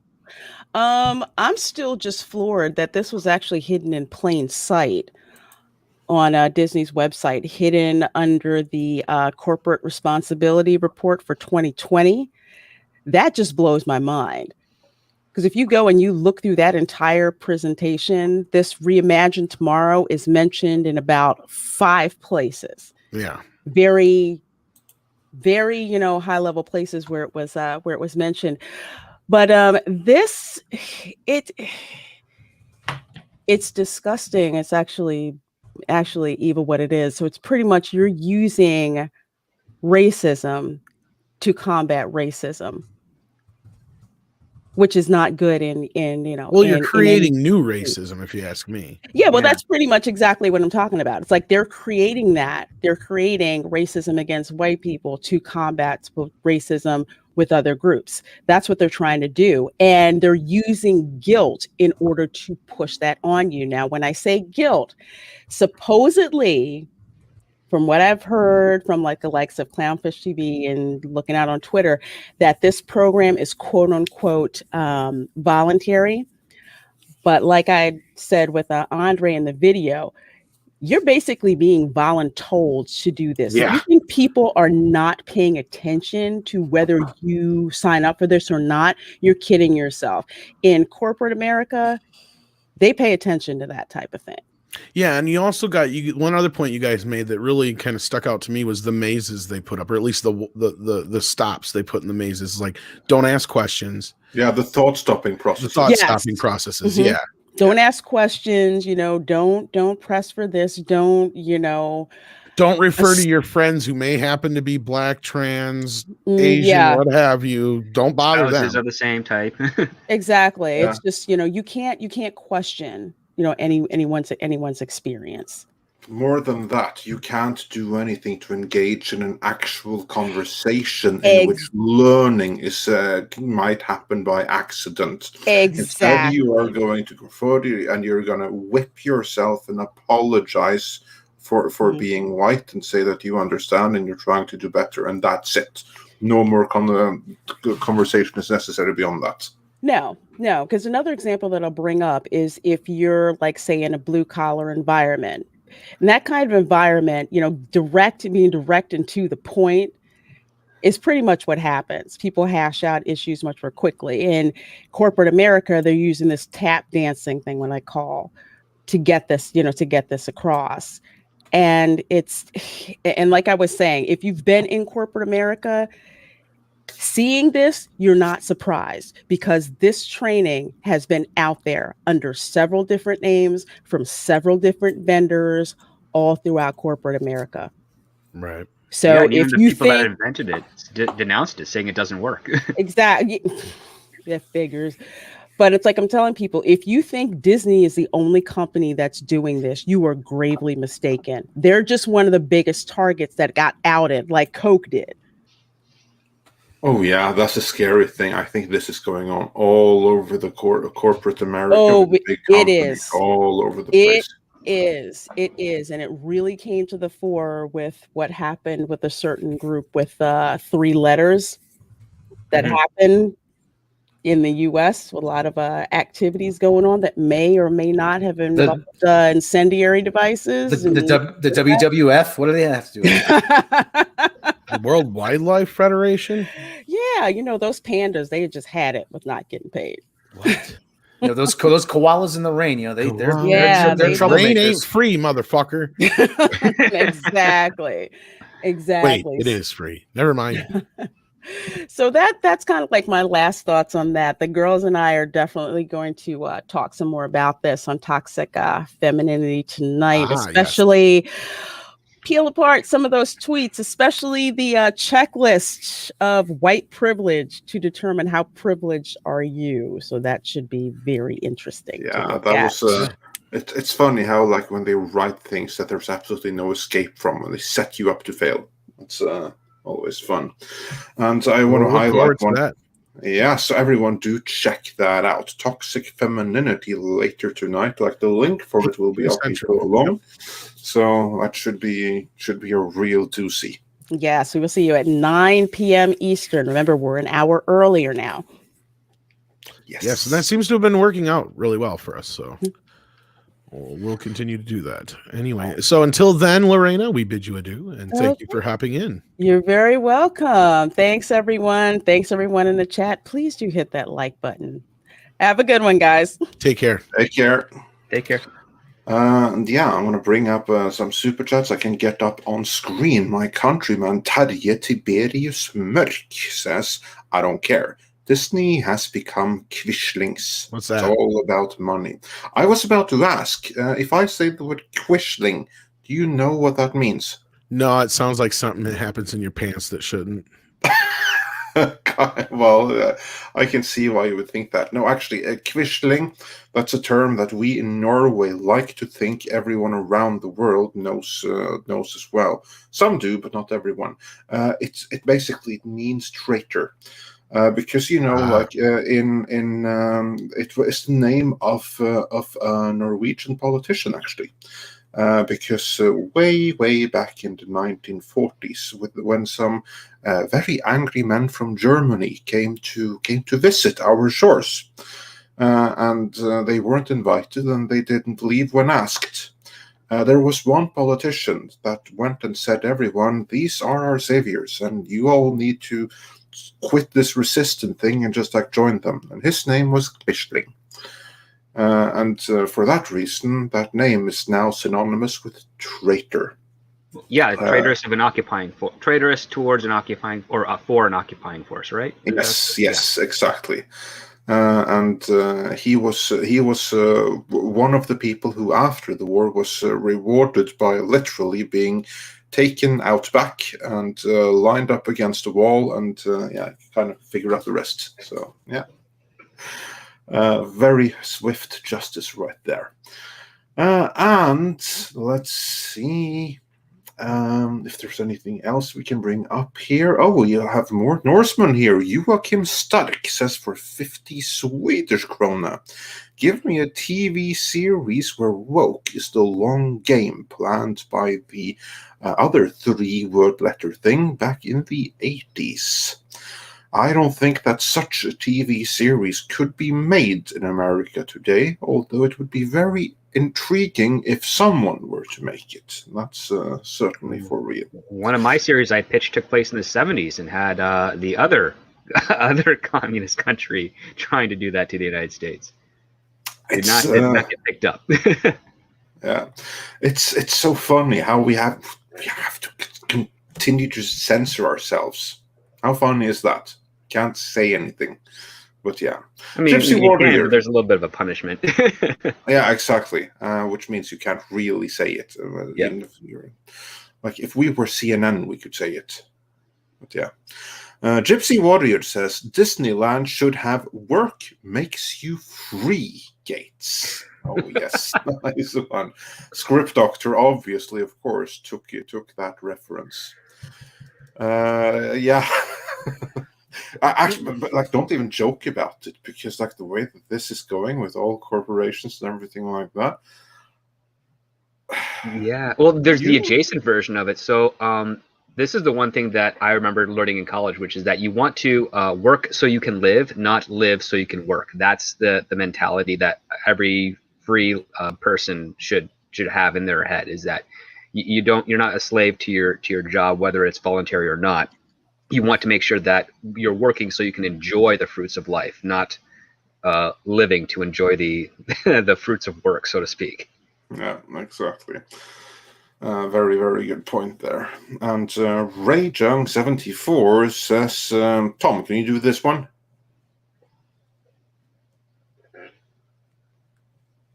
Tom, you're muted.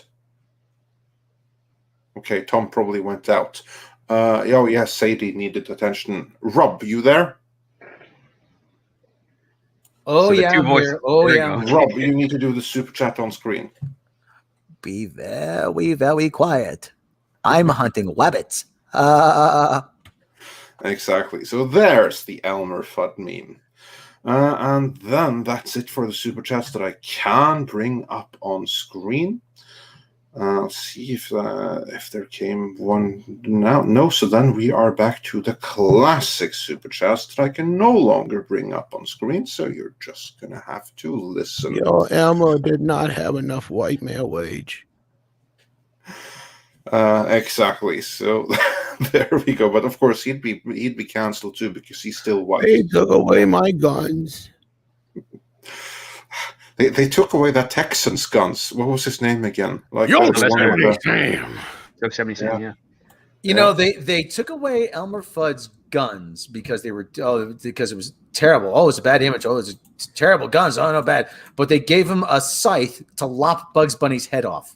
And dynamite. Yeah, that's much better. Yeah, way to go, guys. Yeah, what's up, Doc? As and those tools, something that is easily purchasable at Home Depot is a scythe for gardening. Really, come on. Oh, I'll never catch the rabbit. Kind of need that meme of Death grabbing his scythe and then the garden hose scythe from Bill and Ted 2. Don't overlook my butt. Reaping burns lots of calories. And with that, classic super chats. Etienne Falardeau says, Tom is mostly right. The big corpos no longer care about money, just a message. They want people to become slaves instead of fans. Wokoso. Yeah. Well, Loki's Morning of Mischief says for $10. Thank you so much. The problem is rooted in Disney. Get rid of KK. Get rid of anyone you want. As long as Disney is involved, it's tainted.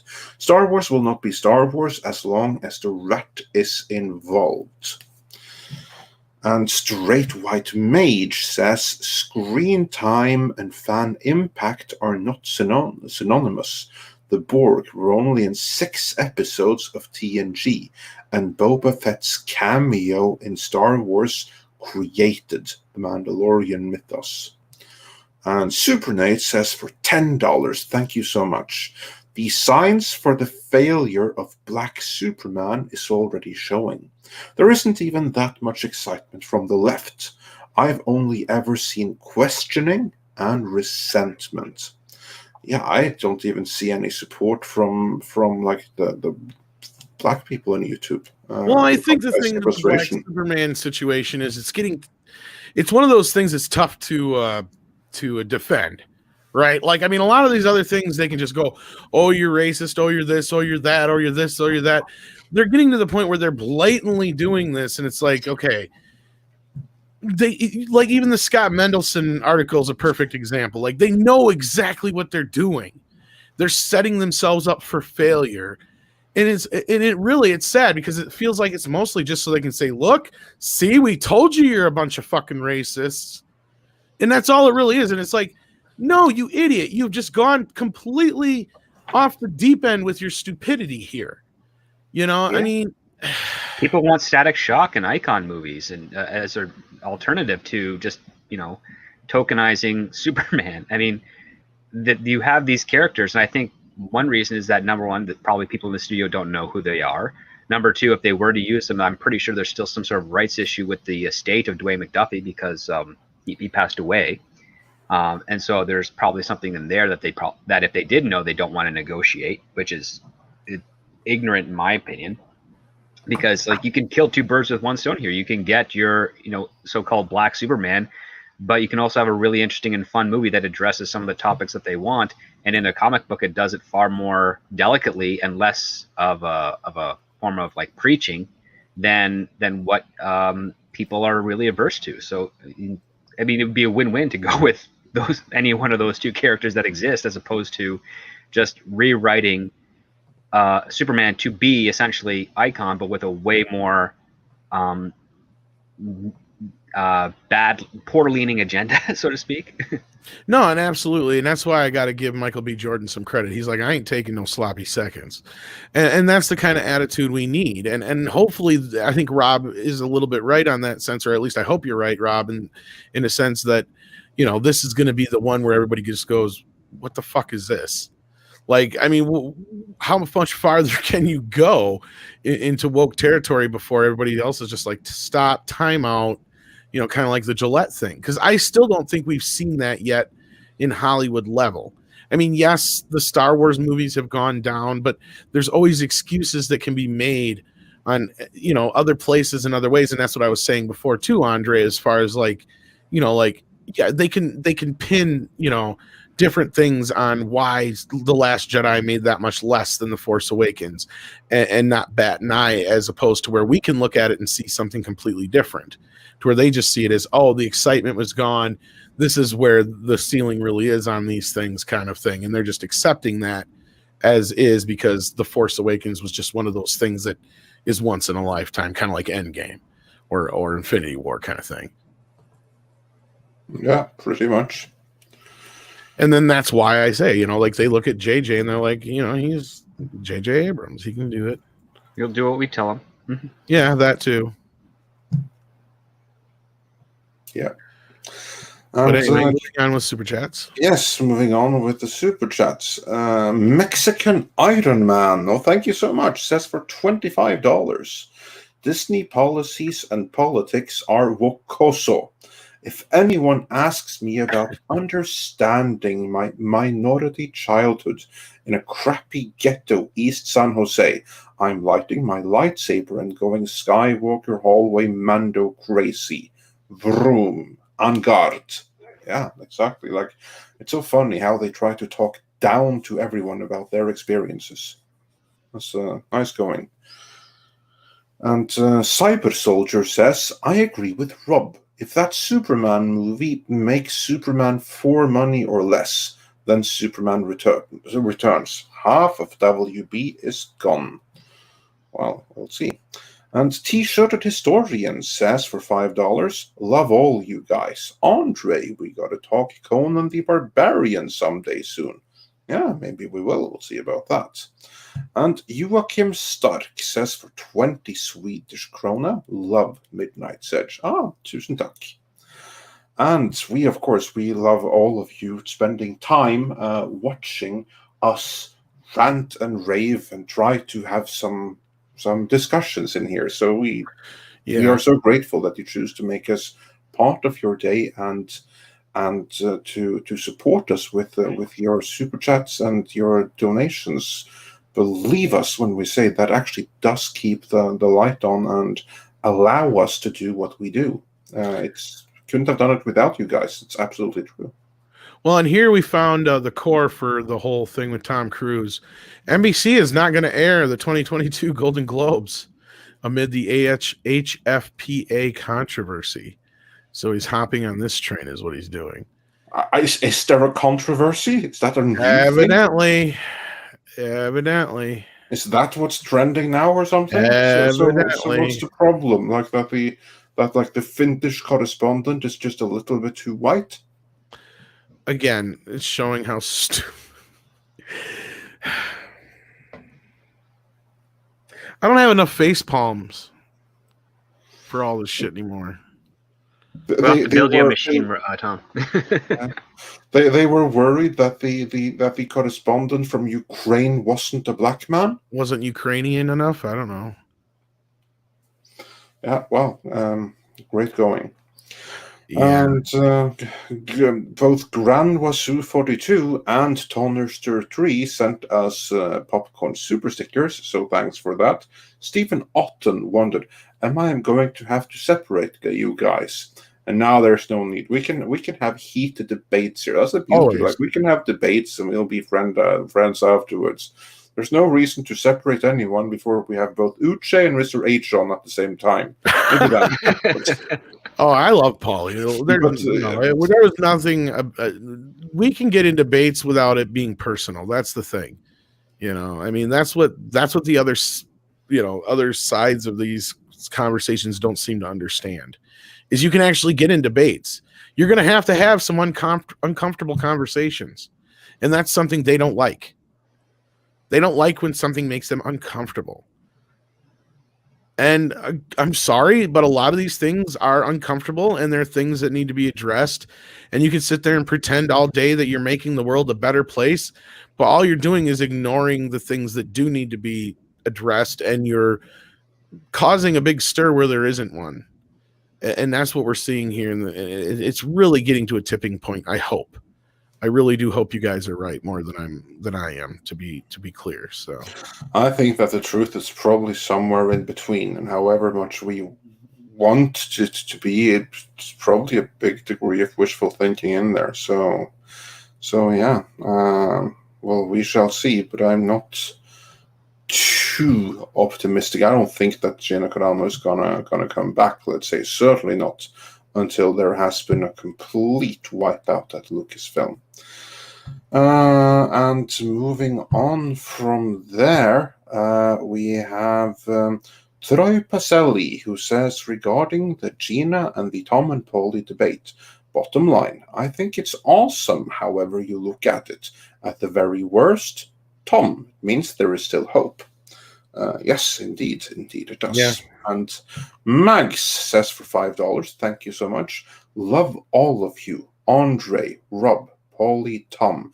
I think we all just tired of this madness and want things to go back to normal. Hashtag keep fighting on. Hashtag be vigilant. Yes, of course, that's what we all want. If the world could go back to what it was, that would be awesome. But instead, what we have to do? We're going to have to face the unknown future together. And we'll soldier through it together. Yeah, we'll be vigilant together. That's what we're going to do. We were on a pretty good track a while there, and somehow we fell off. So we got to find our way back and get back to that direction again. Yeah, only thing we can do is basically stay sane, back each other, be a community, and help each other out. That's what we do. That's what we're here for. And also, on that note, Stephen Otten wonders, off topic, are there any member streams planned for the near future? I was on Paulie's show, and I managed to not get him tossed off of YouTube. Well, that's always a good thing. We haven't created a fixed schedule for the member streams. What I can say is that there's going to be more member content in the next few days.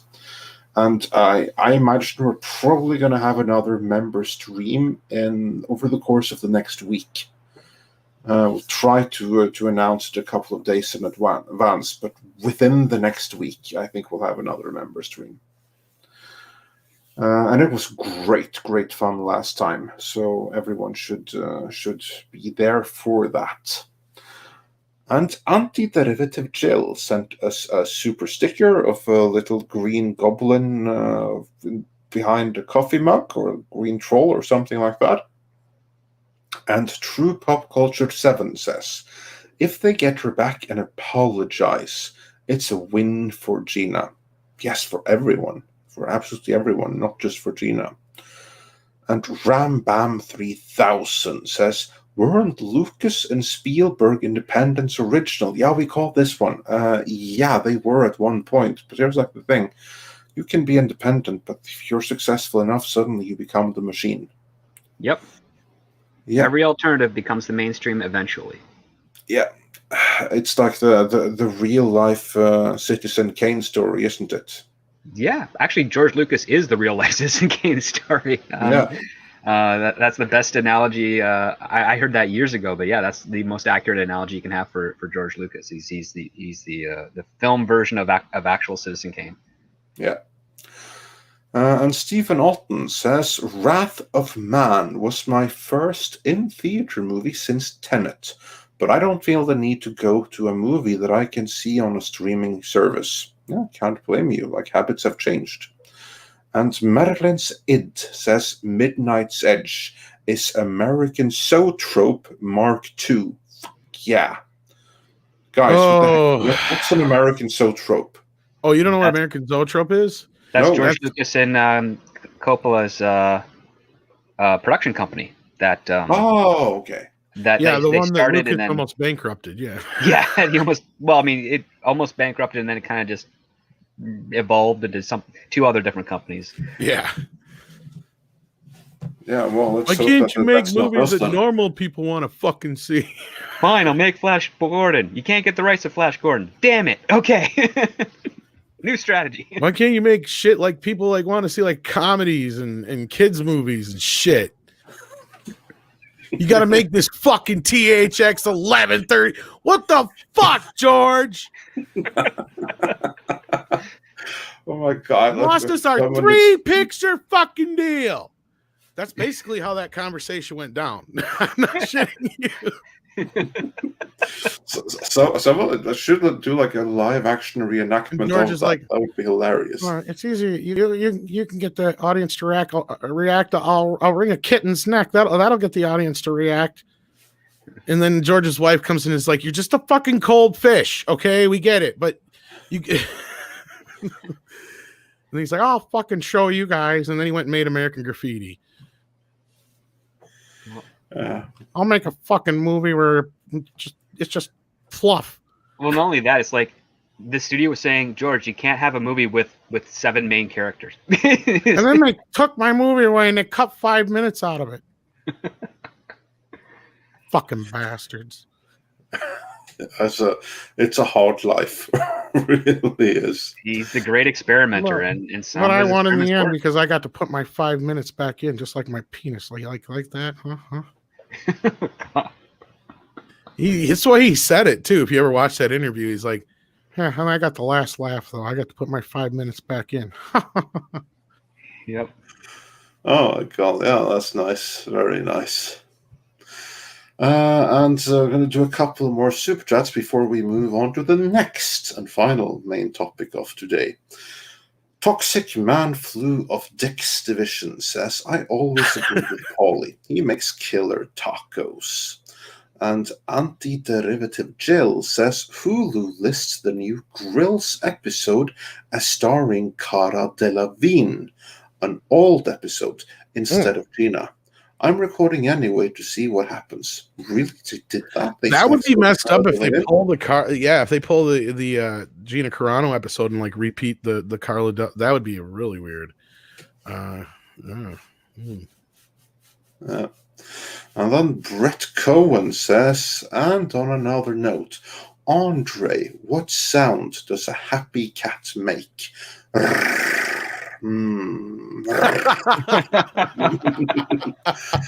haven't seen in the chat. Is in the chat today? Just to remember, I don't think we've seen her today. Not today. Well, I hope everything is okay. Yeah. I hope everything is okay with She was probably up late with and her mother. Yeah, well, that too. I was going to say, otherwise, she was probably up too late with metal show over. Oh yeah, R&B maybe, and she's probably recovering. Hopefully, that's the case. Yeah. Well, hopefully she'll show up again on Wednesday, and so fingers crossed for that, or even on Toxic Femininity later. Then thanks for. I was thinking of that earlier, but Brett Cohen just reminded me. Gypsy Warrior says, just how much of an asshole is Joss Whedon? That's actually something we should cover. Water's still wet? I mean... Yep. The thing that stands out to me on that one, though, Andre, is the fact that she addressed it on the set. Meaning she squashed that shit before it got out the door before and she could have. She's like, what the fuck you gonna do, Joss? I'm fucking Wonder Woman. Fire me, motherfucker. I guarantee you that's how it fucking went down. And he's like, all right, fine. Because we know Joss Whedon's a fucking asshole. He's a fucking asshole. I make no excuses for the guy. Guy has a right to be an asshole, though. That's the thing everybody forgets. No, but the difference is Ray Fisher should have said something on the set, on the day, or whatever. And he did. He made his little fucking thing. But his thing's a little different. He didn't want to say booyah. Okay? Yeah. His was less of an actual a grievance. Exactly my point. Because listen, the fact that basically Joss wanted Gal Gadot to do the same thing that he got Scarlett Johansson to do with Mark Ruffalo in Avengers Age of Ultron, which is basically get motorboated on screen. And she didn't want to do that. And I'm happy that she didn't want to do that because it's a stupid thing. But she stood her ground, which is awesome. And I mean, Joss did have a lot of influence, but I think she played her cards knowing that if this is the type of behavior he's doing to her, he's probably done it to other people. And so she's just going to stand up and say no and let him simmer on that and see what happens. And it turns out that, yeah, she won in that case. Her stunt double had to do the thing. They had to digitally composite her face onto her and get that stupid shot in there. And yeah, but she didn't have to subjugate herself to that. And I think she also made a post that she felt really upset that her stunt woman had to go through that crap. And granted, I made the point that it's not like it was a nude scene, right? Yeah. Is this scene stupid? Fuck yes. Well, if it had it would have been better if it was, because that way they would have to like clear it in advance. Well, yeah. Well, she probably has a no nudity clause, but yeah, the whole thing is stupid in my opinion. I just like the fact that she dealt with it at the time on the set. And it does show that she's a bit more professional than other people that were there. That's all I'm going to say. Because, yeah, it wasn't something that, she's making a big investigation about and, causing undue expenses. The other part, too, is that based on the situation that she reported, it sounded like she was given no notice beforehand. Like, it's basically right, and that's like, fair. We're planning to do this, and now we're just going to ambush her on it. And she's like, no, that's not how this works. So she has that to her advantage as well. She's saying, like, no. And there's no precedence for it. Like, at least with the booyah thing, it's like, that's the character's catchphrase. Yep. It just I'm pretty sure Ray Fisher knew. Yeah, Ray Fisher even said he knew about that months before they even shot the thing. But he doesn't bring it up. Or did he bring it up prior to that? I don't know. I know he brought it up on the day. Don't know. I mean, he had the only one we know about is that he didn't want to do the line and he fought for it or whatever. And then supposedly there was the meeting where Joss told him, "I'm going to end your career," kind of thing, which seems to be Joss's MO. So it sounds like it's one of those things where if you hear it come out of his mouth, he said it to everybody. You know what I mean? It's kind of like a dog that barks. You just got to sometimes just let him bark. I mean, I'm not condoning or excusing his behavior, but you know what I mean? It's kind of just one of those things that the guy, it's just one of his go-tos when he's pissed off. And the difference here though is, sure, he probably could have ended, Ray Fisher's career a lot quicker than he could Gal Gadot's, but there's no way. How the fuck is Joss Whedon gonna end anybody's fucking career besides his own? Let's be real here.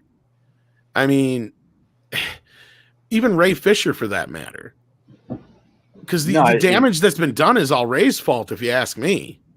Yeah, more self-inflicted than anything. Exactly. Go that route.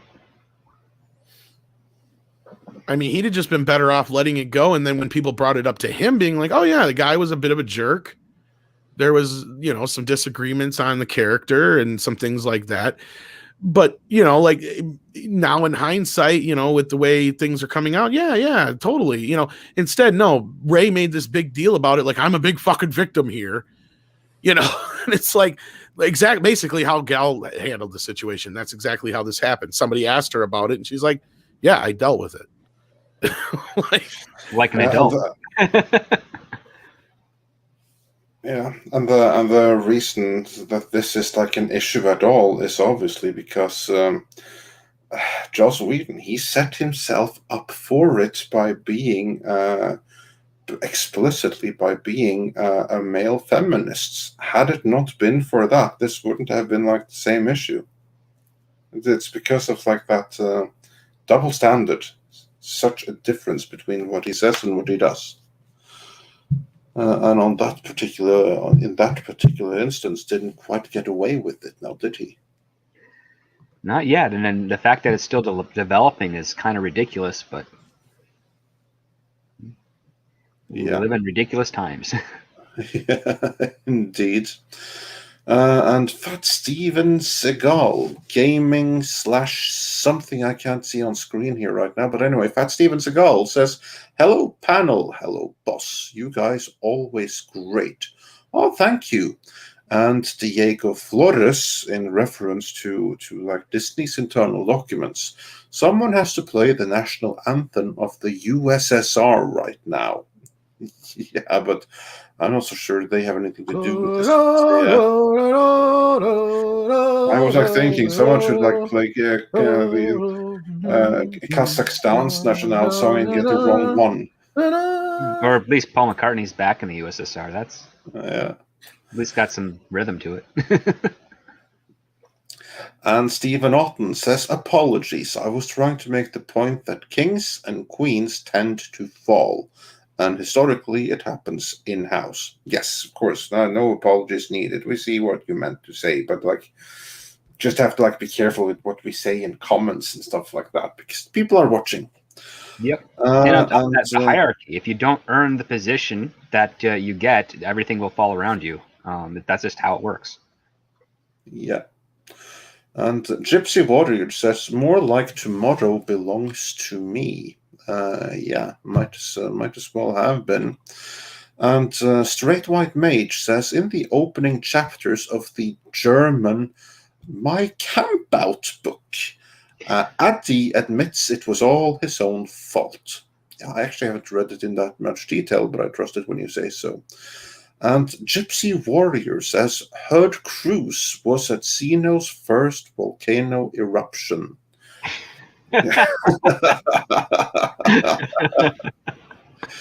That's nice. And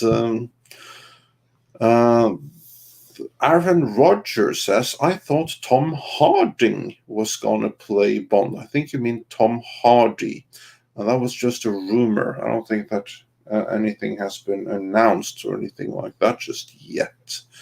As far as we know, the right now in this moment, the next James Bond is, what's her name again? The one who is in this one, the one who he's going to be subservient to. Oh, I know you're talking about. Yeah, the one who was Lashana Lynch. Yeah, exactly. She who was awful in Captain Marvel and who was not believable as a friend of. Awful is not the word I would describe. It was really her. She had nothing to work with because she was acting against a piece of wood. But yeah. And then let's see. The DCV Titan says, "You said the leaked Disney training isn't a solution, but could it be a final solution?" We shouldn't even joke about that, but it's a step in that direction. And Sci-Fi Master says, "The watershed moment that makes the general public aware of PC insanity will be Marvel Phase 4. Bet." We shall see. It's a while until Doctor Strange, and everything up until that point, yeah, that doesn't look too impressive. And Douglas Nelson says, "Which studio will be the last one holding the woke bag?" That's a very good question. I think my bet's going to be on Disney. Yeah. Yeah, I think that they are very, very deep into it. They're not going to let go of that anytime soon. Yeah, I think Disney's going to be the last one, and I think it might go into of like the remaining larger ones. It's probably going to be WB will be second to last. I think Paramount is already, at least on their film division, the rumor is that they're kind of getting away from that right now. Which ones you said? So I think Paramount is getting away a little bit from that because most of the someone told their Star Trek division that. No, obviously not. No. But they've been buying a bunch of spec scripts, and a lot of the spec scripts on the market right now don't have the type of agenda that you get from the assignment projects, or for instance, like the Star Trek stuff. So you're probably going to see a divide in Paramount where they're going to be using their other properties to pay for the stuff that's losing money that's already in development. But I think they're probably going to be the one of the bigger ones that are going to be seen for stepping away further from that thing. But I don't think it's going to be like an overnight type of thing. I think it's going to be a slow and gradual aspect of it. Especially with I think their Transformers things that they want to do. I think we're going to see the last remnants of it with their Snake Eyes movie. That whatever they're going to be doing with what's the other franchise that they've got? It's like Mask and yeah, some of the toy stuff I think is going to be a little bit stretching away from that. You might have echoes of it just because it's probably being mandated in by someone that's of the old guard. But of the properties that they have, that's probably where you're going to see the more of the echoes of the wokeness, and the newer stuff that they're putting for their streaming service, if it survives, will probably be a little bit less like that, because again, it's coming from more independent voices as opposed to things being ordered, such as like what Warner Brothers and Disney are currently doing right now.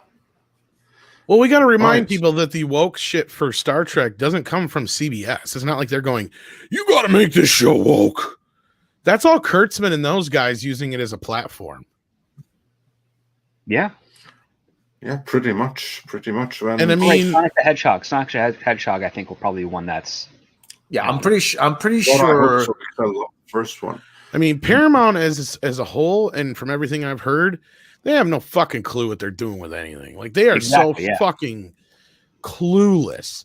They are sitting on at least 2 or 3 of the biggest franchises they could be milking right now, and they don't know what to do with them. And I'm not saying that as in like they just don't know. Like, they literally don't know how to exploit them. Like, they really they're consistent with his Mission Impossible at this moment. And that's just because Tom Cruise. Let's be real. You pull Tom Cruise out of there, that whole thing falls apart. Yeah, and again, someone needs to make it trending on Twitter. Hashtag recast Ethan Hunt with a black man. Well, I almost worked with Brie Larson. So. No, but they have zero clue because they have SpongeBob, they have Ninja Turtles, they have these other franchises that are billion-dollar franchises. Let's be real here. Yeah, because I even make the argument that Ninja Turtles is probably bigger than Star Trek, and they don't know what to fucking do with it. No, I would say you're right. It's just they don't have. There aren't any people that are sort of like department heads, so to speak, of the IPs that they would need, that can have like a plan and a goal and be like, yeah, we're going to try this one movie, we're going to see how it goes, and if we're set, then we can start doing the sequels and the franchises and really build it up and start from scratch. And it comes down to finding the right person for the right job, and they thought they had that case with I can't remember the director's name, but Michael Bay was the producer for the original Mutant Ninja Turtles film that came out a few years back, and it warranted a sequel, but they just were going in the same direction that a whole lot of diehard fans and even the kids themselves just did not gravitate towards. And I think that's their problem. And I think that's their problem, and that's the problem a lot with all studios. Is like, how do you find the right fit for every property that we have? It's very, very difficult. I mean, Marvel got incredibly lucky with Kevin Feige and his team. And that's what it was. It was more luck. I mean, Feige. They can't even make a Friday the 13th movie.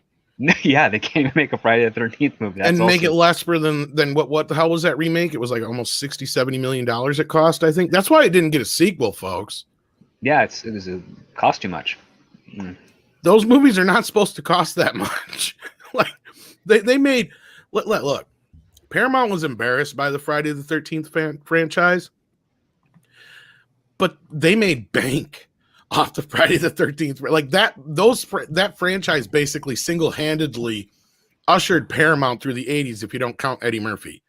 Like, sure, they made big bucks on Eddie Murphy, but Eddie Murphy was expensive too. Mm-hmm. So for them to knock out those Friday the 13th movies every year was nothing, and they would bring in millions. Like, they would cost $2, $3, $4 million tops to make, and they would bring in $30-40 million easy. Yep. But a lot of the people that were responsible for those things, they didn't have any people underneath them that followed that legacy, that followed that mentality. And if they did, they went on to bigger and better things in other companies. Well, I mean, we count Eddie Murphy, of course, but his movies costed, like $30-40 million to make and shit. That's my point. Or more if you got later in this, in the years, but yeah. Did we lose Andre? No, I'm here. I was just looking at something else. So we have a couple of more super chats, or unless we move on to the final topic of today, which was supposed to be the first. Yeah. Venom. Did you all see the trailer, and what did you think about it? Venom's a comedy now? It was much better than Cats. I'll watch it again and again. Well, yeah, evidently Venom is a comedy now because they really zoned in on what worked with the previous movie. Because if you look back to like the first original Venom, not the original, well, yeah, the previous Venom movie, the one with Tom Hardy, it was kind of a mess, but it was an entertaining mess. And the thing that, in my view, made it entertaining and that salvaged the whole movie Tom Rothman. Who had nothing, very little to do with Not it. According actually. to him. Yeah, well, of course, yeah, he would say that. He single-handedly edited that motherfucker. Oh, yeah, so that's what producers do. If something that they worked on does well and they had a little to do with it, they jump on in. I mean, yes, that's right. They owed all that success to me. I mean, one of the last big Oscar moments was that short film that the director accepted the Oscar for, and then some producer just jumps up on stage and takes it from him and does a speech, and nobody knew what the heck was going on. Like, that was the last kind of big Oscar moment people talked about. But that's what a producer does. For context, on the heels of the whole Kevin Feige helped with Venom thing, Tom Rothman was asked about it, and he took all offense to it. And he's like, "Oh no, I was in there, and I gave him a lot of pointers on what to do, and basically made it sound like he was the only reason the movie was a success." Sorry, my mouth was full. Oh, well, it's been known to happen. But if we carry on, what I was saying is that I think that the whole reason that movie was as successful as it was the interaction between Eddie Brock, aka Tom Hardy, because I'll never be able to accept him as Eddie Brock from the comics. To me, that's Tom Hardy there on screen.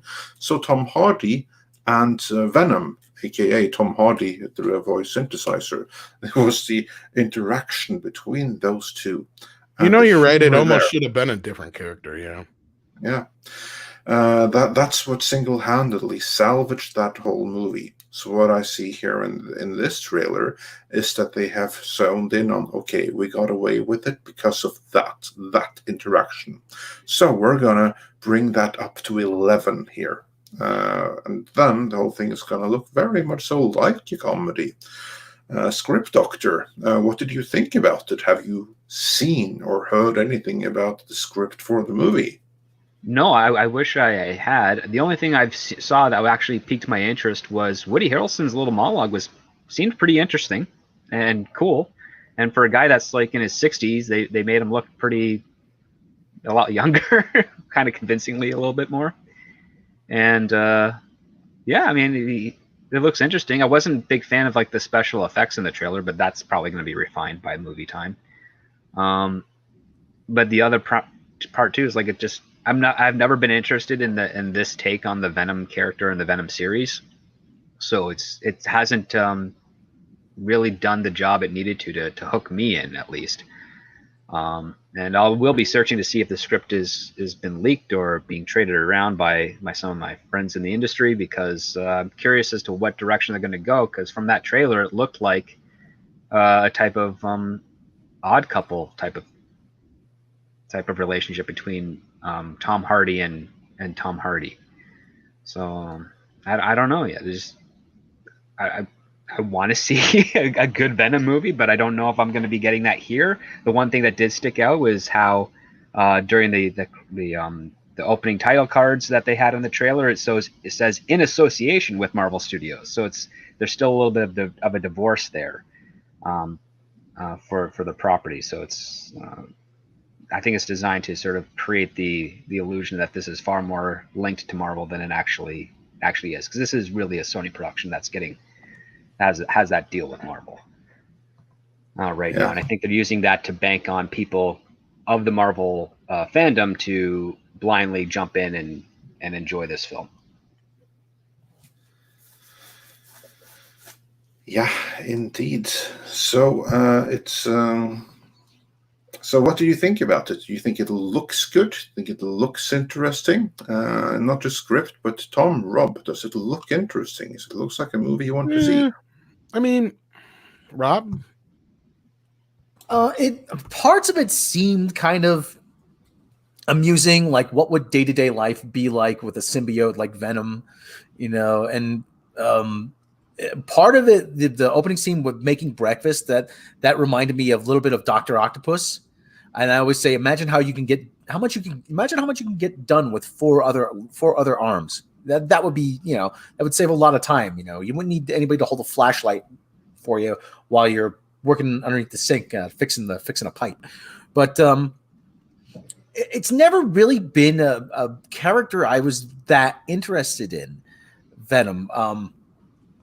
So there's very little here for me to really entice someone like me to go. Yeah, and I love Spider-Man. Don't get me wrong, I love Spider-Man.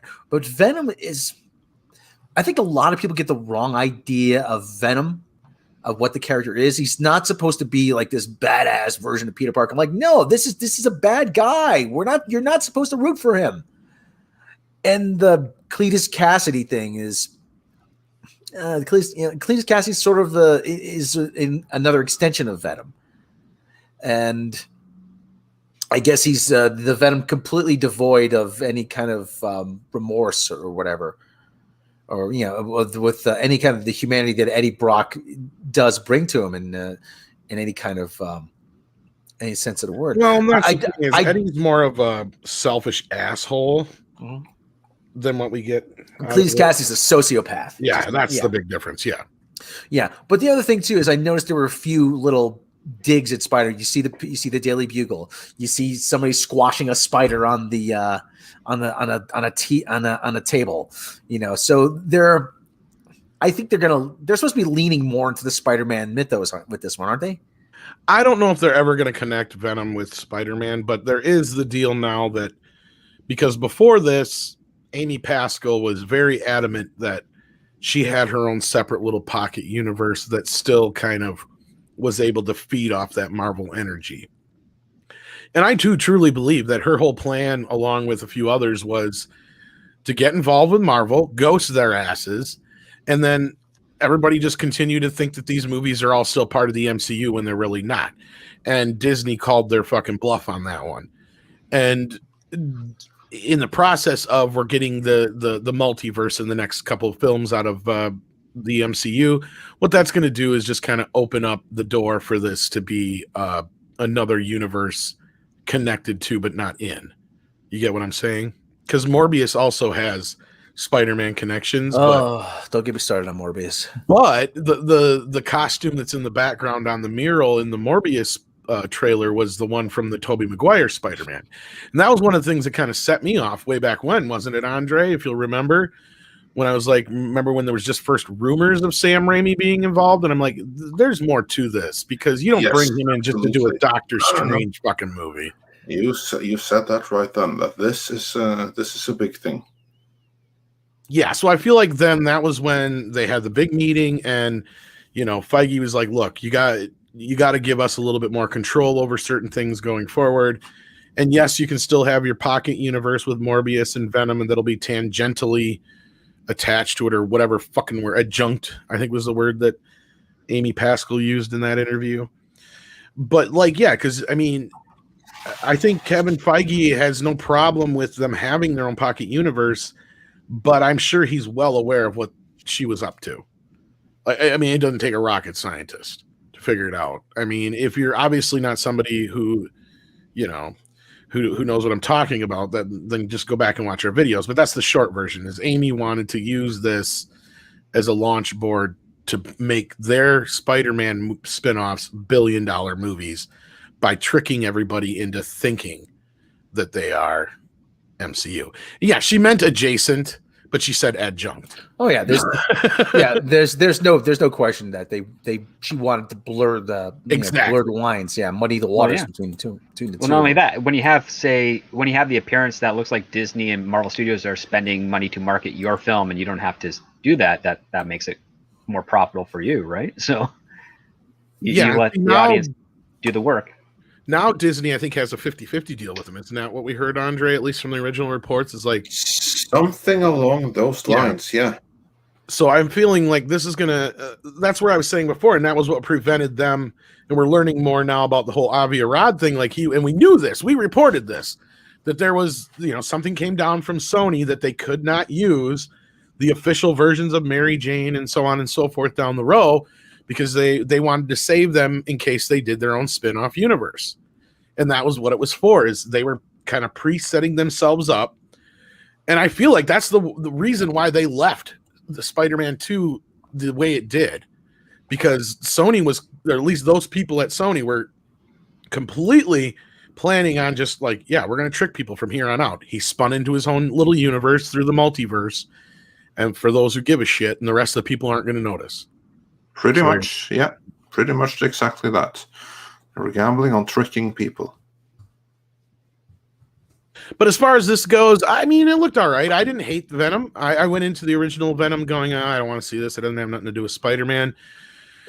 It surprised me for what it was on its own. I think Andre and I were in agreement that that this was probably the movie we would have got, back in 97 or whatever it was when New Line was supposed to make Venom. Like, this is probably the same fucking script, because it feels like a 90s movie. Kind of, yeah. Yeah, shot like a 90s movie. That's exactly. Yeah, I mean, I have a feeling they didn't really do too much work to it. Like, we got this. Here you go. Chucked it at him, and probably the same storyboards, probably even the same cinematographer they were negotiating with 25 years ago. Well, and we're in the process of working on a video that brings this that version up, and I do feel like that version just kind of morphed into this one, because it does really feel that way. I'm sure it was just the same story they were going to tell back then. It really does come across. What were you going to say, Rob? I don't know. They still have the problem with it, and that that it doesn't. Yeah, they're trying to blur the lines, but what happens when there's an expectation in a Marvel movie that other characters are going to show up. So when nobody shows up, I'm like, okay, I thought Spider-Man was going to show up. I thought Blade was going to show up. I thought this other guy was going to show up. What then? That's a good point, and that's what we also were hearing from those reports, is that there was other lesser Marvel characters that were meant to be in Spider-Man, but Avi Arad insisted that it be Iron Man. So again, you got that problem, and that's a common problem, is especially in these shared universes, is when shit hits the fan, you're like, well, where's so-and-so? Why didn't so-and-so show up?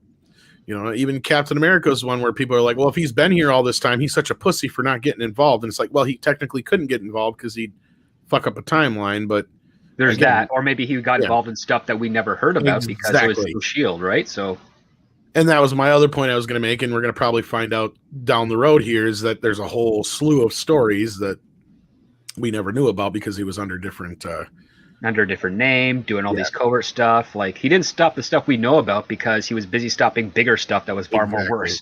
And I think that's the case. And again, I'm not trying to give those guys any outs here, because they got their work ahead of them. The MCU is shaping up to be the MCU faster than I expected. So, I'm not going to hold my breath, but we'll see. Yeah, that happened in no time flat. There's no other way to put that, is there? But yeah, no, as for me, I'm actually really excited for this movie. How bad is that when this is the Marvel-themed movie I'm more interested in than anything from the MCU proper? It's been like that for a long time right now. Yeah, but there's also not as much weight attached to this, Andre, and I can understand that. No, there isn't. That's what I mean. Like would- you're able to go into this just kind of like and enjoy it and not have to worry about what it's setting up, what it's representing, what came before so much, and that kind of a thing. I can definitely see that kind of an attitude towards it. Yeah, pretty much. All right. So, do we I have figured anything I more? figured you were going to expand on it, but okay. I don't really have too much more to expand about it on, really. Like it's a harmless, fun little movie, as you obviously see from the trailer. They put the humor up to 11. Who knows how the movie is going to be, but certainly they're selling the movie on humor and trailer. We didn't see very much of Carnage. We didn't see very much of Woody Harrelson. What we did see is that he didn't have like that glorious rug on his head that he had in the post-credit scene of the first one. But I'm looking forward to it. I think it's going to be fun. It looks fun to me. I only worry that they're going to like to do like this conversation, this chemistry between Venom and Tom Hardy a little bit too much, that they might overplay their hand. That's like the one risk that I see from the trailer. But again, if they cut every scene or take a snippet of every scene that is in the movie and put it in a trailer, it could be misrepresented. But yeah, hoping for the best. Looking more forward to it. And honestly, I do Doctor Strange at this point. That's the only MCU movie I look forward to, other than Guardians of the Galaxy Part 3, and I'm not so sure about that one anymore. Well, that's still 2 years out. Exactly. Yeah, it's really behind. Yeah.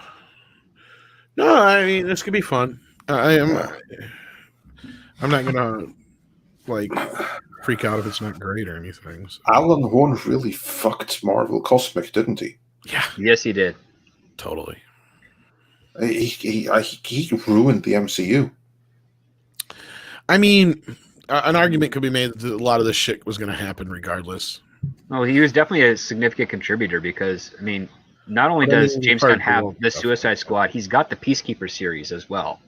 So his time is pretty well occupied. Like, he's going to make time for Guardians 3. There's no doubt. Well, he's filming right now, so yeah. Yeah, but there's a difference between that and being the architect of the cosmic side of the MCU. I mean, he would have been that. Like, that's not happening now, is it? As far as I know, no. I think they're not the way it was. Yeah, they're finishing off with Guardians, and they're going to wait and see. There's rumors of Nova coming in to work with. Yeah, they're already talking Eternals too. Carol Danvers. There's a whole lot of ideas being thrown around right now that are up in the air. So we're still have to wait and see what ends up sticking and what they want to go with. Yeah. Moving on from there, I have a few more super chats. That 70s rock fan says Joss Whedon is not the front end of an arse nor the back end of an arse. In fact, he's no end of an arse. That's very true. Let's see what more I can bring up on screen here. I think there's a... See, and Goddess of Whim says the Gal Gadot thing is such a non-story. Sounds to me like she's fishing for attention. I would normally say yeah, but she was actually asked this in an interview. Someone else brought it up, yeah. Yeah, and actually, I don't even think it was an American interview from my recollection going back and looking through it. I think it was from where is she from originally? Israel. Israel, yeah. I think it was an Israeli interview, if I'm not mistaken. And yeah, it was just kind of a thing she said, and like, yeah, I dealt with it, and that was like it. There wasn't even that much more to it. So it was just something that got picked up on and again, probably slow news day too on top of it. Probably there's something. And you got to remember, a lot of this media is the ones that got behind Ray Fisher. So anything that's going to make him look more creditable is going to make them look more creditable. But yeah, it to me, it was just kind of a non-story until they made it one. We all kind of knew and figured that part was true. I don't think anybody like doubted that, to be honest with you. Like, I don't remember anybody going, I don't believe that, as far as the whole Gal Gadot part. Like, as far as what down, because that's totally a Jossism right there. Like we could see that. So Yeah. And the last millennial says, "Script, how you been, my guy? Who's your favorite X-Men?" Forge. I think Forge you wanted you fan? to say What? Wolverine there, another good Canadian, but I don't know. Well, Wolverine's cool and stuff, but I mean, I like Forge because he can build almost anything. It's just pretty cool.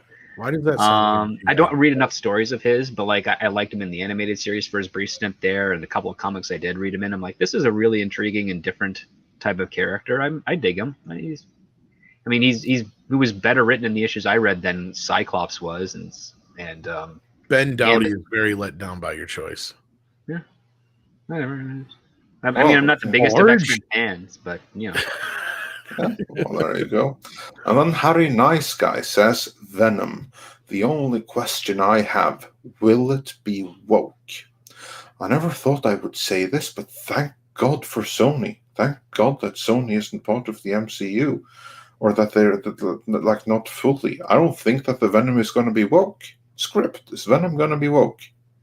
If it is, it's going to be by accident because it doesn't look like that's the intention right now. Yeah, no, I don't Sony. see. I saw no virtue signal, no sign of wokeness in that trailer. I don't think it's going to be. I don't think that's on Sony's radar to the same extent that it is on Disney's. One upside to Tom Rothman's ignorance is he probably doesn't understand what woke means. Or maybe he's paying attention to the actual numbers and has found a correlation between woke and box office. It's like, nope. He's just one of those guys that, like, when it comes to these kind of movies, he really doesn't give a shit. Yeah. Like, he has made it no secret at all that he thinks that comic book movies and sci-fi movies and all that kind of stuff are below and beneath filmmaking and film in general, and he's not into that kind of shit. And that's where I feel like he probably came in and said, you guys are going to make this fucking deal because I don't want to deal with it. I have a feeling that's what happened with the whole Disney deal, is he just did not want to deal with it. And he probably, even though he was bragging about whatever with Venom, it was probably a fucking headache to get that movie out. And if they didn't have any real cooperation till the end from Kevin Feige, I could see that being a nightmare for him, because that was probably one of their bigger movies that they had spent a lot of money on. And, you know, I've said it time and time again, Tom was one of the best things that ever happened to Sony. He may have been the worst thing that ever happened to us in Hollywood as far as, like, you know, Wolverine and keeping down Deadpool for years and the stupid decisions he's made in other places. He really brought Sony back from the dead.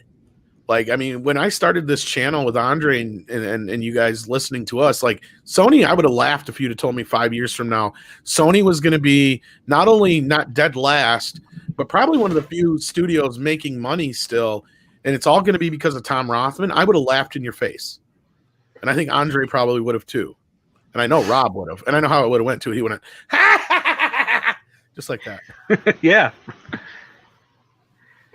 I would say, yeah, Tom Rothman is probably one of the big players there that's keeping Sony their head above water, and we'll see what their release schedule is for the next year and a half to see if that'll change. Or because he doesn't give a shit about these big ass movies. He does not care.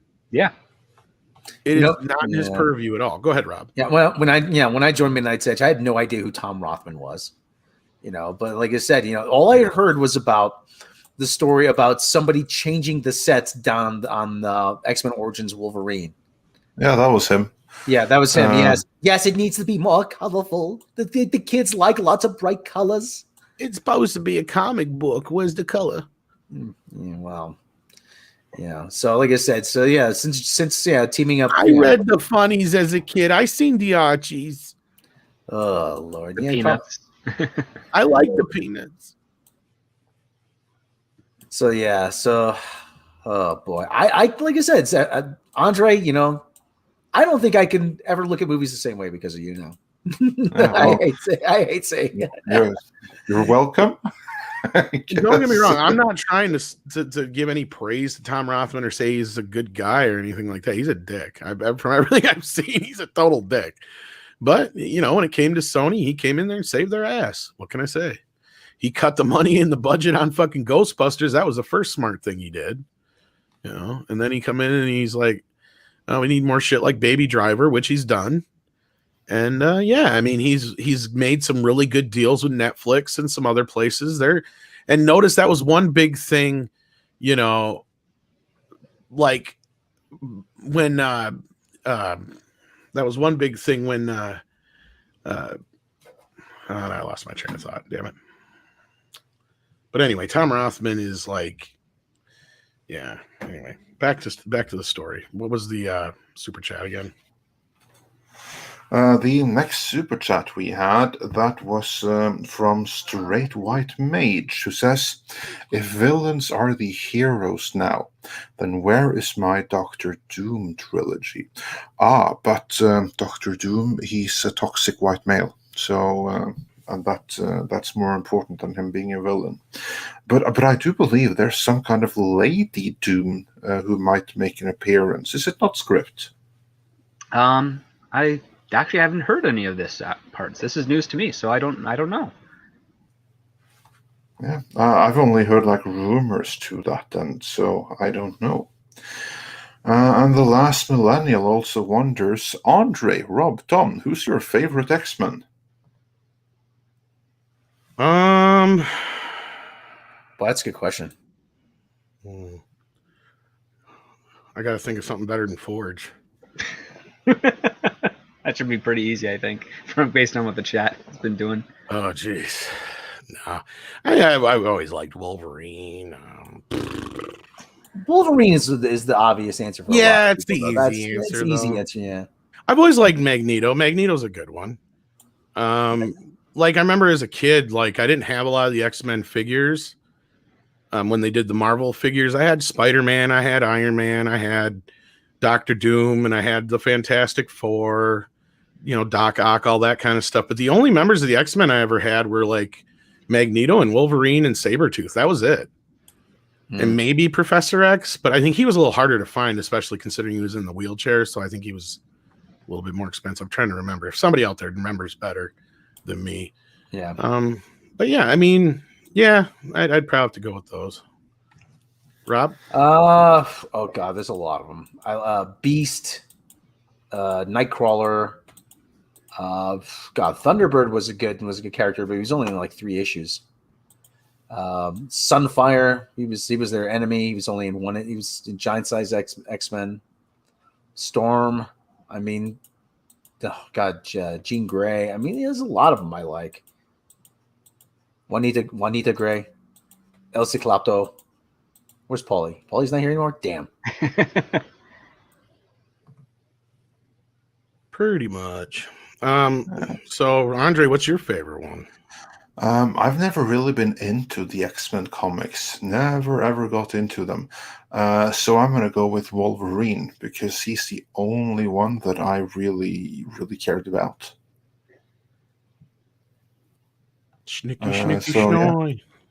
Wolverine and Cyclops because he was like also cool because he could like shoot.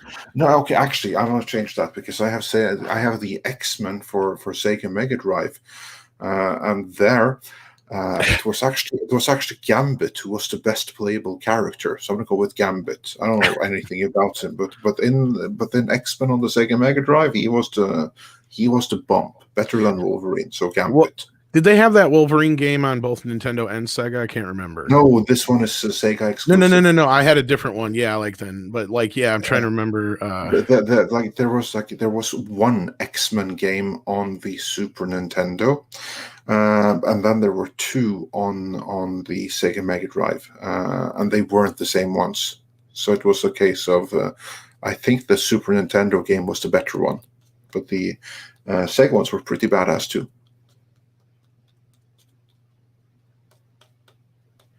The one I'm talking about was from the first NES, and it's this one. Is that the Wolverine where he's the orange and yellow side scroller thing? Oh god, that's tiny. Yeah, that's the one. Oh wow. Yeah, that's the one I meant, but yeah, I can't.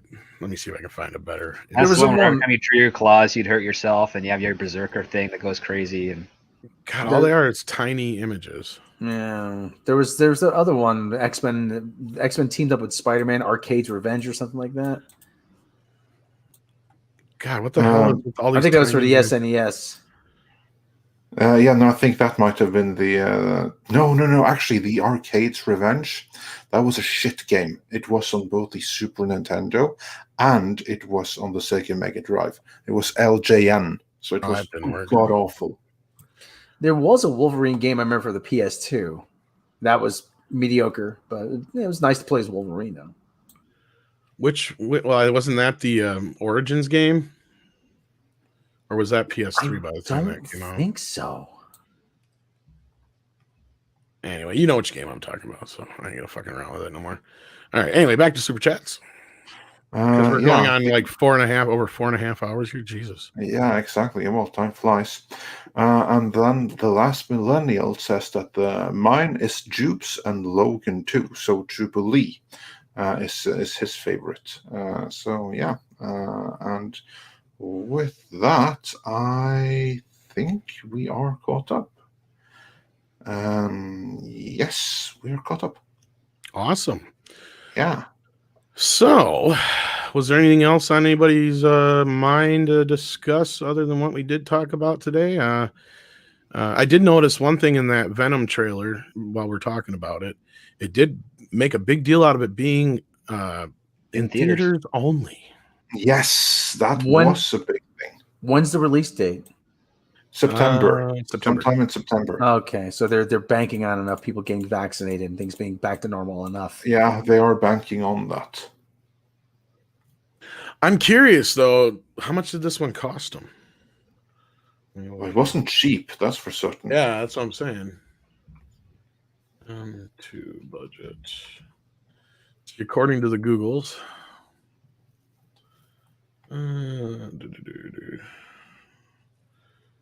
Estimated around 100.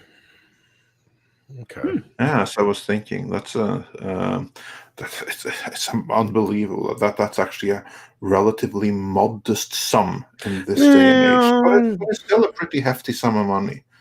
So I can see that. Yeah, because that's what Deadpool should have cost.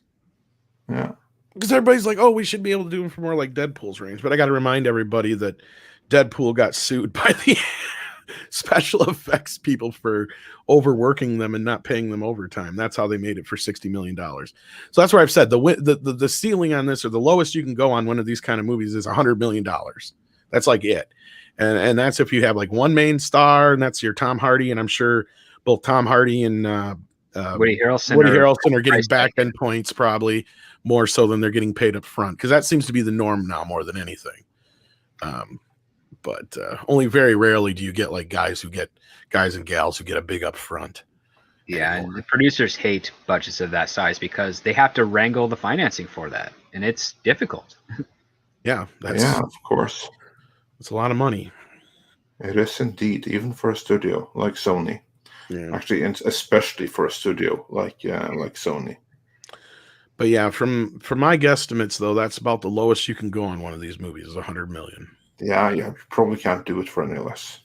I mean, you could. You just have to have a different type of story with the character, and that's you'd have of to course. really slim it down. That's what I'm saying. Like, well, that's why I bring up Deadpool, because Deadpool's a prime example. They claim they did that for $60 million, right? Mm-hmm. And there's not a shit ton of CGI and stuff. I mean, there is in that last bit, like that last, climax is where most of the CGI is. Yeah. But just in what few minutes of CGI is in that movie, they overworked their special effects crew and got sued. So if you stop and think about it, okay, well, if they say they spent $60 million and they got sued in the end for all this overtime and other things, so it probably would have cost them another $20 to $40 million to finish that movie in reality, if they actually paid people. Yeah, I mean, it does look like around an $85 to $90 million film, that first Deadpool, easily. But yeah, I mean, the other part too is they kept the story as tight as they could, limited sets. The cast wasn't. I mean, the only really big name in that movie was Ryan Reynolds, and he did that for cheap as well because he was desperate for getting this made. So yeah, I mean, it's something that has to be reworked, I guess, on the financing and production side of things. If you want to do a superhero movie and you want to do it for cheap, you got to figure out like what's the story that you can do, and does it have to be a special effects driven story, or can it be something a bit more more satisfying on the character and on the intrigue of this universe. Like that's a difficulty for it as well. I mean, I think Joker was one that was able to do it for pretty cheap. I think 60 million was what they was what the final price tag was for production and post. For Joker, it was something like that. I think I don't know what they spent on advertising. I don't know. What do they? They didn't seem to spend as much on advertising as they normally would on that. Not really. I don't recall any billboards or posters in the areas. No, most of the advertising came from the entertainment complex media that was promoting mass shootings. Yeah, like go to the movie and witness a mass shooting. That was kind of like the sales pitch there, wasn't it? it was. And the irony is that if you went to Frozen 2, you get stabbed. Yeah. Oh my God! Yeah, that's some irony. Well, with that, I do believe that we are fully caught up, and I think we have covered everything there is to cover for today. So, unless there is anything else, I think it's time for some koalas in the rain. All right, I like koalas in the rain. Let's see where I can find them. There it is. Koalas in the rain, koalas in the rain. No fucks given, koalas